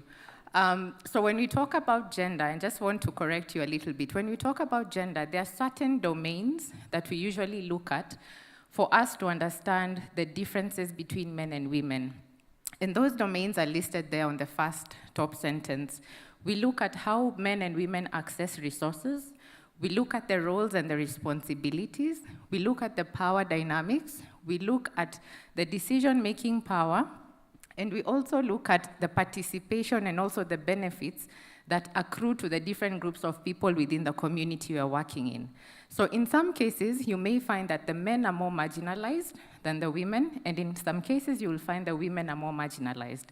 So I implore you today, if you think about gender as synonymous to women, please always think about the domains that I've listed there. Always ask yourself, how do women and men access resources and who benefits the most so that you understand what are the gaps that we are referring to. Now, Olu mentioned that in our food security work, we leverage a lot on digital climate advisory services, and we use mobile phones to be able to deliver that information. However, before we even go further, it's important for us to acknowledge what are the gender gaps in relation to technology. So the first table shows you, this is from a report by GSMA. It was published in 2022. And it's basically showing us what the level of access to mobile phones and internet is across the three countries. So I only selected 3, but if you want to have a look, the report is available online. It has all the African countries. And so we see Kenya, for example, in terms of mobile ownership, yes, the percentages are high. A lot of us have mobile phones. Right now, everyone is taking a snapshot of the presentation, which is fantastic. It will be the same in the rural areas. Everyone will be having a mobile phone, either for M-Pesa or for whatever other services. However, when you look at the domain about mobile internet use across the 3 countries, the percentages decrease. So if we, for example, as GCA, we are saying we're leveraging on technology, it's important to acknowledge that not everyone will be able to access the information that we channel to through the mobile services or the internet services that we use. Now, on the second graph, we have water collection, because this is a session about water, food, and gender. On the second side, we have dynamics in terms of who collects water across different countries in Africa. This is picked from a UNICEF and a World Bank report published in 2021. Again, it's available online. You can have a look at it. And the dark blue section on top shows how the percentage of women who are responsible for collecting water in these countries. So it's very evident. If you just look at the graph as it is, who are responsible for collecting water in most African countries? Women. Correct.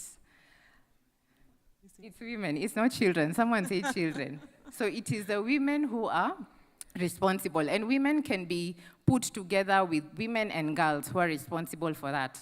So again, if we are saying that we are going to develop climate-resilient water services, it's important for us to acknowledge what are the gender dynamics, right, in the context of operation. So here in this case, it is the women. They spend most of their time collecting water, and they don't have time for other productive activities. But why is this the case? So at the bottom, I have said that the reason for these gender dynamics varies, right? So in some cases, it could be the lower financial independence of women, hindering their access to internet connectivity, and also hindering their access to mobile phones. It could be a matter of lower literacy rates, especially for women in the rural parts of the country, and this is in reference to Kenya. And last but not least, it could be a matter of the social norms within our African countries. There's a lot of biases for what women can and cannot access, and what women or men can and cannot do. So it's important for us to acknowledge that, and within GCA, we acknowledge that these gaps exist. And so even as we move forward to integrate gender, we then take on a very responsive approach to get that sorted. So the gender challenge that we are addressing within the climate resilience water services and our food security programs, we are saying that women are less able to access critical information on climate adaptation strategies. They're unable to access the best practices. They're also unable to access market opportunities to be able to build their resilience. So we take on three principles within our gender strategy to respond to that challenge that I've highlighted there. So one, we are saying we take time within GCA to acknowledge the gender differences within the sector of operation.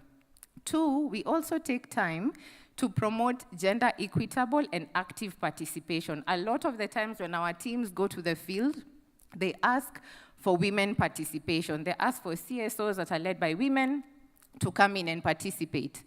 And then last but not least, we are saying that we are promoting gender equitable access and ensuring that the adaptation solutions that we promote are equitable and beneficial to both men and women. So specifically, I just want to highlight two programs that have very much benefited from our work from a gender responsive lens. And this one is called, the first project is called the Borana Resilient Water Development for Improved Livelihoods Program. This is a project that is funded by African Development Bank to a tune of 96, is it 96 or 46? 46 million. And one of the things that we did as GCA to support this program is we conducted a gender vulnerability assessment to help us understand what are the gender dynamics in relation to water within the Borana context. This is in Ethiopia. And one of the things that was interesting is that the women who would collect water would have to go to school in the morning, but when they come back in the afternoon, their responsibility awaits them to go and fetch water. So how that impacted them is that they lost time in terms of studying for their education, especially the girls, and because the area was prone to drought, they could not access water for their food security needs. So again, that was one factor that we used to determine what kind of adaptation solution are we proposing to the IFI, and in this case, it was the African Development Bank. And then the second project was about wheat, and here it was an Ethiopian climate resilient wheat value chain development program. And here, specific recommendations that we gave, because we were intending to leverage on technology, as Olu said, we then suggested, could we instead, because we've seen the statistic of Ethiopia, where not so many people access mobile phones. So we said, could we then have community centers where they're designed for women, they're able to come in and access internet services, access the information, so that they too can be able to benefit in terms of the information that we are channeling out to them. We also say, then, could we involve them in the development of these extension services? So in essence, what I'm trying to say is that as we do the adaptation solutions with IFI, we are not doing it from a blind perspective. We are using a gender-responsive approach, but the call to action for partners in the room here would be, if anyone is able to come in with data related on gender, I think that would be a plus for us, because that is one missing link that would encourage people to come in, partner with us, share what gender data you have in these countries that we work in, and finally would be able to then propose more sustainable adaptation solutions. So I'll stop there, and I'll invite my colleague to come. Thank you. Thank you very much, Grace. That was very interesting. Can we invite Mutsa now to provide the water aspect, and then we can now take questions at the end. Thanks, Amanda. Good afternoon, everyone. Afternoon. We energize after food, right? Olu confirmed we were food secure today. I'm going to talk to you about some of the work we do with the GCA's Water and Urban team. We work on water and urban resilience. I will talk about climate resilient water services today because I work on the water side of the water and urban team. Really, what we do is collaborating with financing institutions, investing in water and sanitation projects. That's water for domestic use, water for environment, water for food production. So that also crosses over into what Olu was talking about.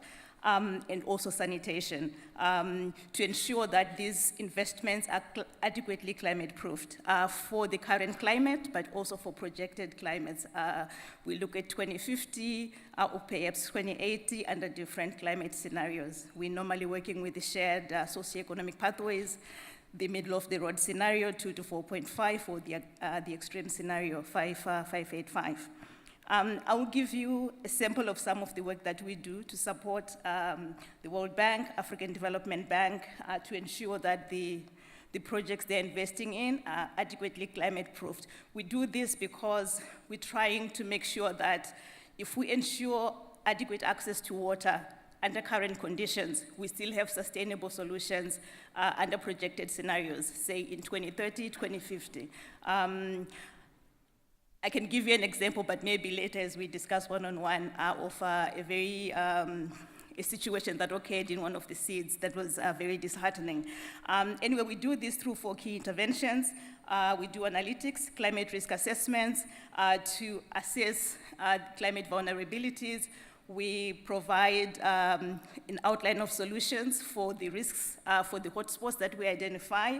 We work with the IFIs using the climate risk assessment analytic results. We outline a rationale for them to access additional climate finance for the countries, perhaps through GEF, GCF, etc. And finally, we also do capacity building, working with the investment institutions and the countries to build capacity so that this knowledge, the capacity remains locally. Where do I press? The green? Okay, I'm going to give you 2 examples of the work that we've been involved in since I started working with GCA. I will start with our partnership with the water sector at the African Development Bank. We support the African Development Bank in DRC and Central African Republic, CAR. They are preparing a project for investment.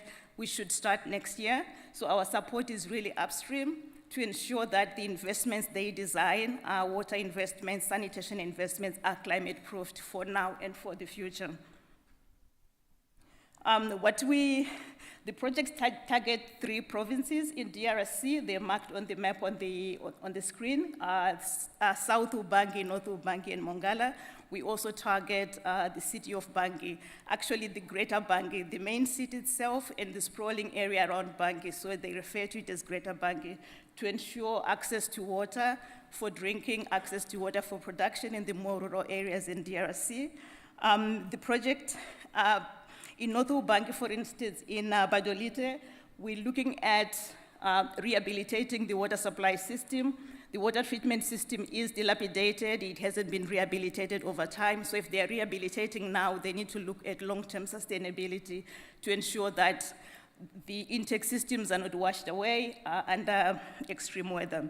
Our analytical approach is that the infrastructure team has gone over, so I won't go into detail, the climate risk assessment, assessing hazards, assessing vulnerabilities. What I would add for now is we go a step further. Grace has explained that we look at gender vulnerability assessment for climate. So if we are proposing solutions, we also look at what solutions do we need that makes it easier to access water for women, so that girls are not going to fetch water in the morning and coming back after school and going to fetch water. We expect from this project that we identify climate hotspots, which we've already done through the analytics. We are working on now to prioritize catchments where they should establish these investments, and also for siting the investments where they should put water intake structures, for instance, water treatment structures.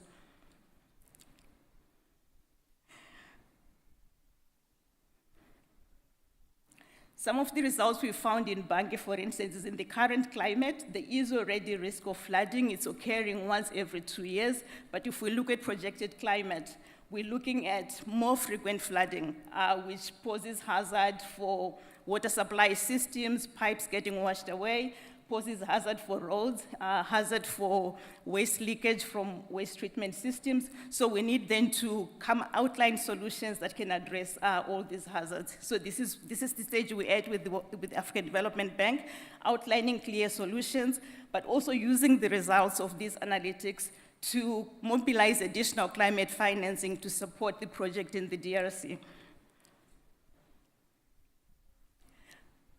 The second project we're working on right now, we're supporting the Kenya government with the Kenya Water, Sanitation and Hygiene Program, what we call K-WASH. This is in total a $458 million project with 258 million from the 250 million from the World Bank, of which 200 is investment financing, 50 million is a grant from IDA, and 8 million is expected to be mobilized through private financing. If we demonstrate water service providers are sustainable, they can actually become credit-worthy and they can borrow from local commercial financing. So it becomes in total $458 million. In Kenya, the problem is access to water. While overall Kenya may look like it's on the right path to meeting SDGs, 91% of the urban population have access to water services.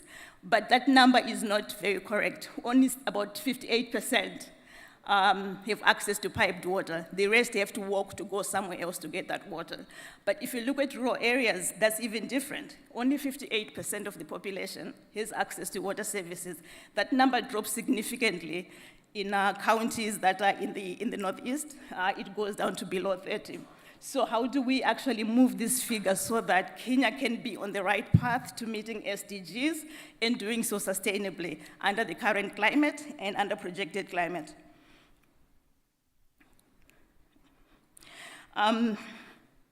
This project is just starting now. I've actually been in Kenya for the last 2 weeks, working with the county governments, but also with the Ministry of Water to ensure that this project gets started on the right foot. We look at where we're going to do climate risk assessments and how we can scale those results to ensure that any investments that are put in place in the 19 counties where this project will be implemented will be sited properly outside of flooding zones and will withstand the flooding that keeps recurring. I will talk more to flooding, just recapping what the PS said earlier in the morning. But basically this project, as I said, is $458 million.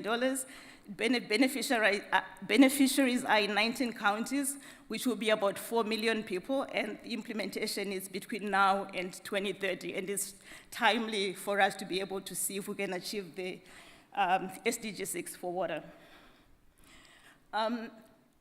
Just to give you a flavor of the challenges with water in Kenya. As we always say, the challenge with water is it's either too little or too much. And water is important as an enabler for other SDGs. We need water for food, water for sanitation, water for health, water for girls to be able to stay in school. If they're going to fetch water in the morning and fetching water after school, they're likely to stay out of water. If they don't have access to water for sanitation, even at the schools, they will stay home at least a week a month. So we need to try to get the girls to stay in school. On the left, on the slide on the screen, this was in Taranaki County last week, where I visited with the County Coordination Unit for the K-Wash project. It's very dry, too little water. Interventions before have put in small dams, gravity dams, provided water points for livestock, for drinking, for families. You see the women there, I captured that last Wednesday. Found 2 women getting water from the standpipes. And you have the little girl, I mean, she's probably hardly 3-4 years old. She was carrying a 2-liter bottle of water. So this burden starts when you're 2-3 years old, and it's gonna go for the entire life. And on the right, we have Murang'a County. We heard about the floods that happened in May in Kenya. I went to Murang'a, the water service provider took us to this site. The first site, the road was cut off after landslides in May. They had 300 millimeters of water over 24 hours. The road got washed off. Unfortunately, the 2 water pipes that supply Murang'a West were buried under that road, so they got washed off. And that town had disruption of water services for 3 days. They've only now started to put in like an alternative, but that gully is still there. I saw that on Thursday, and I don't know when it's gonna be repaired. And I think this is quite interesting also from an infrastructure perspective that we heard this morning. I'll stop there. Thank you so much. I think for this session, what we're trying to do was really showcase but then to allow you give feedback and input as to what the program should be doing going forward. But to give a flavor of what already is happening, of course, there's been a lot of work done, as has been seen from the 3 presenters. So I think I'm not going to try to summarize. I'm just going to open the floor now so that we can have, feedback. I have the feeling, I sense it very strongly that there is a lot of interest in this topic and in this session. So opening the floor now for interventions, questions, suggestions. Don't let me down. I was confident. Okay, we have one there.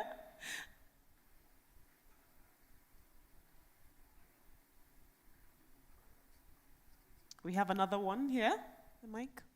We have 2 here. Hello, everyone. Hello. Yeah, my name is Oche Joseph, and I wanted to speak on the importance of involving, like we look here, we have the women, children going to try to get water, and Dr. Olu was talking about how to access data from these localities. And I look at it from the perspective that it is important to involve them, because if you actually want to achieve anything at all, the locals must be involved. Now, we talked about a degree of people having access to Android phones that they can use. Why can't we have, let's say, a digital platform, like a mobile application, where they can impute data with regards to the things they need, the things they want, and from that point of view, you know exactly what they want.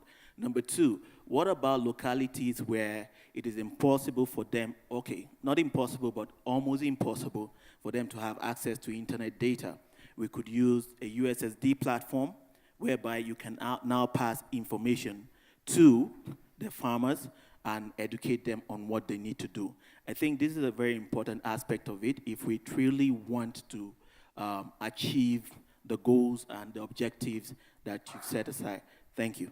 Thank you very much for those 2 suggestions. We'll take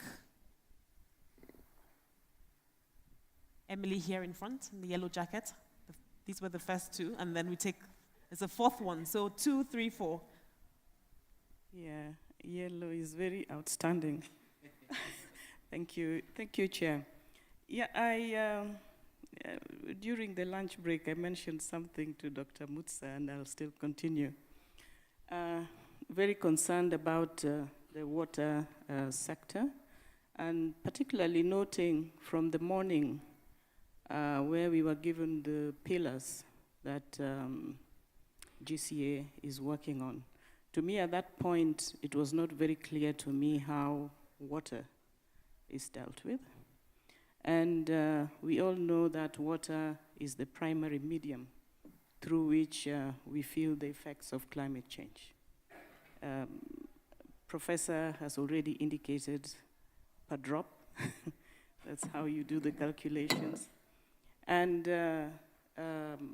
from morning, even from the governor, we heard how either we are having floods, and it could sometimes be floods, and again after 2-3 months, another flood. And with it, you have all these, of course, then you have issues with sanitation and hygiene. You know, hygiene is so key because without that being dealt with, and you have these events recurring, because either when you have droughts or you have floods, still hygiene is an issue. Yep. You have people falling sick, and the adaptive capacity just keeps on falling. And we are not able to have populations that are able to adapt to the adverse impacts of climate change. So I really feel that water should be given a much bigger role in the work of GCA. And it has all the arguments going for it.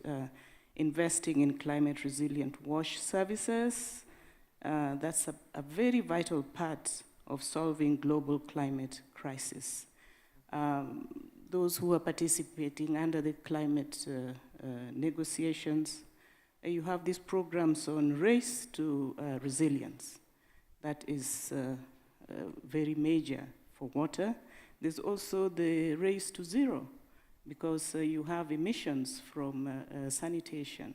So just to say that I just want to emphasize that maybe it will be in the next tranche that is coming, but we really need to give a much bigger role to water.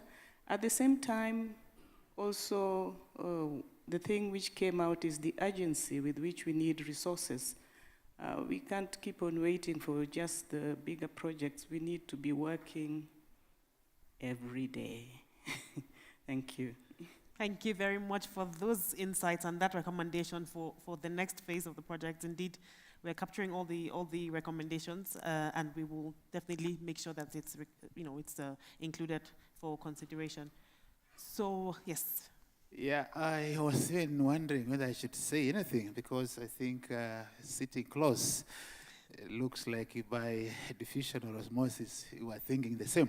However, I would just want to emphasize the fact that if there is any investment area that will address the Africa's vulnerability to climate change, then is in the water resource. How we manage the very water that we receive on the continent becomes very critical. Water occasionally is being cast because it's leading to loss of lives when we are talking about the flooding. On the other side of the divide, people are dying because of lack of water. And yet the continent receives water in a way, even from the natural means. How then do we manage this water? And from where I sit, I think if we were to invest heavily in even just storm water management alone, it will give us so many cubic kilometers of water that can still support smallholder agriculture systems to scale to address the food and nutrition security related issues.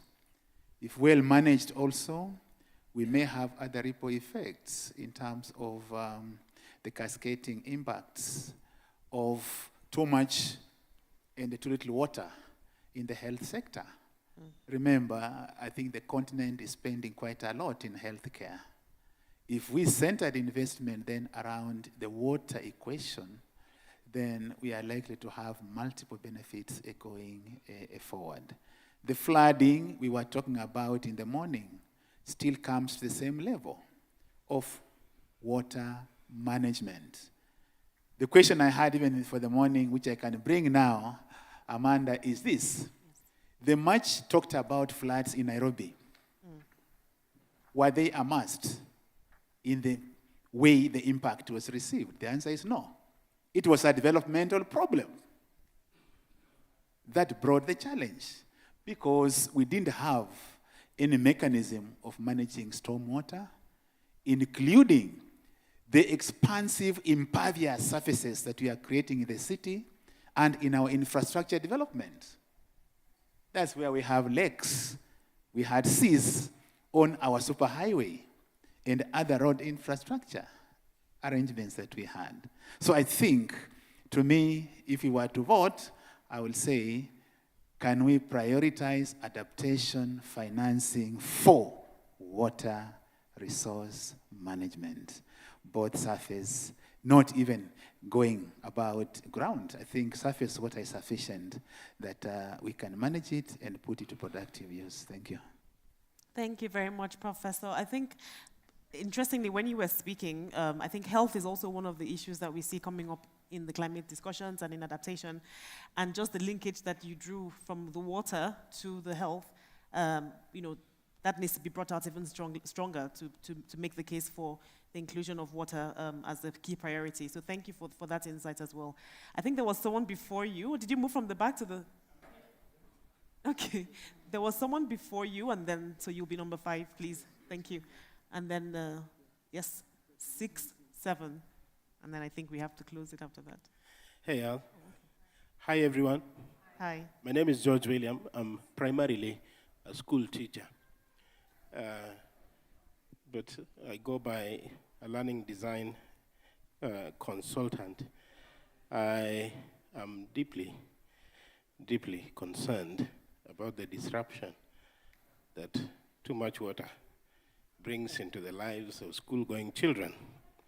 If you're Kenyan, you will have seen a news item last evening about around 15,000 children who were displaced in May in Kano, where I come from. And so I was thinking, as you think about water, would it be possible in the 2.0 to think about building resilient school systems in areas that are prone to floods? As has been indicated by my sister over there, there's too much water. The lake is reclaiming its own land. Homes and schools have been submerged. And so populations around that area are squeezing into smaller schools and raising health sanitation issues, as well as making education very useless in very packed spaces. That is just a piece of advice going forward. Thank you. Thank you very much.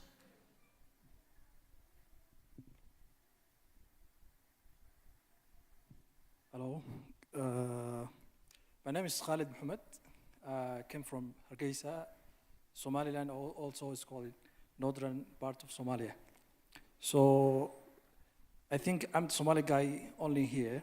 So I'm one of 100. Yeah, so I'll take this chance as I would like to ask. I was Googling Global Center for Adaptation. So I see their maps and the activities that are done in Africa. So what I'm concerned, there is no project is in Somalia. Oh. I will ask you why.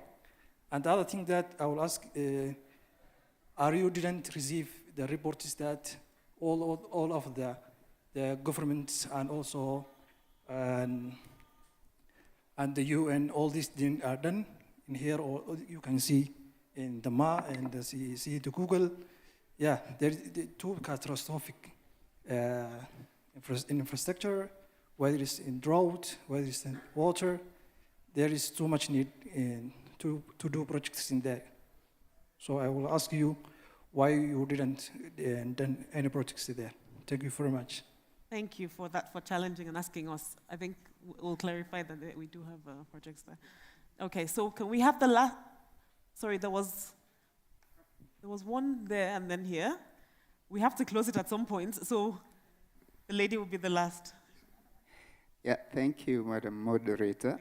My name is Joseph Kariuki. I work at the International Livestock Research Institute, which is as one of the centers of the CGIR. So you can imagine how pleased I am to see the prominence that collaboration between GCA and the CGIR has been projected.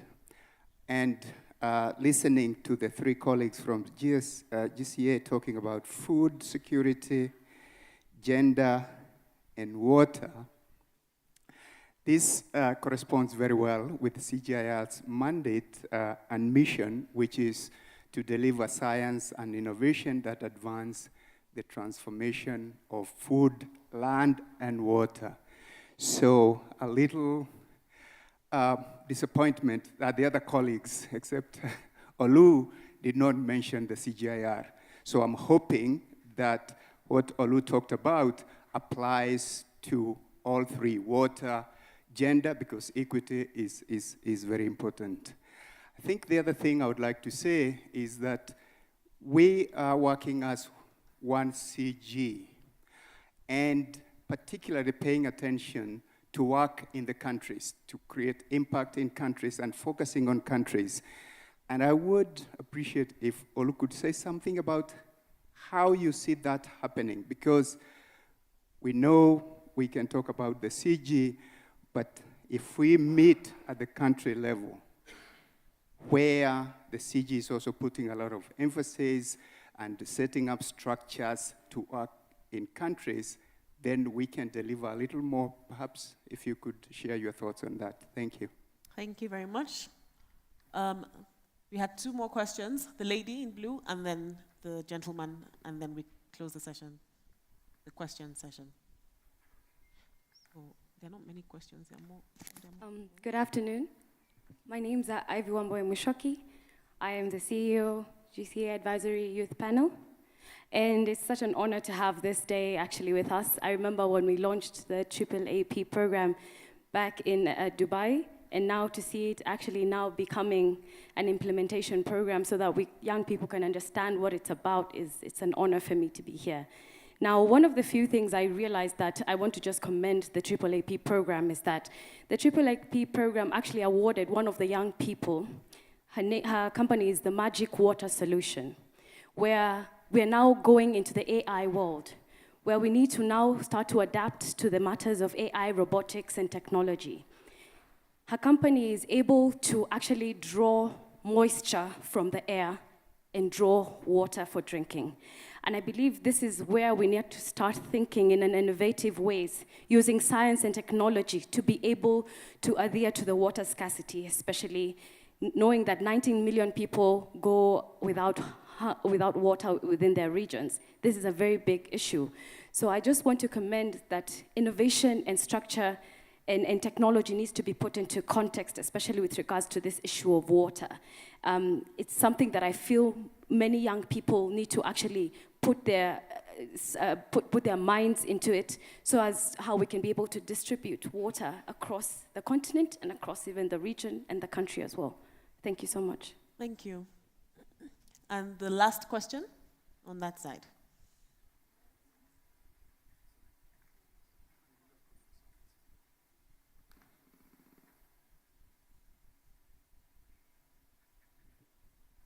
Good afternoon. My name is Mburu Mwangi. I am an engineer with Athi Waterworks Development Agency. It is a parastatal that deals with the development of water and sanitation, primarily within Nairobi, Murang'a, and Kiambu. And we have, as an agency, we are very geared and we are we have noted that we really have to look towards climate financing because a lot of our infrastructure, as has been presented, for example, like that in Moranga, we have a lot of situations like that. But now some of the challenges that we're facing, similar to what Wangari had spoken about previously, is that this is a relatively new field for us. So even in terms of preparing proposals and the like, for sure there's a lot of support that is required. So probably from that direction, noting that, for example, let's say, for example, you would be getting funds from, let's say, like World Bank. How do we coordinate with GCA the hopes of actualizing some of these issues that we have, leading towards project development and implementation? Another thing is, similar to what has been mentioned about stormwater, for sure it is a challenge. And primarily you might find that's a challenge that starts from a policy point of view. So then, as GCA, if let's say you do your own research and you realize this is where the gap is, how do you then plug in to either advise or at least spearhead such a, such a need? Probably you can just alleviate on these issues. Thank you. Thank you so much for those questions and feedback and inputs. I think from what I gather, I have about 11 interventions, but with 3 questions. There was a question around how can we, the projects in Somalia, what are we doing regarding Somalia, and what projects do we have? So I think Olu can take that. And then there was a question on the CGIR as well. I think you can, Dr. Olu can take that one. And then the supporting to access finance that you've just asked about from the water parastatal organization. I can take that question in terms of what we're doing to access finance. And then if we want to comment on the other interventions, we can just do that. You can do that amongst yourselves. So I'll hand over to Olu to start with or you want to start with the Somalia? Okay. You want to say something? Okay. I'm going to answer very briefly about Somalia. Yes, I do agree with you that perhaps very little is going on in Somalia due to various challenges, but I know that the water team is working with international financing institutions on, I think, World Bank funded project that's going to start soon, a program, and it's a transboundary aquifer program. So we are actually developing something for intervention that covers the Horn of Africa. So parts of Kenya, Ethiopia, parts of Somalia, parts of Eritrea. So I think it's not fully forgotten. We know that the need is great, but it's working around some of the challenges. So finding the right interventions at the right time is what we're working on. But I think Olu's team may have something also they're working on. Yeah, thank you very much. Let me also start with Somalia. Yes, although I didn't mention Somalia specifically, but we are working in Somalia. We have a project there in Somalia, which is focusing on building resilience of the agro-pastoral communities in Somalia. We are focusing particularly to look at the various risk transfer mechanisms, like crop insurance and livestock insurance, to see how that can be done. So we're working on Somalia, so you can, if you want more details I can share with you. Yeah, to my brother there, Joseph, about CG, yes, I'm glad you said I mentioned CG, but also my colleagues, we are working together in this area. So it's not just me alone, or my program alone, our program alone. Yeah, in terms of how we work at the ground level, I'm aware of this one CG. So we had a meeting with all the CGs together, the DDGs. We actually gathered here in Serena Hotel, and then later we had a deep dive where I led the team. And what we did was to look at the various IFI projects. We had about over 21 of them. And then we look at where is this project taking place?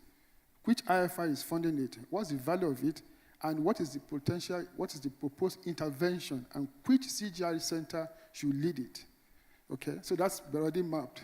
I can also discuss that details with you. So, and in terms of that, we have a lead CG center, and others can be incorporated within that, so they work together as a team. And GCA support will be channeled through that lead CG centers who will now pull the other ones together. We have done the mapping with TAT and with the CG. So details I can share with you during the week. In terms of, I think somebody asked a question also about the DCAS. So yes, we actually working on how to connect farmers to the existing solutions. And for that, what we do, like I presented earlier on, is we do a kind of a work, a basic research, understanding what is the problem, which value chain is being affected, to what extent is the value chain being affected by climate change. And then on top of that, we say, where are the potential solutions that exist that can be scaled up? And then we look at what's data, for example. How appropriate are this? And for your information, you cannot talk of DCAS, digital climate information services, without the agro-met. What's the level or the state of the national met in that country? To what extent are the data available? Are they accessible? And are we talking of information in terms of 20 by 20 kilometer, or is it high resolution? So these are information that, on that basis, that's when we can now recommend to the IFI that these are the needs, these are the issues, and this is the appropriate tools to be used. And interestingly enough, among us here, we have people from the National Met who generate this data. And we'll be doing a deep dive discussing this from tomorrow, somewhere in Nairobi. So yes, so my brother, we are doing appropriate one. And not all farmers have access to this sophisticated mobile phone. Even if they have it, they don't have, the connectivity is poor, right? So what we do is, for such one, we also recommend to the IFI in the design so that you can allocate resources to address specific issues. The key question is, what is the most appropriate dissemination method? Is it through the digital internet, or is it IVR, or is it through USSD? So these are issues that we address. And of course, before we roll it out, before we tell the IFI, we always have what we call engagement for them to say, this is what we felt we are recommended, what's your view? And the issue of gender being taken care of at that point. I think you also asked a question about how we get money. Maybe I leave my colleague. But in doing this, because of this upstream, like I said, with this upstream information has been done, these are the things we share with the IFI. We call them TTLs, task team leaders or task managers, or they call them OTLs with the Islamic Development Bank. So this information will be used in designing the project and also in allocation of resources to specific issues. What are the main key issues that this board should focus upon? So that by the time this project goes to the board for approval, all of these things are already taken care of. If you go to the IFI project after the board, you are too late to join them. So we ensure resources flow to areas of need based on some of this information we get from our technical studies and research. Thank you. Thank you very much. There was a comment around the resilient building for schools. And yeah, you want to touch on I will touch on that just very quickly. I think resilient building for schools is a very good idea. I think this is one of, when we do the analytics and then outline adaptation options, this could be one of solutions that come similar to when after analytics and they're going to put a water treatment plant somewhere, you say, no, this is likely to be flooded more frequently with future climates, so you may as well locate it outside the flooding zone. So either if the school is being built, then the best is to do the climate risk assessment, identify hotspots, don't locate or site the school within a hotspot. If it's already been built, then you're looking at rehabilitation. So what do we do to adapt where in the location it is in? I've seen the schools that similar to that. I think UNDP did similar work in Mozambique some years back, where they have schools on stilts, so they were on like 1 meter pillars. So the schools could also be safe havens for communities during flooding. So that's something that can be taken into account. But that applies to all infrastructure. You're not going to put your road in a place where it's going to be washed out repeatedly. The road I projected in Muranga, perhaps if we had identified that as a hotspot before that road was put in that place, it could have either been sited differently or it could have been reinforced in place. Same as the pipelines that got washed out because that part of the road, there was a landslide and the pipes got washed out.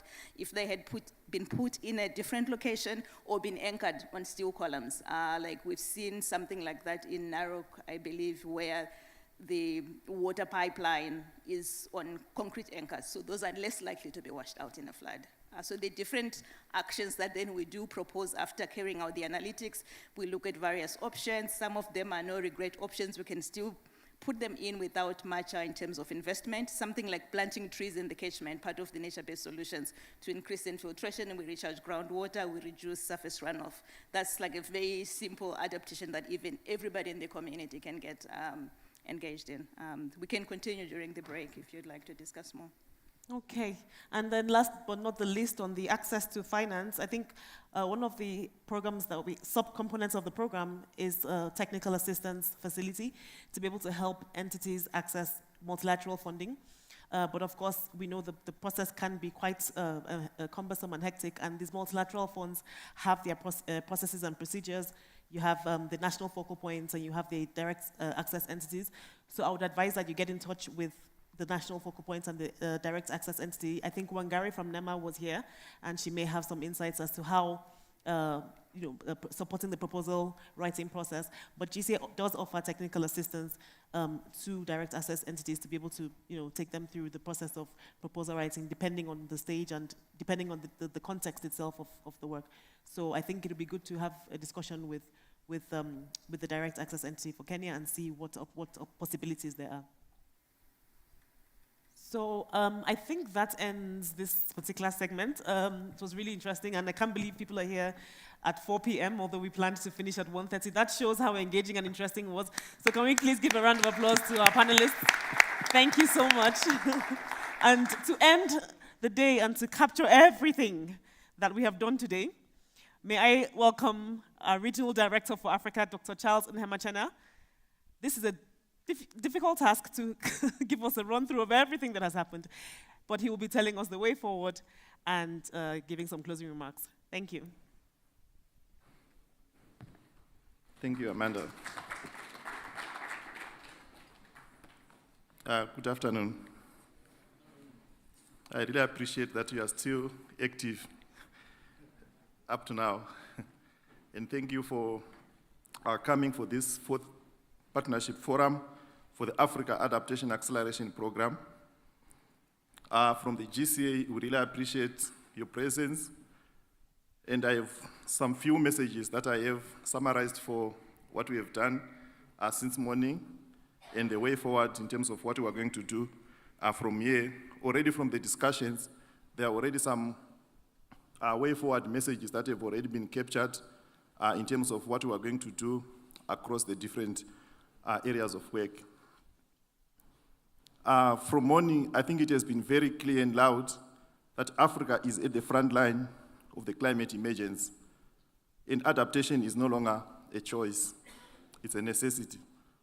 I think we have heard that repeatedly from the morning session, and also from the experiences on the ground, from Homa Bay, from those who are actually at the local level, how they are actually experiencing the impacts of climate change, and how they are also putting in some activities to try to address those, and the call for more action, because what is happening at the moment is not enough to address the extent of the impacts of climate change that the communities are already experiencing, especially across the continent. We have also seen the great progress that the AAAP has achieved over the past 3 years, about 10 billion worth of investments from the World Bank, African Development Bank, and the other IFIs have been shaped or climate-proofed over the past 3 years. And we're actually targeting to reach 25 billion by next year when the first phase of the AAAP comes to an end. That's a great start, but could not be achieved without you, our implementing partners. We have played different roles across the continent in the projects that we have worked with you, the projects that we have helped support through our upstream financing facility, working with our IFI partners. So we really appreciate the work that we are doing with the different partners across the continent, and we hope to continue working with you even as we continue to double down in our support for adaptation across the continent. we really need to redouble our efforts on adaptation, and also especially on ensuring that adaptation finance actually trickles down to the local level. We have heard from our CEO in the morning in terms of the climate finance that is coming in the continent, around 10 billion, and the needs over 100 billion. So you can actually see the adaptation financing gap, and more needs are to be done to ensure that more action for adaptation happens on the ground. And we also know that financing is necessary but not sufficient to make Africa adapted and resilient to climate change. We have also done our state and trends report that also Martha presented in our earlier on, that have also shown that across the continent, only about 7 countries have all planning institutions and implementation readiness to scale adaptation. And implementing partners like you are key to ensure that all the other countries are ready to prepare for implementation of climate adaptation. So working with you, we hope to ensure that all the rest of the continent will be ready to ensure that they are able to attract climate finance and ensure that it goes to the local level where we actually need to make impact. And it is also important that we are not complacent about the results we have achieved to date through the AAAP. We want to keep pushing forward by improving what we are offering and making it attractive so that other regions can also implement their own adaptation acceleration programs. We've also seen the SEEDS countries also copying from what we are doing in Africa. And as Martha presented earlier on, and as our CEO presented earlier on in the opening session, we are also launching the process of scaling up the world's largest climate adaptation program, the AAAP 2.0, as presented by the CEO on the road to Brazil, where we hope to present that. And again, other areas have been presented that we are going to be focusing on, like education, health. That's also areas that have just been discussed in the session that just ended. So we are going to double down in what we are offering, from 25 billion to 50 billion, and also the number of projects that we are going to be supporting, the IFF projects, from the current 80 to 125 to about 250 IFI projects that we are going to work with to ensure that they are climate-proofed before they are in their design, before they are implemented, and also before they are approved by the respective IFI boards. And also ensuring that in terms of the number of countries we are working with, from the current 35, we are going to up that, as presented earlier on, to about 40 plus, and also the number of jobs that we are going to target to create from 1.5 million to about 5 million jobs. So that's our ambition as we go forward. So we're actually doubling down on our ambition, and we hope that we're not going to do that on our own, but we work with you, our different partners across the continent, to ensure that we achieve this ambition. And from the GCA, we continue to bring the best adaptation science, knowledge, and policy from around the world and combine it with the local knowledge. That's also what, from what we heard in the morning, the local adaptation plans, the people's adaptation plans, working with the people, ensuring that they analyze their situations, their risks, and also they are involved in developing the adaptation plans. And if they are also involved in ensuring their implementation, then we'll be able to make more impact on the ground in terms of building adaptation, capacity, and resilience. And we are convinced that countries, businesses, and communities will only be resilient and adapted if there is a vibrant community of organizations, research centers, and businesses that are able to provide adaptation services. And in our brokering role, we are committed to ensuring we all have, you as our partners, all have the capacity to scale adaptation, and we are also committed to ensure that the financial flows for adaptation in Africa must increase 5 to 10-fold, as evidenced in our state and trends report. And also the implementation capacity to scale adaptation in Africa must increase accordingly. And we count on you, our partners, to ensure that together we'll be able to achieve this ambition. Thank you. Thank you, Charles. Not to close after the closing, we started with a prayer, and I've learned that in Kenyan culture, we end the way we started. So we're going to end with a prayer as well. Can we have Ivy Michako to please give us the closing prayer?